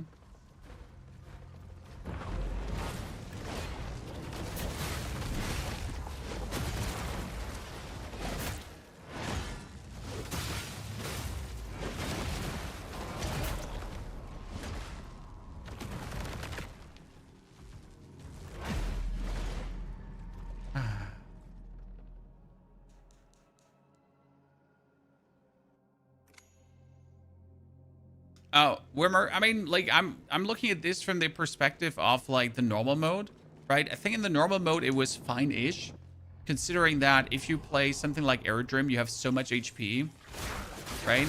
Like, you shouldn't die here. Obviously, if you... I mean, you might be absolutely challenged, and that's okay. Skill-wise challenged, not mentally. Things happen.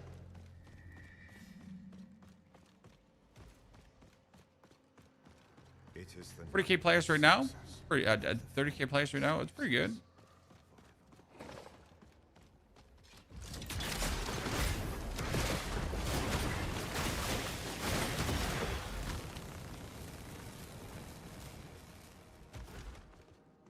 Harry, that guy's harder than some bosses. The Scythe guys are, in my opinion, some of the most annoying opponents in the game. And that by a magnitude.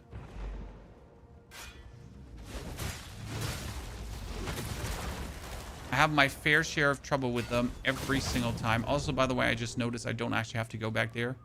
I could just go here. I completely forgot that. We have to go up. We don't even have to go in that room back there.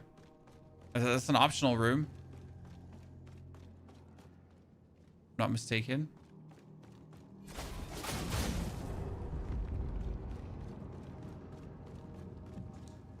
No, that's not true. It wasn't an optional room. Oh, it's the summoning stone. To summon the last slain foe to fight at your side. I have never seen that one before.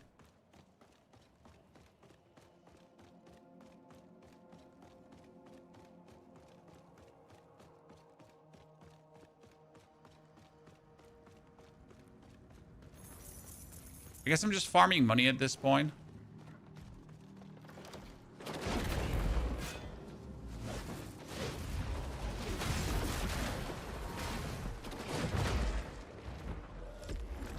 Like, I know that this corner pretty much has them, like, where you can fight enemies there. But your goal wouldn't be to actually fight enemies. Your goal would just be to bring distance so you can do this one. As soon as you have that one, just gonna book it and say good fucking riddance, nerds. Same to this guy. Same to this guy again, right? It's just like this whole level, and this is why I think it's like generally a very bad designed level. It's just you saying good riddance to every single opponent instead of fighting them, because you have absolutely zero reason to fight a single opponent.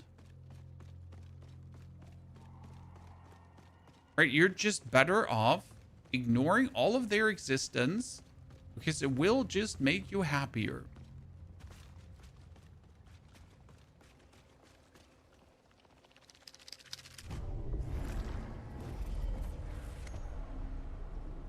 It's like better like good fucking bye.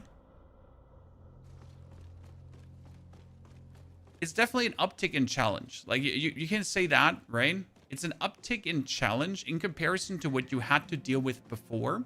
Because simply this whole area, all the enemies, everything, it's just so much more difficult. This one, though, I love because you can actually go for the hand in the middle.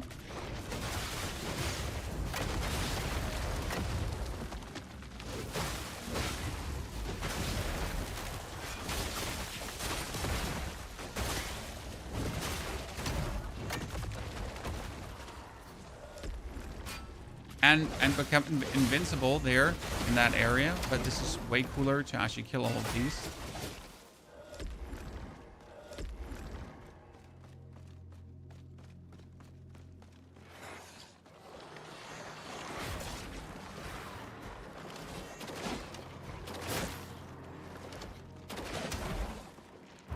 Aha!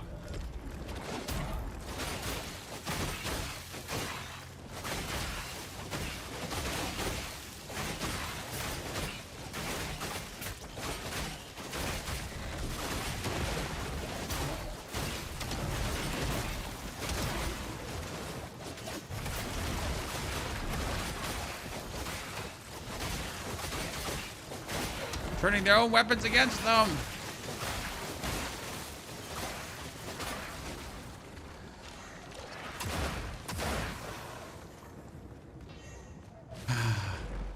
Such a beautiful thingy.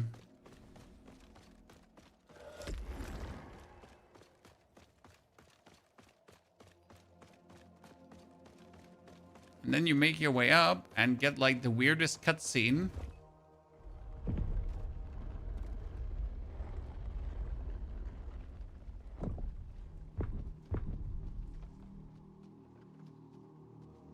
Because the world just decides to do this to you. You're like, okay, cool, but why? Why is this a thing, Chad?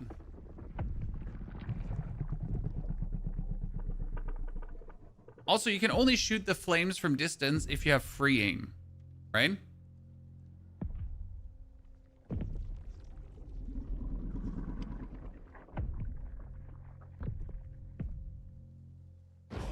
One heal and a dream. Yeah, one heal and a dream and this motherfucker.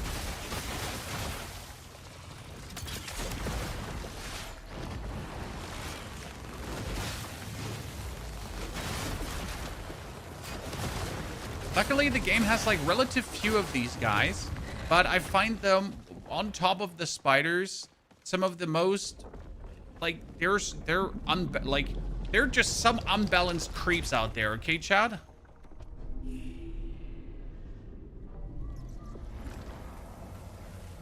There's some absolutely unbalanced freaks. The best way how I can say it.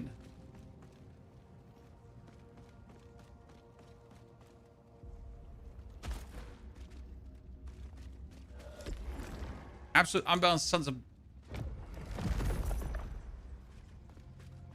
You are past the chest? Yeah, I know there's a chest and I completely forgot it. Thank you for reminding me.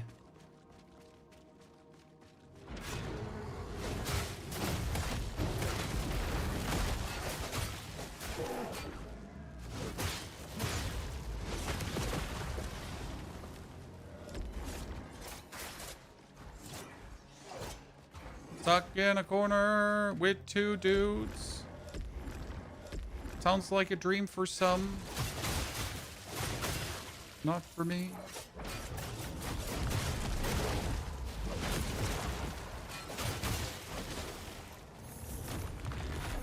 Okay, the amount of gold we're getting here is unhinged, though. Because I just got myself... from this... like thousands of gold. I mean, like, this is how it should have been because you're fighting end stage opponents, right? This is the last gate. So I am expecting to get money galore here because obviously you will hit a point where you can then suddenly upgrade your weapon further than level 18, right? And for example, I had to fight the final boss without my weapon being upgraded past level 18 much because I was lacking the funds to do so. Which obviously is very horrible in my eyes.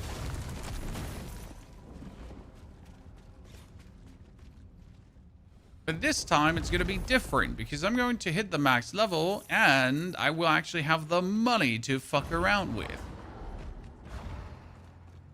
Bro, did you just stare at my ass? Seriously?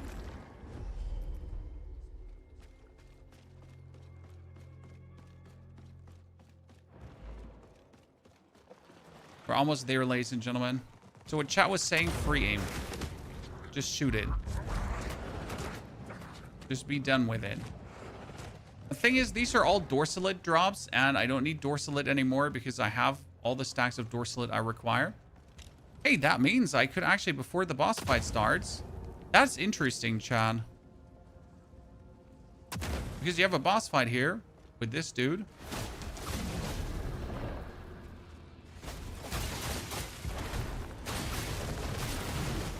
Yep. I believe he's one of these guys that we could probably permanently bully.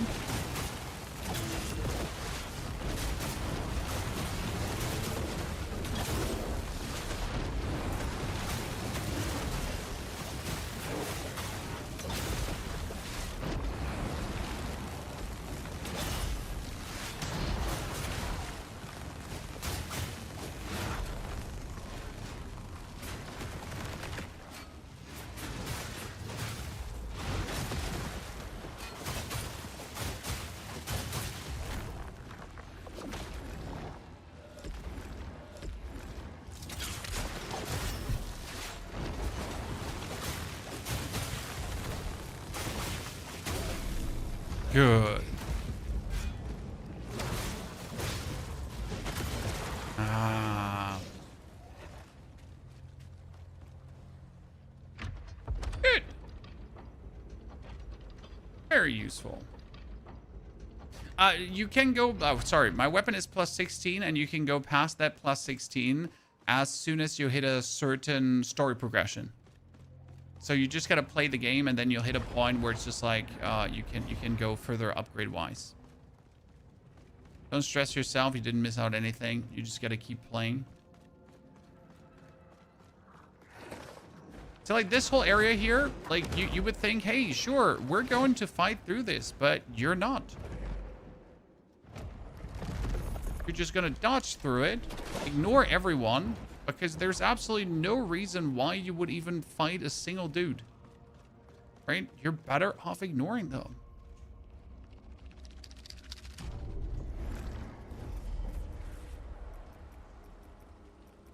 Level up? Okay, we're level 35. I'm actually surprised we made it this far. Where do we invest, ladies and gentlemen? We could get less resolve cost. We could get more biosampler damage. We could get even more splash and stagger damage. Longer lightning storms. We could have resolve, but I don't think that's worth it. I mean, right now I would reduce my biosampler cost so I could just potentially spam that like there's no tomorrow.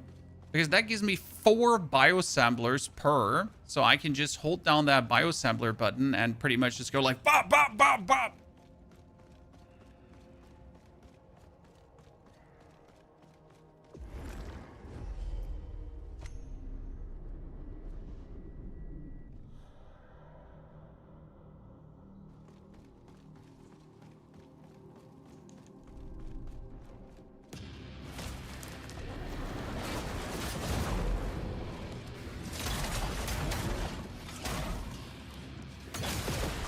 Oh, great. I was just trying to hit that guy up, and my game decided to not hit that guy up.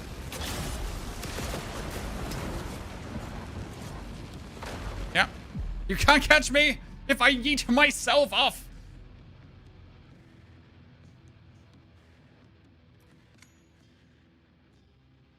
Razan, which item did I miss?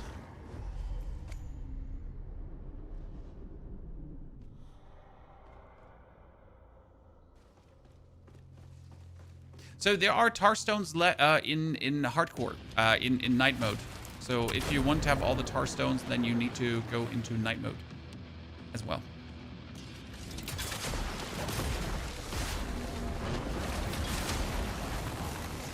Listen, my friend, uncool.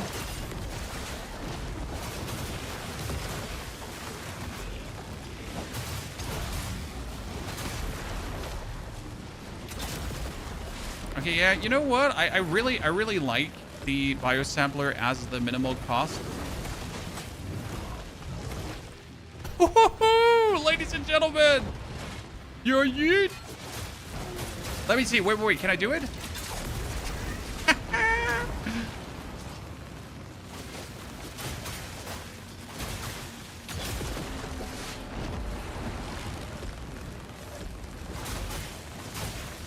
So honestly, the gloom stacking might be absolutely working. The biosampler stacking might be working because I can instantly build up 80 stacks of slow.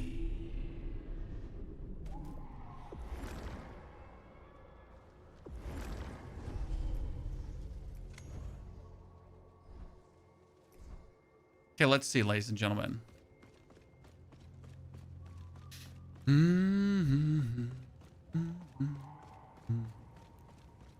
This is, in my opinion, one of the hardest bosses in the game. Main reason why he's so difficult is because he has 2 modes, okay? He has a shield mode and he has a sword mode. And the shield and the sword mode, they each have 2 different tempos, right?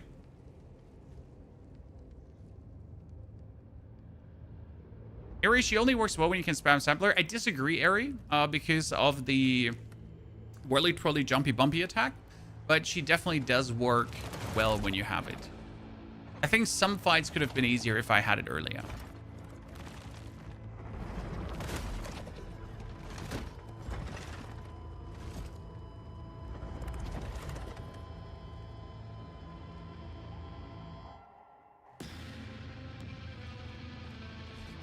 Okay, let's see how much we can.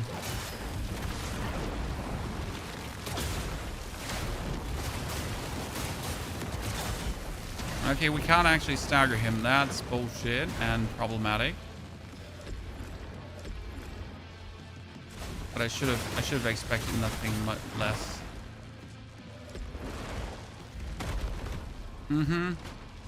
Okay. Probably in phase 2 I could. This is gonna suck. So I gotta play him different then.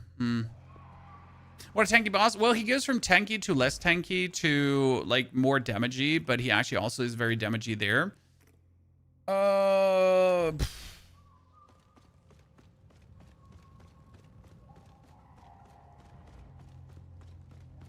It's gonna suck. So he's invulnerable to staggers. I wonder if that changes when he's in the sword form.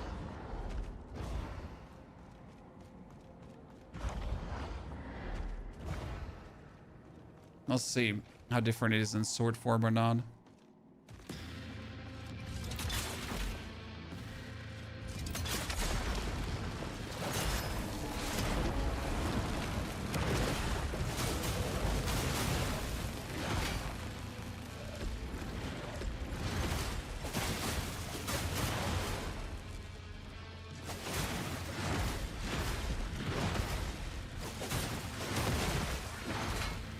Surprisingly remember much of his attacks.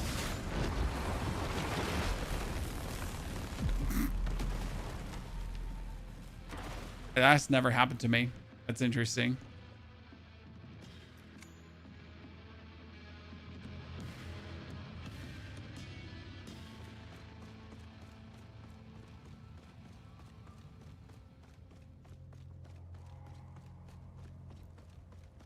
Razlan, I'll keep it in mind.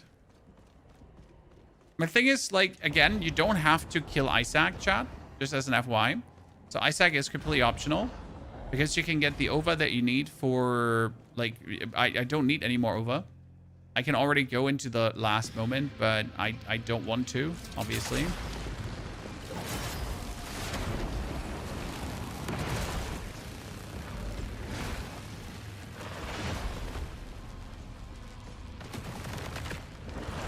Oh my goodness. You're back? The wife is calling? Yeah.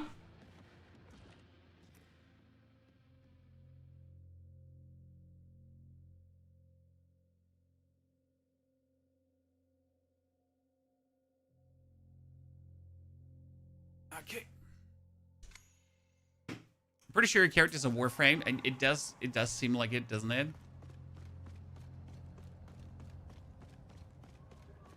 Can you use parry against him? No. Parry doesn't work. I tried it, but his attacks are a bit too swift. Like, even with the Aerodrim increased parry timing, I couldn't do it. The boss is whack. Well, if you fully focus on just parrying him, you're good to go. Now, what we could do is, we could start, instead of with a biosampler, with this.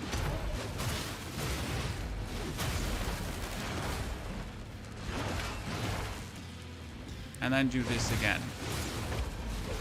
To already build up some.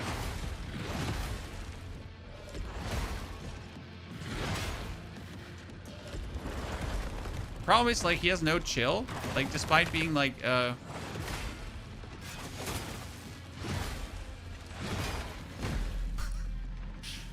despite being a Sword and Shield character, he's extremely aggressive. I'm stuck at 167 OVA and I've cleared every gate and dungeon and map. I have no idea how I'm missing. I need to 178 final endgame. I mean, Eri, I assume you just missed to go into one of the final gates thingies. I mean, I am sitting at 170 OVA and I haven't even cleared the last gate. You probably missed the... so when you kill the hexapod, there's a beacon that comes after the hexapod. And you could have missed that one, for example, because the beacon doesn't appear. Then you have to teleport out and teleport back in again. And then you can actually go for the hexapod beacon. So that's usually what I would recommend.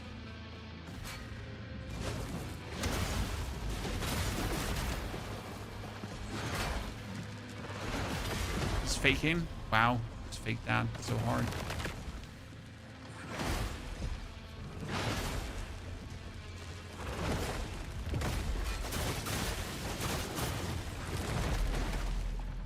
Ah, no prompt.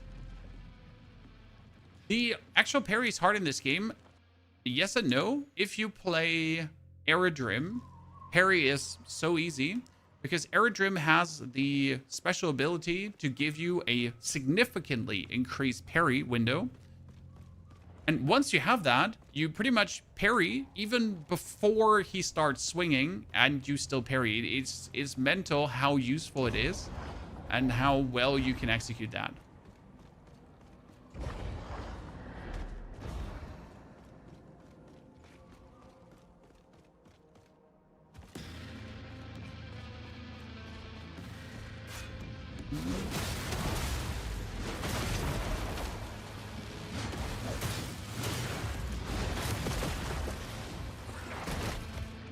Okay, so it's half my HP from that one.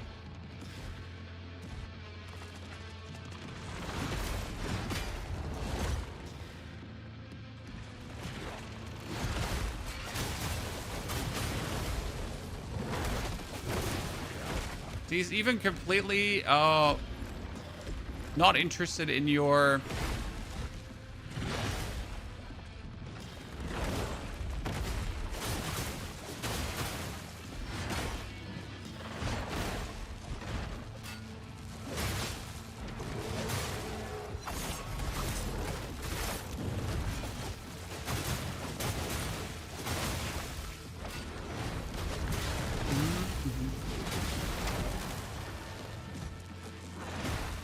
Jesus Christ, did you just not decide to attack for ages because you just literally didn't want to attack?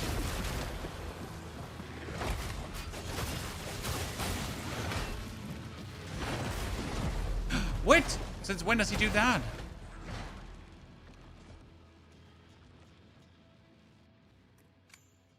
Just tune in. Are you far in the game? Don't want to see the end. No, Tiago. This is not the end of the game. Considering how hard the end of the game is, this is like 2/3 through. Technically halfway through because I didn't do a lot of things. Like the actual end of the game is brutal, Unforgiven. There are enemies that will even in fully leveled up hurt you hardcore, right?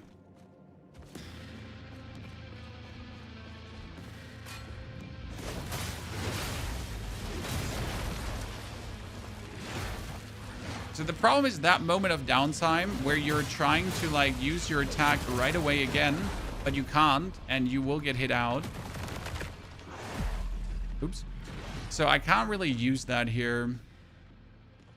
That quick shield bash is so hard to time the guard. If you are paying attention, it is actually slow, but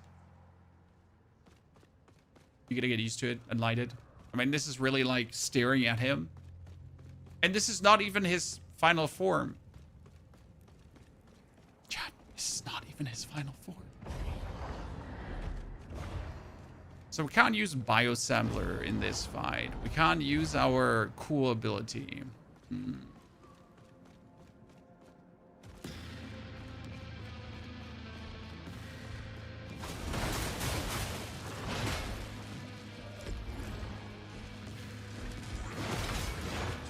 Goodness Christ. Why do I suck? Don't ask question. How hard easy is this compared to Elden Ring? It is easier and harder at the same time. It's easier because you can actually fight bosses, right? You can parry guard and so on. That makes it easier. But if you suck at parry guarding and whatsoever, then obviously, you know, that's that. You beat the Monolith boss, Mining Squad. Yes, I've already finished the game one time. This is just my second run through in night mode.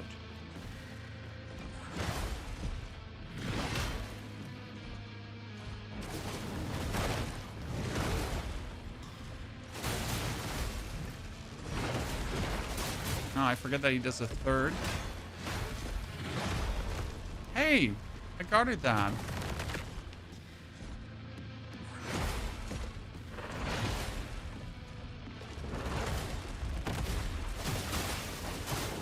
You know what? When I have him here, I can actually then do it at least. Oh no, I can't. I thought that is going to do enough break to actually break him, and he was just like, nope. It's not. Do you parry at the start of the swing or the moment the sword connects, Smith? Depends. on if you're using parry, guard, or harden. Guard and harden you can pretty much use at the start of the swing, where parry is a bit later. So more or less on the connection, but also not on the connection. It's still before. So the parry timing in itself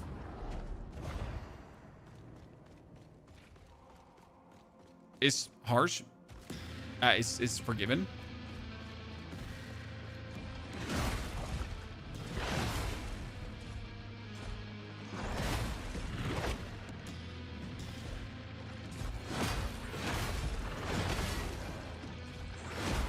Jesus Christ, the amount of stun I have there.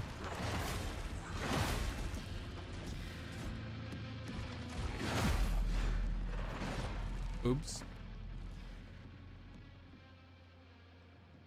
I thought parry's like 0.2 second timer, but it feels so off. Parry's just as simple as getting used to. It's like more a Sekiro. I think parry's really close to Sekiro levels of timing. Again, I use parry with Aerodrim a lot. On the other characters, I haven't actually bothered much because the, again, moderately increased parry window is insane. Because you're going to like parry things you shouldn't parry, especially when the enemy does multiple swift moves in a row. You can pretty much just do this, right? Like, and it actually works.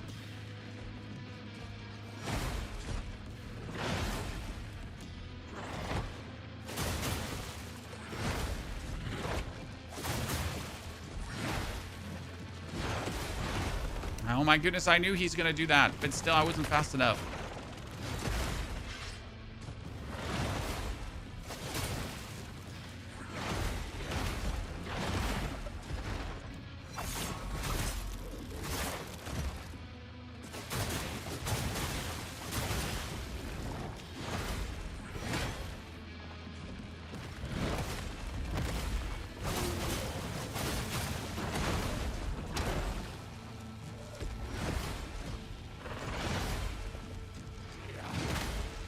Like, it's not impossible to... Oh my goodness. To have him down.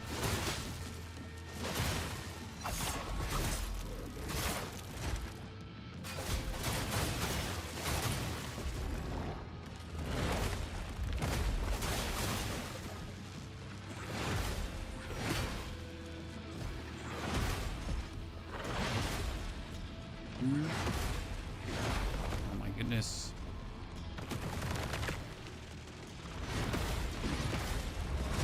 Like, his parry timings are not impossible to nail. And then you get like a freebie here, obviously. It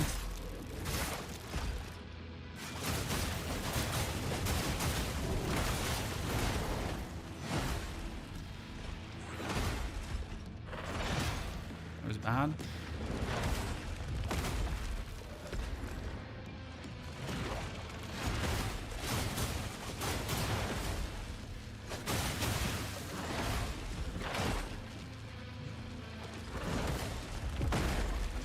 Again.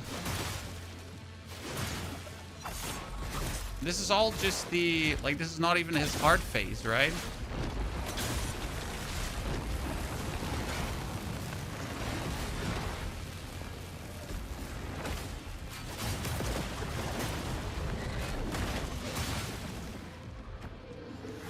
So now you're gonna beat him off with his shield. And this is where the actual fight begins.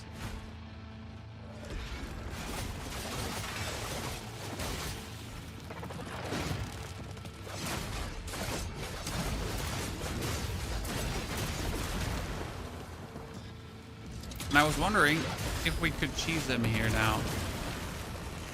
No, we can't.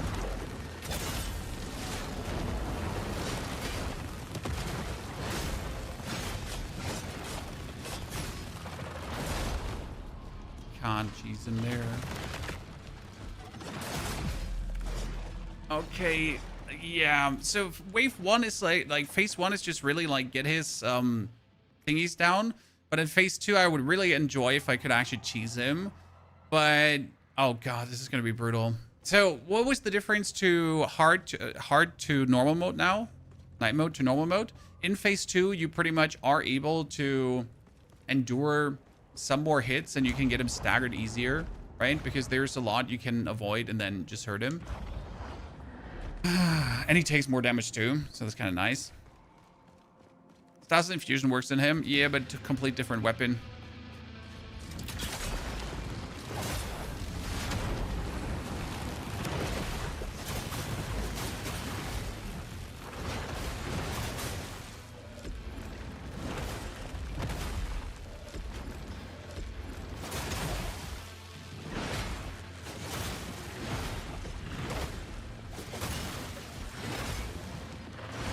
Oh my lord.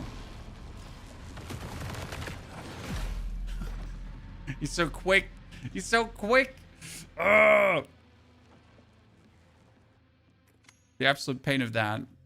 So in the first phase, I kind of want to like do bonus damage, right? But if I just focus on guarding, I usually am good. But I feel like I don't like that. Stasis works on the X-Katana. I don't think I picked up Stasis this time around. That's the problem. Yeah, I don't think I picked it up yet. Where do you get the Endless Core to upgrade your weapons further, Joe? In the endgame. So you need to reach the endgame.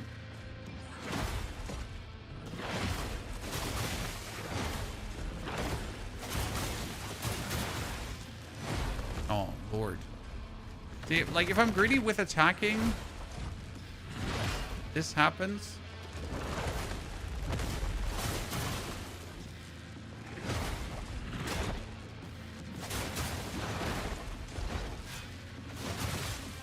You also just don't want to, you know, take the beating lying down.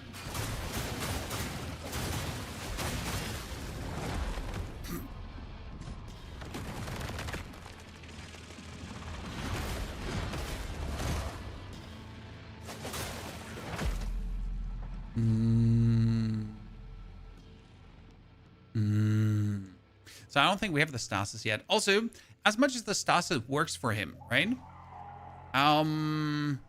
You ruin his timings. So stasis is like good. The problem is you slow down enemies so much that all the muscle memory that you build up goes kind of like out of the window. You finish the game, but you don't remember fighting this boss. Sit down. If you discover everything, and if you do a certain amount of Shadow Gates, you will be able to enter the end game and finish the game without fighting him, ever.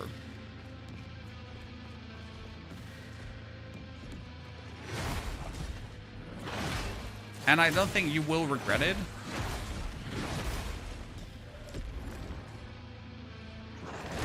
This man's a menace.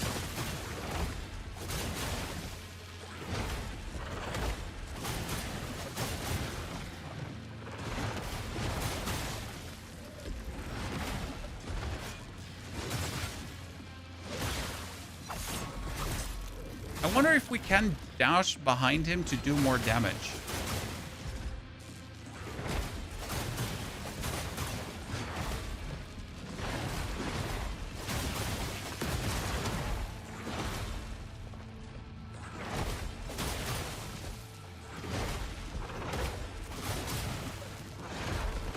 Oh.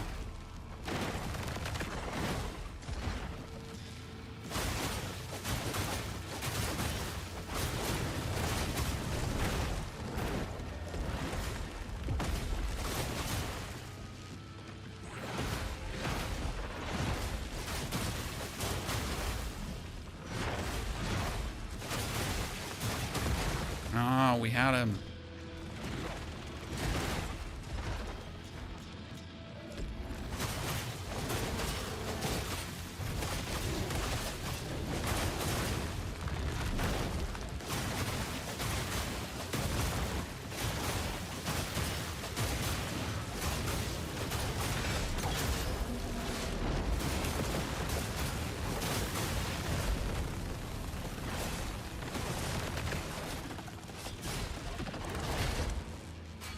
Okay. The damage we can deal is definitely so much more. Can you show where the guy is? Most southern Shadowgate, Zidane. And that's it.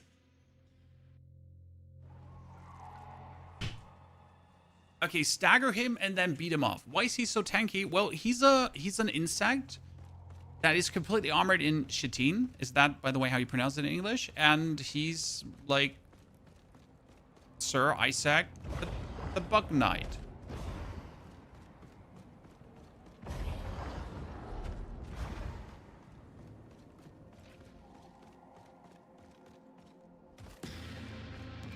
Okay, this worked out really good.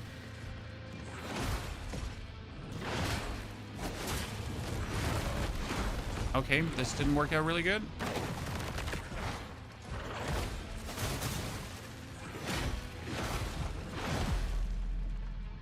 Yeah, okay. We had all the timings down the first time, but we don't have it right now.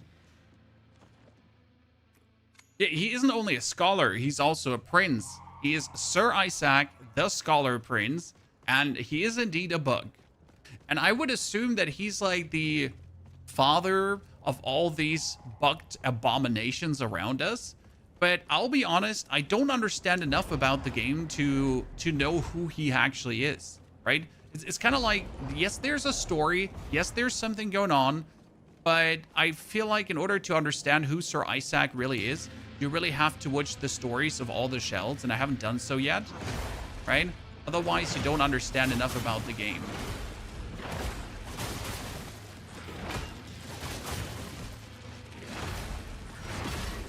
Oh god. Oh god.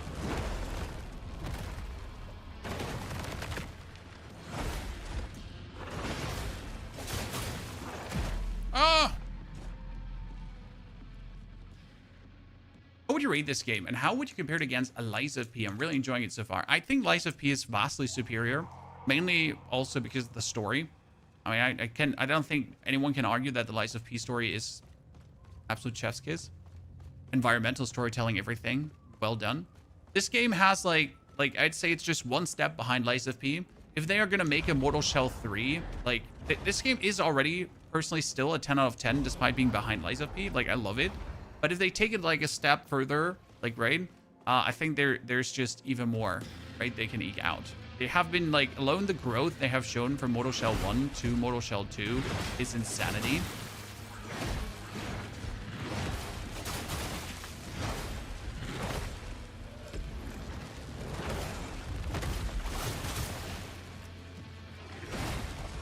No one can deny these guys' talents, right? But they have like really done.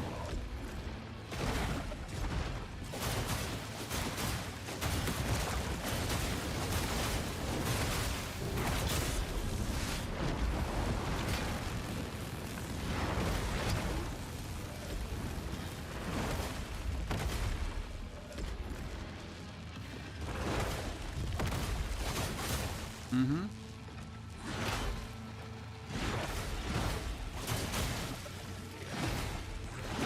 He thinks he's smart like that.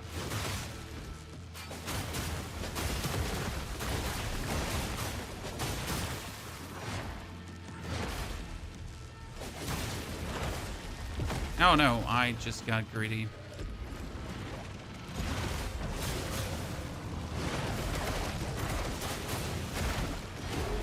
Oh wow, what did I do there? We were doing so well. Do you know you can get access to all the Forge upgrade if you kill the Forge Master? I mean, that's so mean. That's so mean. Isaac was a prince that wanted for a cure for his mother, but didn't want to test the medicine on anyone because it was experimental, so he used it and became a bug. But did he cure his mother? That's the bigger question, right?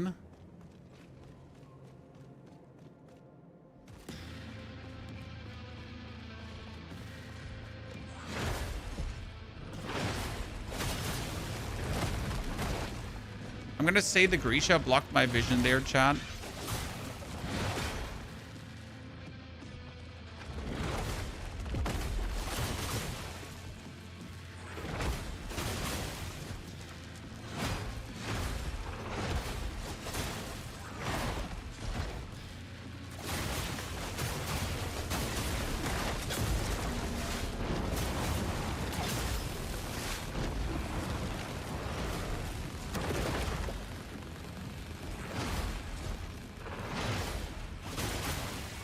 Boom, boom. And 1, 2. No, mistakes were made.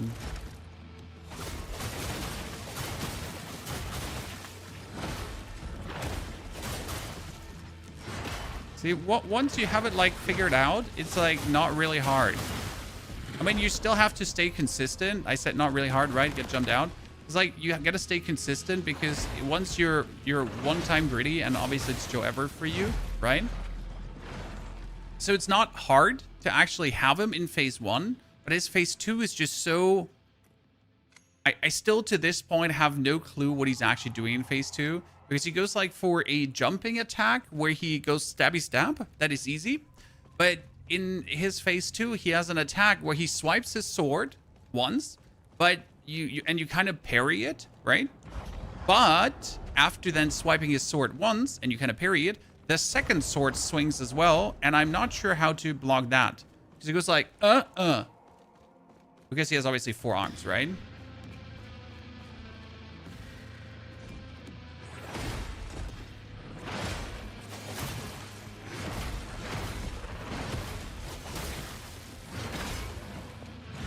Oh wow, Bane switched me.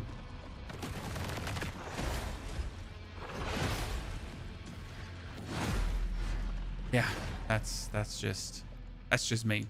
How's night mode versus normal? Harder or just need to be more aware per se? Harder. But it's not harder because enemies get smarter. So one thing I don't like about night mode is enemies are exactly the same, right? So bosses don't get bonus moves. Normal enemies don't get bonus moves. What happens is that enemies get staggered less. So normal enemies, elites, get staggered less. Some enemies have more health, a lot of more damage. There's more enemies out there. And obviously the damage is crazy. I mean, Proxima is not the most tanky shell, but you pretty much by certain attacks just get one thrown out of things, right?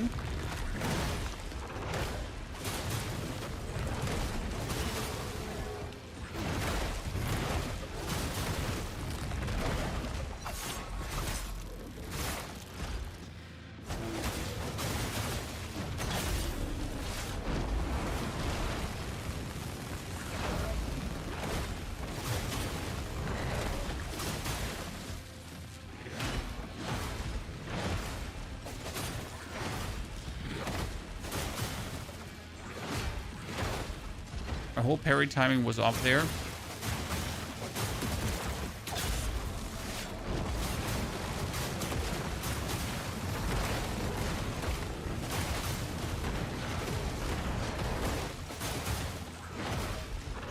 Wow, we have him in a...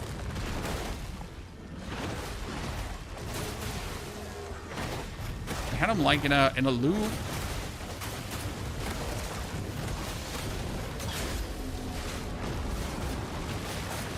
No, I didn't mean to. No, no, no, no.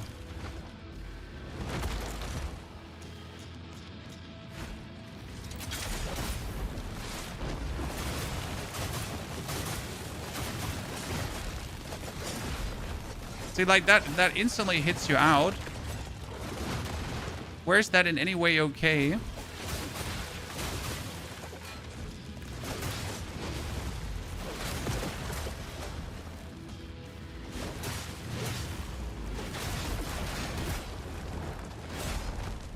So he goes for this. And I cannot even recover from that, right?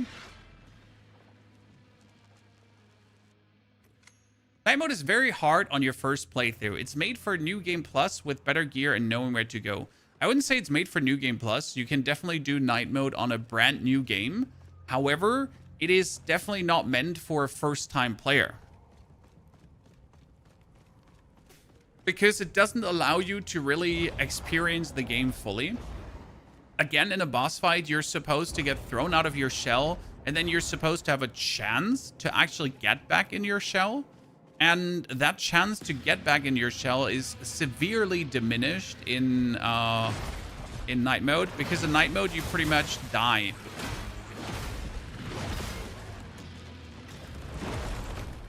once you're like, if I now take one hit, I'm dead.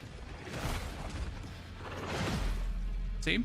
And usually this would like take half of your HP away or something like that, so that you have a chance, like you can take a hit, right? You can make a mistake. But as soon as you're out of your shell, as soon as you're in a normal form and you get so hardcore, like easy in the Harbinger form, it's almost Joe Ever, right?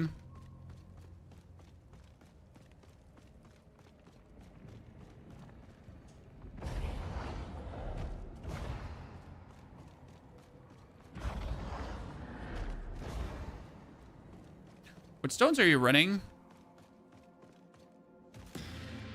Lightning infusion together with my light attacks do double damage. Or to be precise, my light attacks hit twice.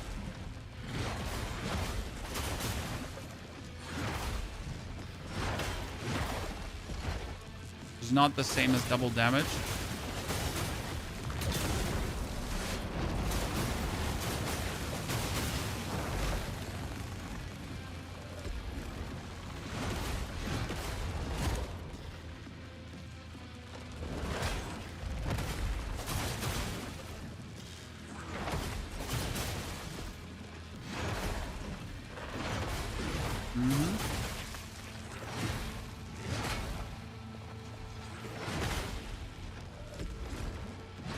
Oh wow, what was that? I mean, seriously, what was that? What did I just brain there?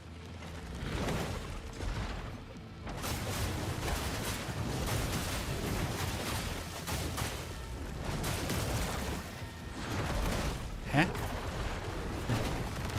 What are we doing there right now, chat? What are we doing? We lost our mojo. We just completely lost our mojo. They force you to skip certain groups. Now you just have to develop strategies to kill groups. I mean, there are certain shells that are absolute group nukers. For example, the Airdrim shell with the Diapason, or however you pronounce it, just goes for like boing, and everyone gets like stunned right away, instant break, no matter how many are there. So that's quite useful. The same you can do actually with her. So we can have her lightning do a lot of break damage, really cool as well. The fire guy can to destroy like whole camps of enemies, right?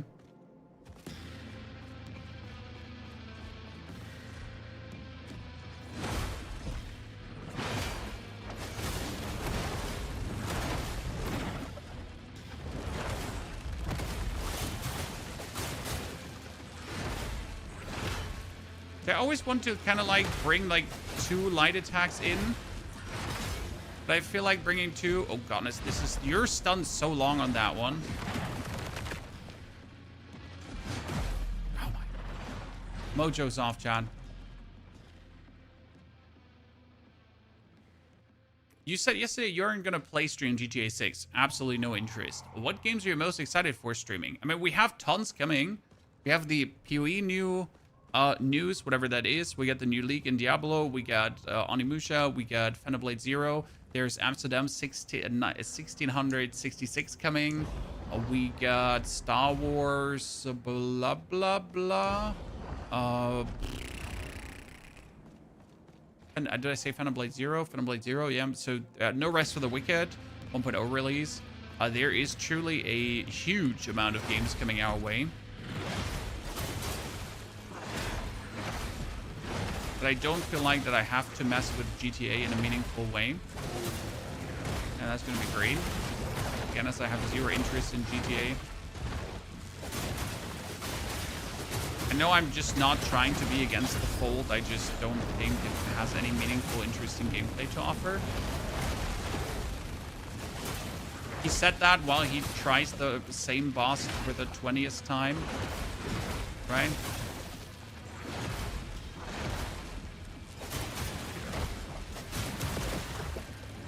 Oh, we finally got him lightning struck, so that actually did work.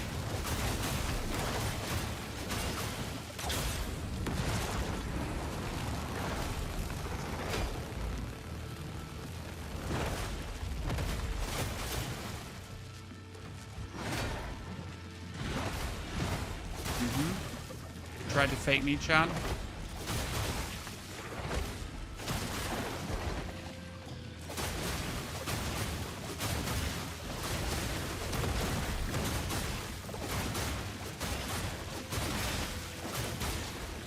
Okay, see, now he's gonna go for... See, this is the double swings I meant, where I have, like, no clue what I'm supposed to do there. Like, absolutely not a single one. Because he kind of, like, it's kind of like a normal attack, but it's not a normal attack.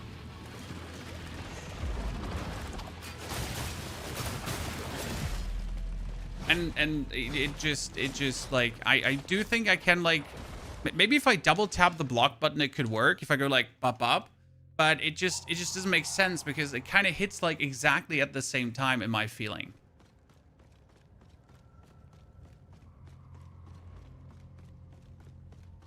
And I really don't have it.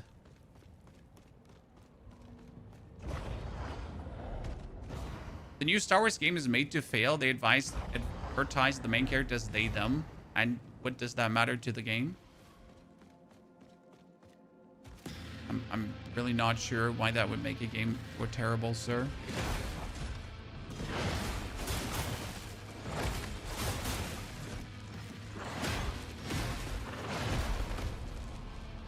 Off.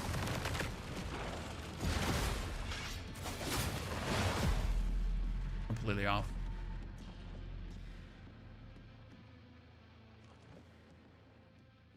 Roll into him. I refuse to dodge my friend. I need to be able to parry those, right? I need to be able to absolutely parry his double taps that he does. I think it's like a question of really doing this.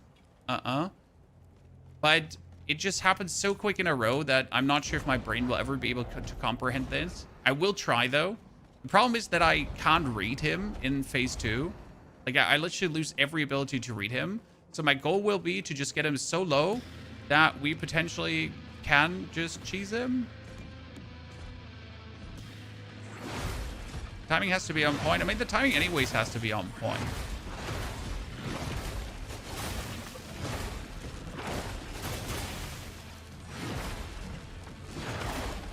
It's not like the timing doesn't have to be on point anyways, right? For anything we're doing.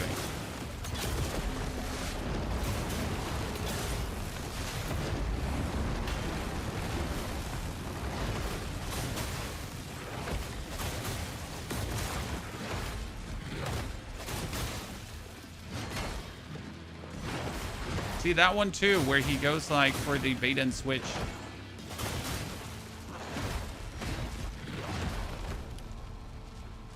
Okay, not sure what happened there.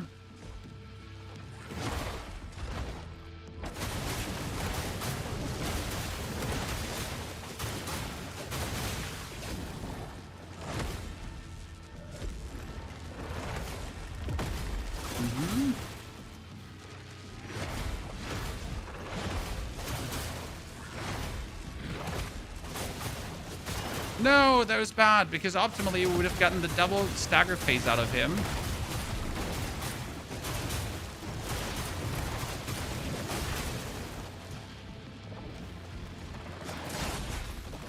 Yeah, see, like that's a... How am I supposed to read this, chat? Oh, what? He does damage when he pulls them out, too? Oh, God. Alan, it's okay to be against LGBTQ thingy, but saying every game failed that had any representation is just straight up wrong and disingenuous. So, yeah. I mean, keep on hating, but please do it somewhere else. I'm sorry. Gotta accept both sides of the coin. Don't be weird about it. You started rolling second phase instead of parrying. Yeah, but I don't think that that's going to work in night mode. I don't think I have the opportunity because, again, I don't have much opportunity cost, if that makes sense. I miss one single dodge, the same as I miss one parry, and I'm just going to take boatloads of damage, right? Boatloads.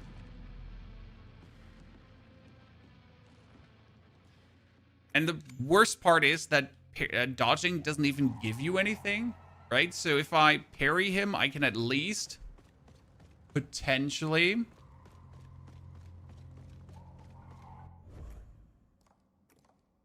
Let's do, by the way, one thing for the YOLOs. I can at least potentially go for the backstabbing. Right?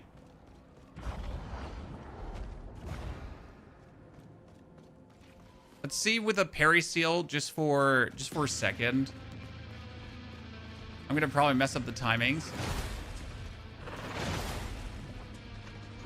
Yeah.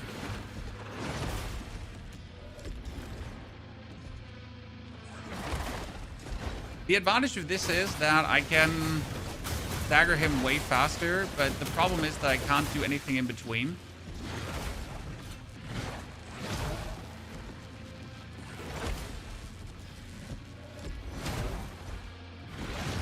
Range?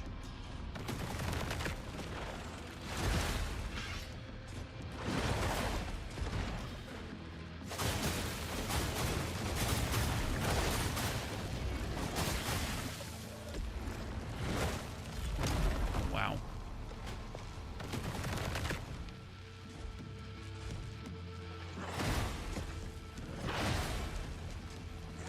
No!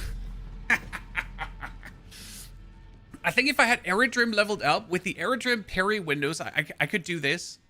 I could do this!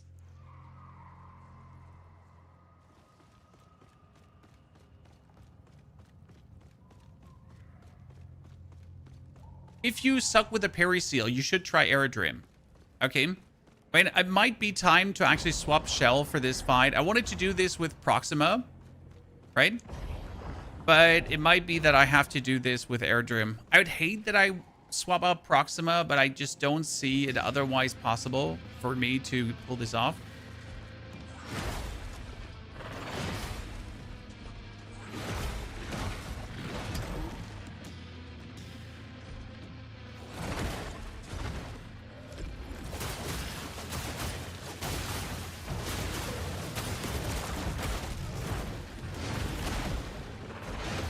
Range.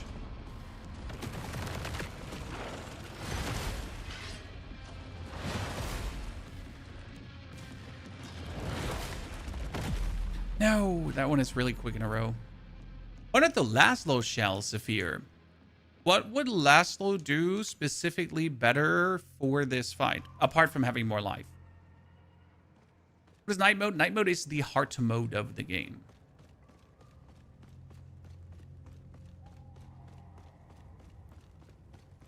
Where did you learn English, Harlock? I was 1 year in America as a kid. In 6th grade, sorry. And since then, I've been gaming in English and reading books in English. Plus the normal English education in Germany, which is not really something to talk about.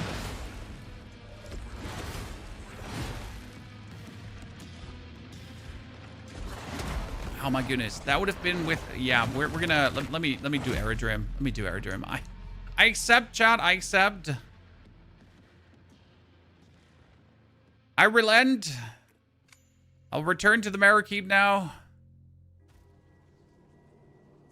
I wanted to do it with this shell, but I will accept that I might have to use a better shell for this fight. The problem is I don't actually know if I have enough points to do this. Oh,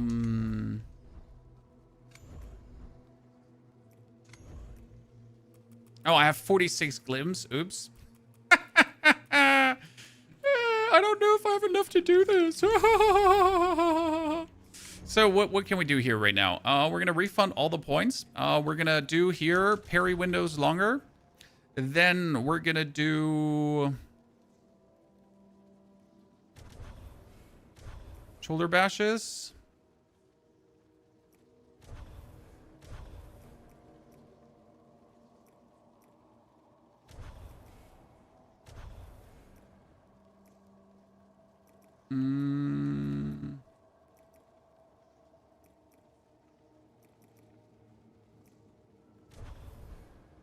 Okay.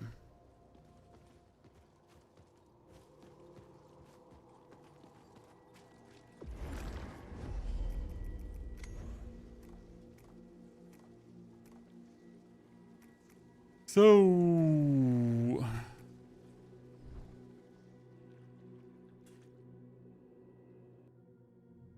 Now watch closely on these parry windows, okay? Just pay attention, because it's gonna be unrealistic. We're gonna parry things where you're gonna say like, why did you parry? Like how did you parry this?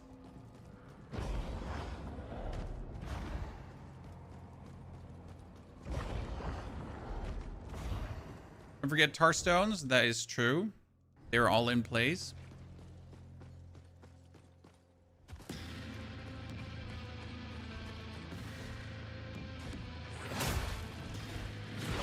Oh, great. So, as I said, like, you're going to be absolutely bamboozled by my parry talent. Unless we're just not going to parry a single one. Because we completely screw that off. Listen, chat. I'm a professional, okay? There's professionalism happening here, okay? As I said, it's going to be professional. What is this game about, Throat? You are the Harbinger, which means that you were born from the Undermother, from one of her pots fallen down to Earth. And your goal is it to free the Undermother from the Dark Passenger. And your special ability is to inhabit dead bodies, so you're actually a stinking parasite. Oh, wow. I'm being greedy. So you're kind of like a parasite.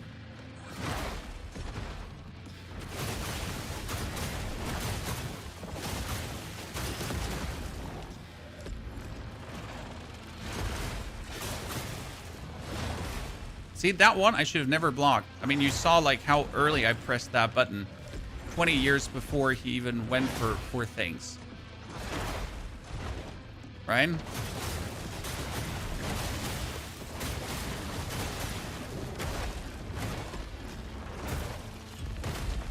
Same goes here for that upwards shield cut. None of these should be blocked. None of these should have been parried by me, but they were still. Wait, so we gotta stop damage now?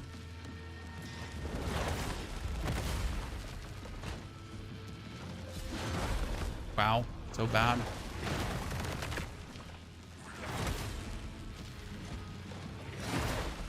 Why do we have to stop damage? Because I can now go to town on him. Then he's going to get staggered again. And we can go to town on him again.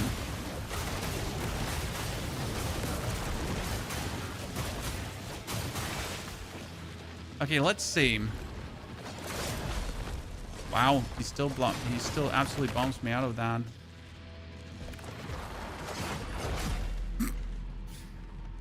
He faked me. He faked me.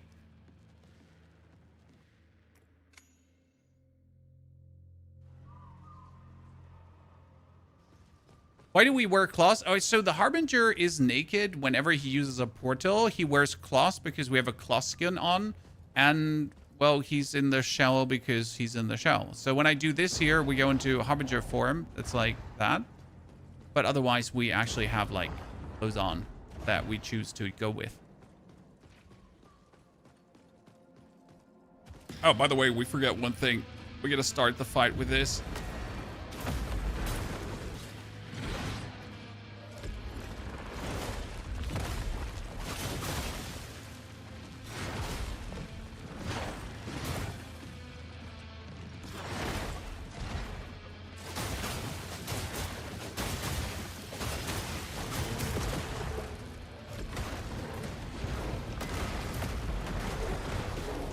We gotta look out when we do that.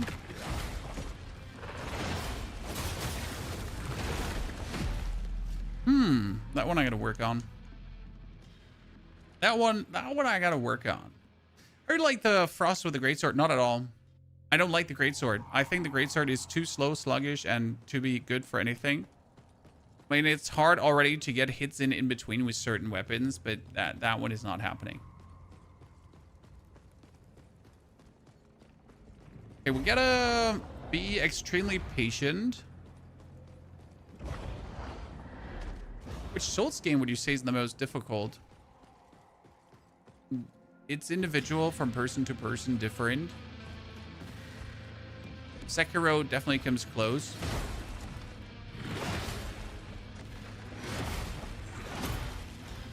I screwed that one up.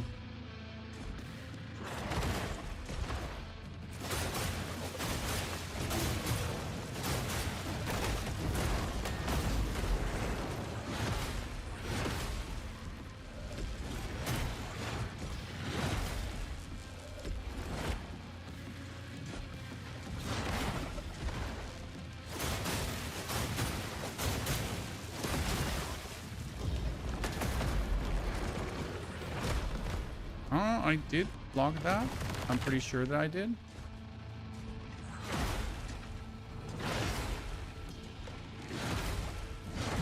Difficult part is, once you lose your Airdrum shell, you know what happens? Your parry windows become normal again.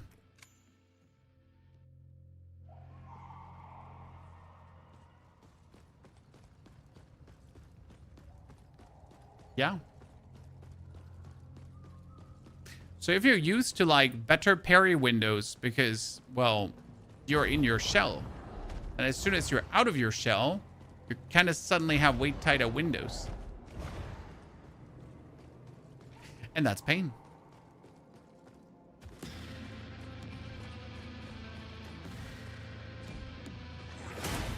Wow. What an absolute... I almost have the triple there. That would have been the perfect start. I mean, it's still a good start, don't get me wrong.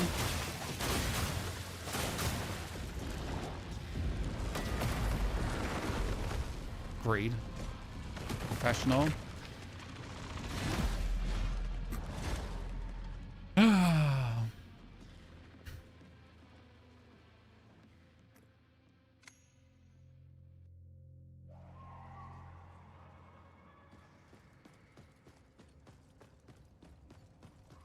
Why is it so funny one-shotting grannies in that village? Because it is, sir. Because it is. So every weapon has different damage, yes, but that comes down to their speed. So the slower a weapon is, the more damage it will do per hit. The faster a weapon is, the less damage it will do per hit. That obviously then depends on how you're juicing it. You're already in NG+. I already beat the game once, but this is currently night mode, sir. Night mode is the extra hard difficulty.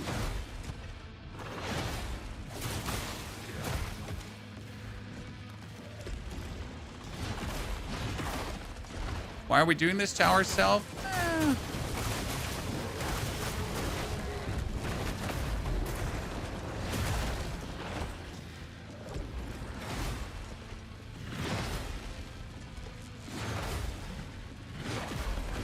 Oh, he bait and switched me. Oh my lord. God, Jesus. I think my mojo's out today, chat. Smith, thank you for your subscription and support. Smith, good to see you there. Congratulations. Good to have you with us. So, by the way, we could just skip this boss now and try to finish the game. Okay, just saying, FY. Because we're essentially like 6 bosses away from the final boss. Yeah, 6 bosses from the final boss. Thing is, Chad, that yes, I could do that, but I feel like killing Isaac is required, or you haven't beaten night mode correctly. Have you noticed better rewards in night mode? Yes, you get more gloom, and there is more glims, and generally, due to having more enemies, you just get more rewards.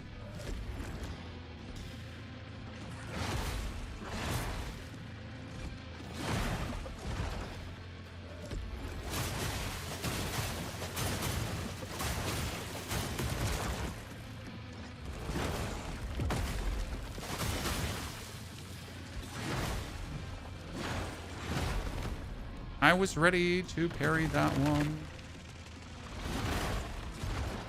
But it seems like I wasn't.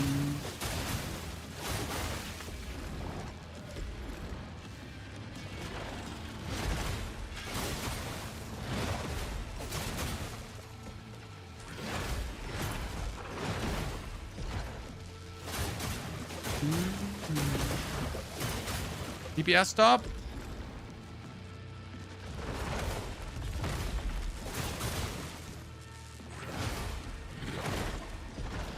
Now full DPS.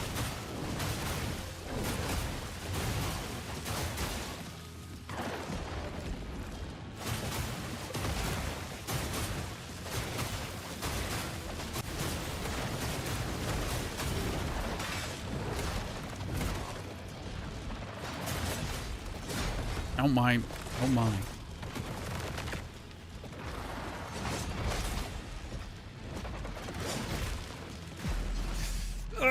We almost had him there. We almost had him there. At least like in the first stage of his end stage phase, we did well because we knew he was gonna do, like, he does the dash into the spin into the poke, right? So we have that figured out.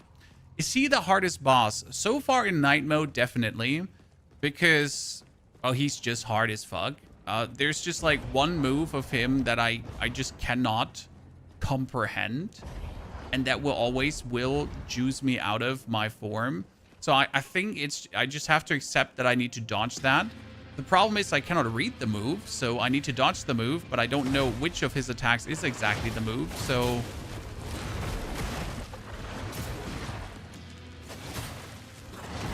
How are you gonna dodge something that you can't read? Because then I just have to dodge everything he does, and if I start dodging everything he does, then make it make sense.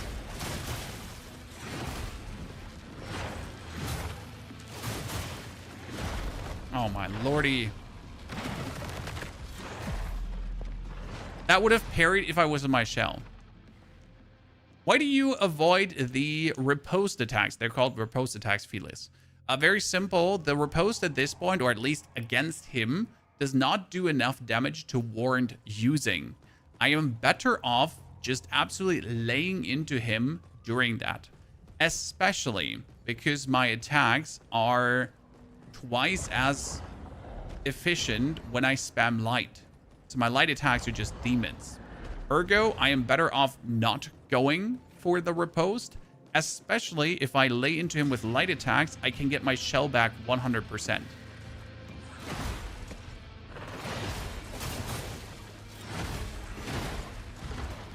Perfect start. See, like, if I go for this, look at the damage we're doing. The riposte wouldn't even remotely do this damage.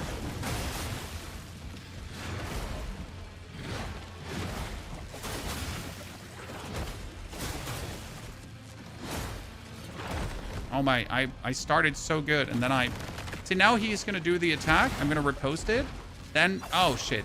Then we're gonna do the mistake of attacking him, and this was bad, because now I'm not going to get my shell back.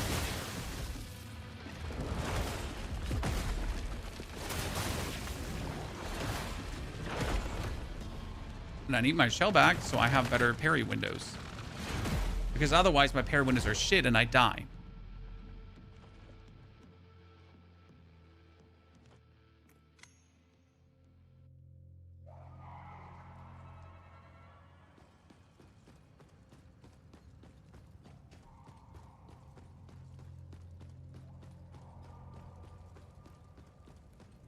You could also just dodge everything with Teal. Oh, you could absolutely play Teal and dodge everything, but that's not my playstyle.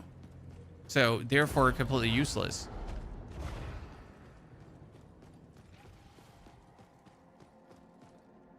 But yes, Teal is actually for a lot of no-hit runners. They use Teal for this fight. Because exactly of these, better, of the dodging windows. Oh my goodness! Now I'm just out of, oh god, mistakes after mistakes, Chad.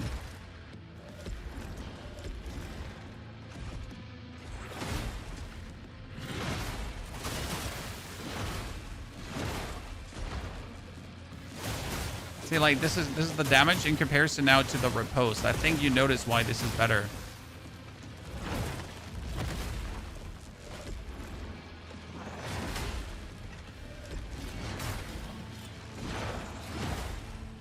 Wow.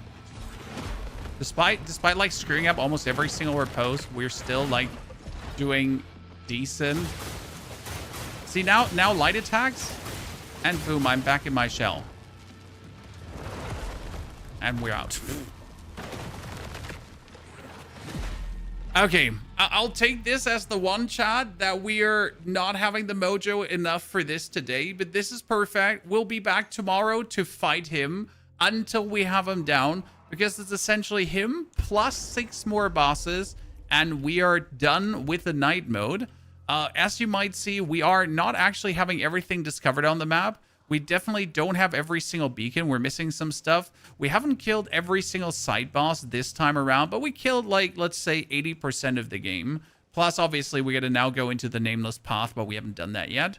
I'll be back tomorrow for more. But we will also have the Proxima video today. So we got our Proxima guide up and coming for the people that are interested in the Lightning Executioner. And I can't wait to actually show you what Proxima has to offer and how to kind of play her to the most efficiency because of the insane stun locks, okay?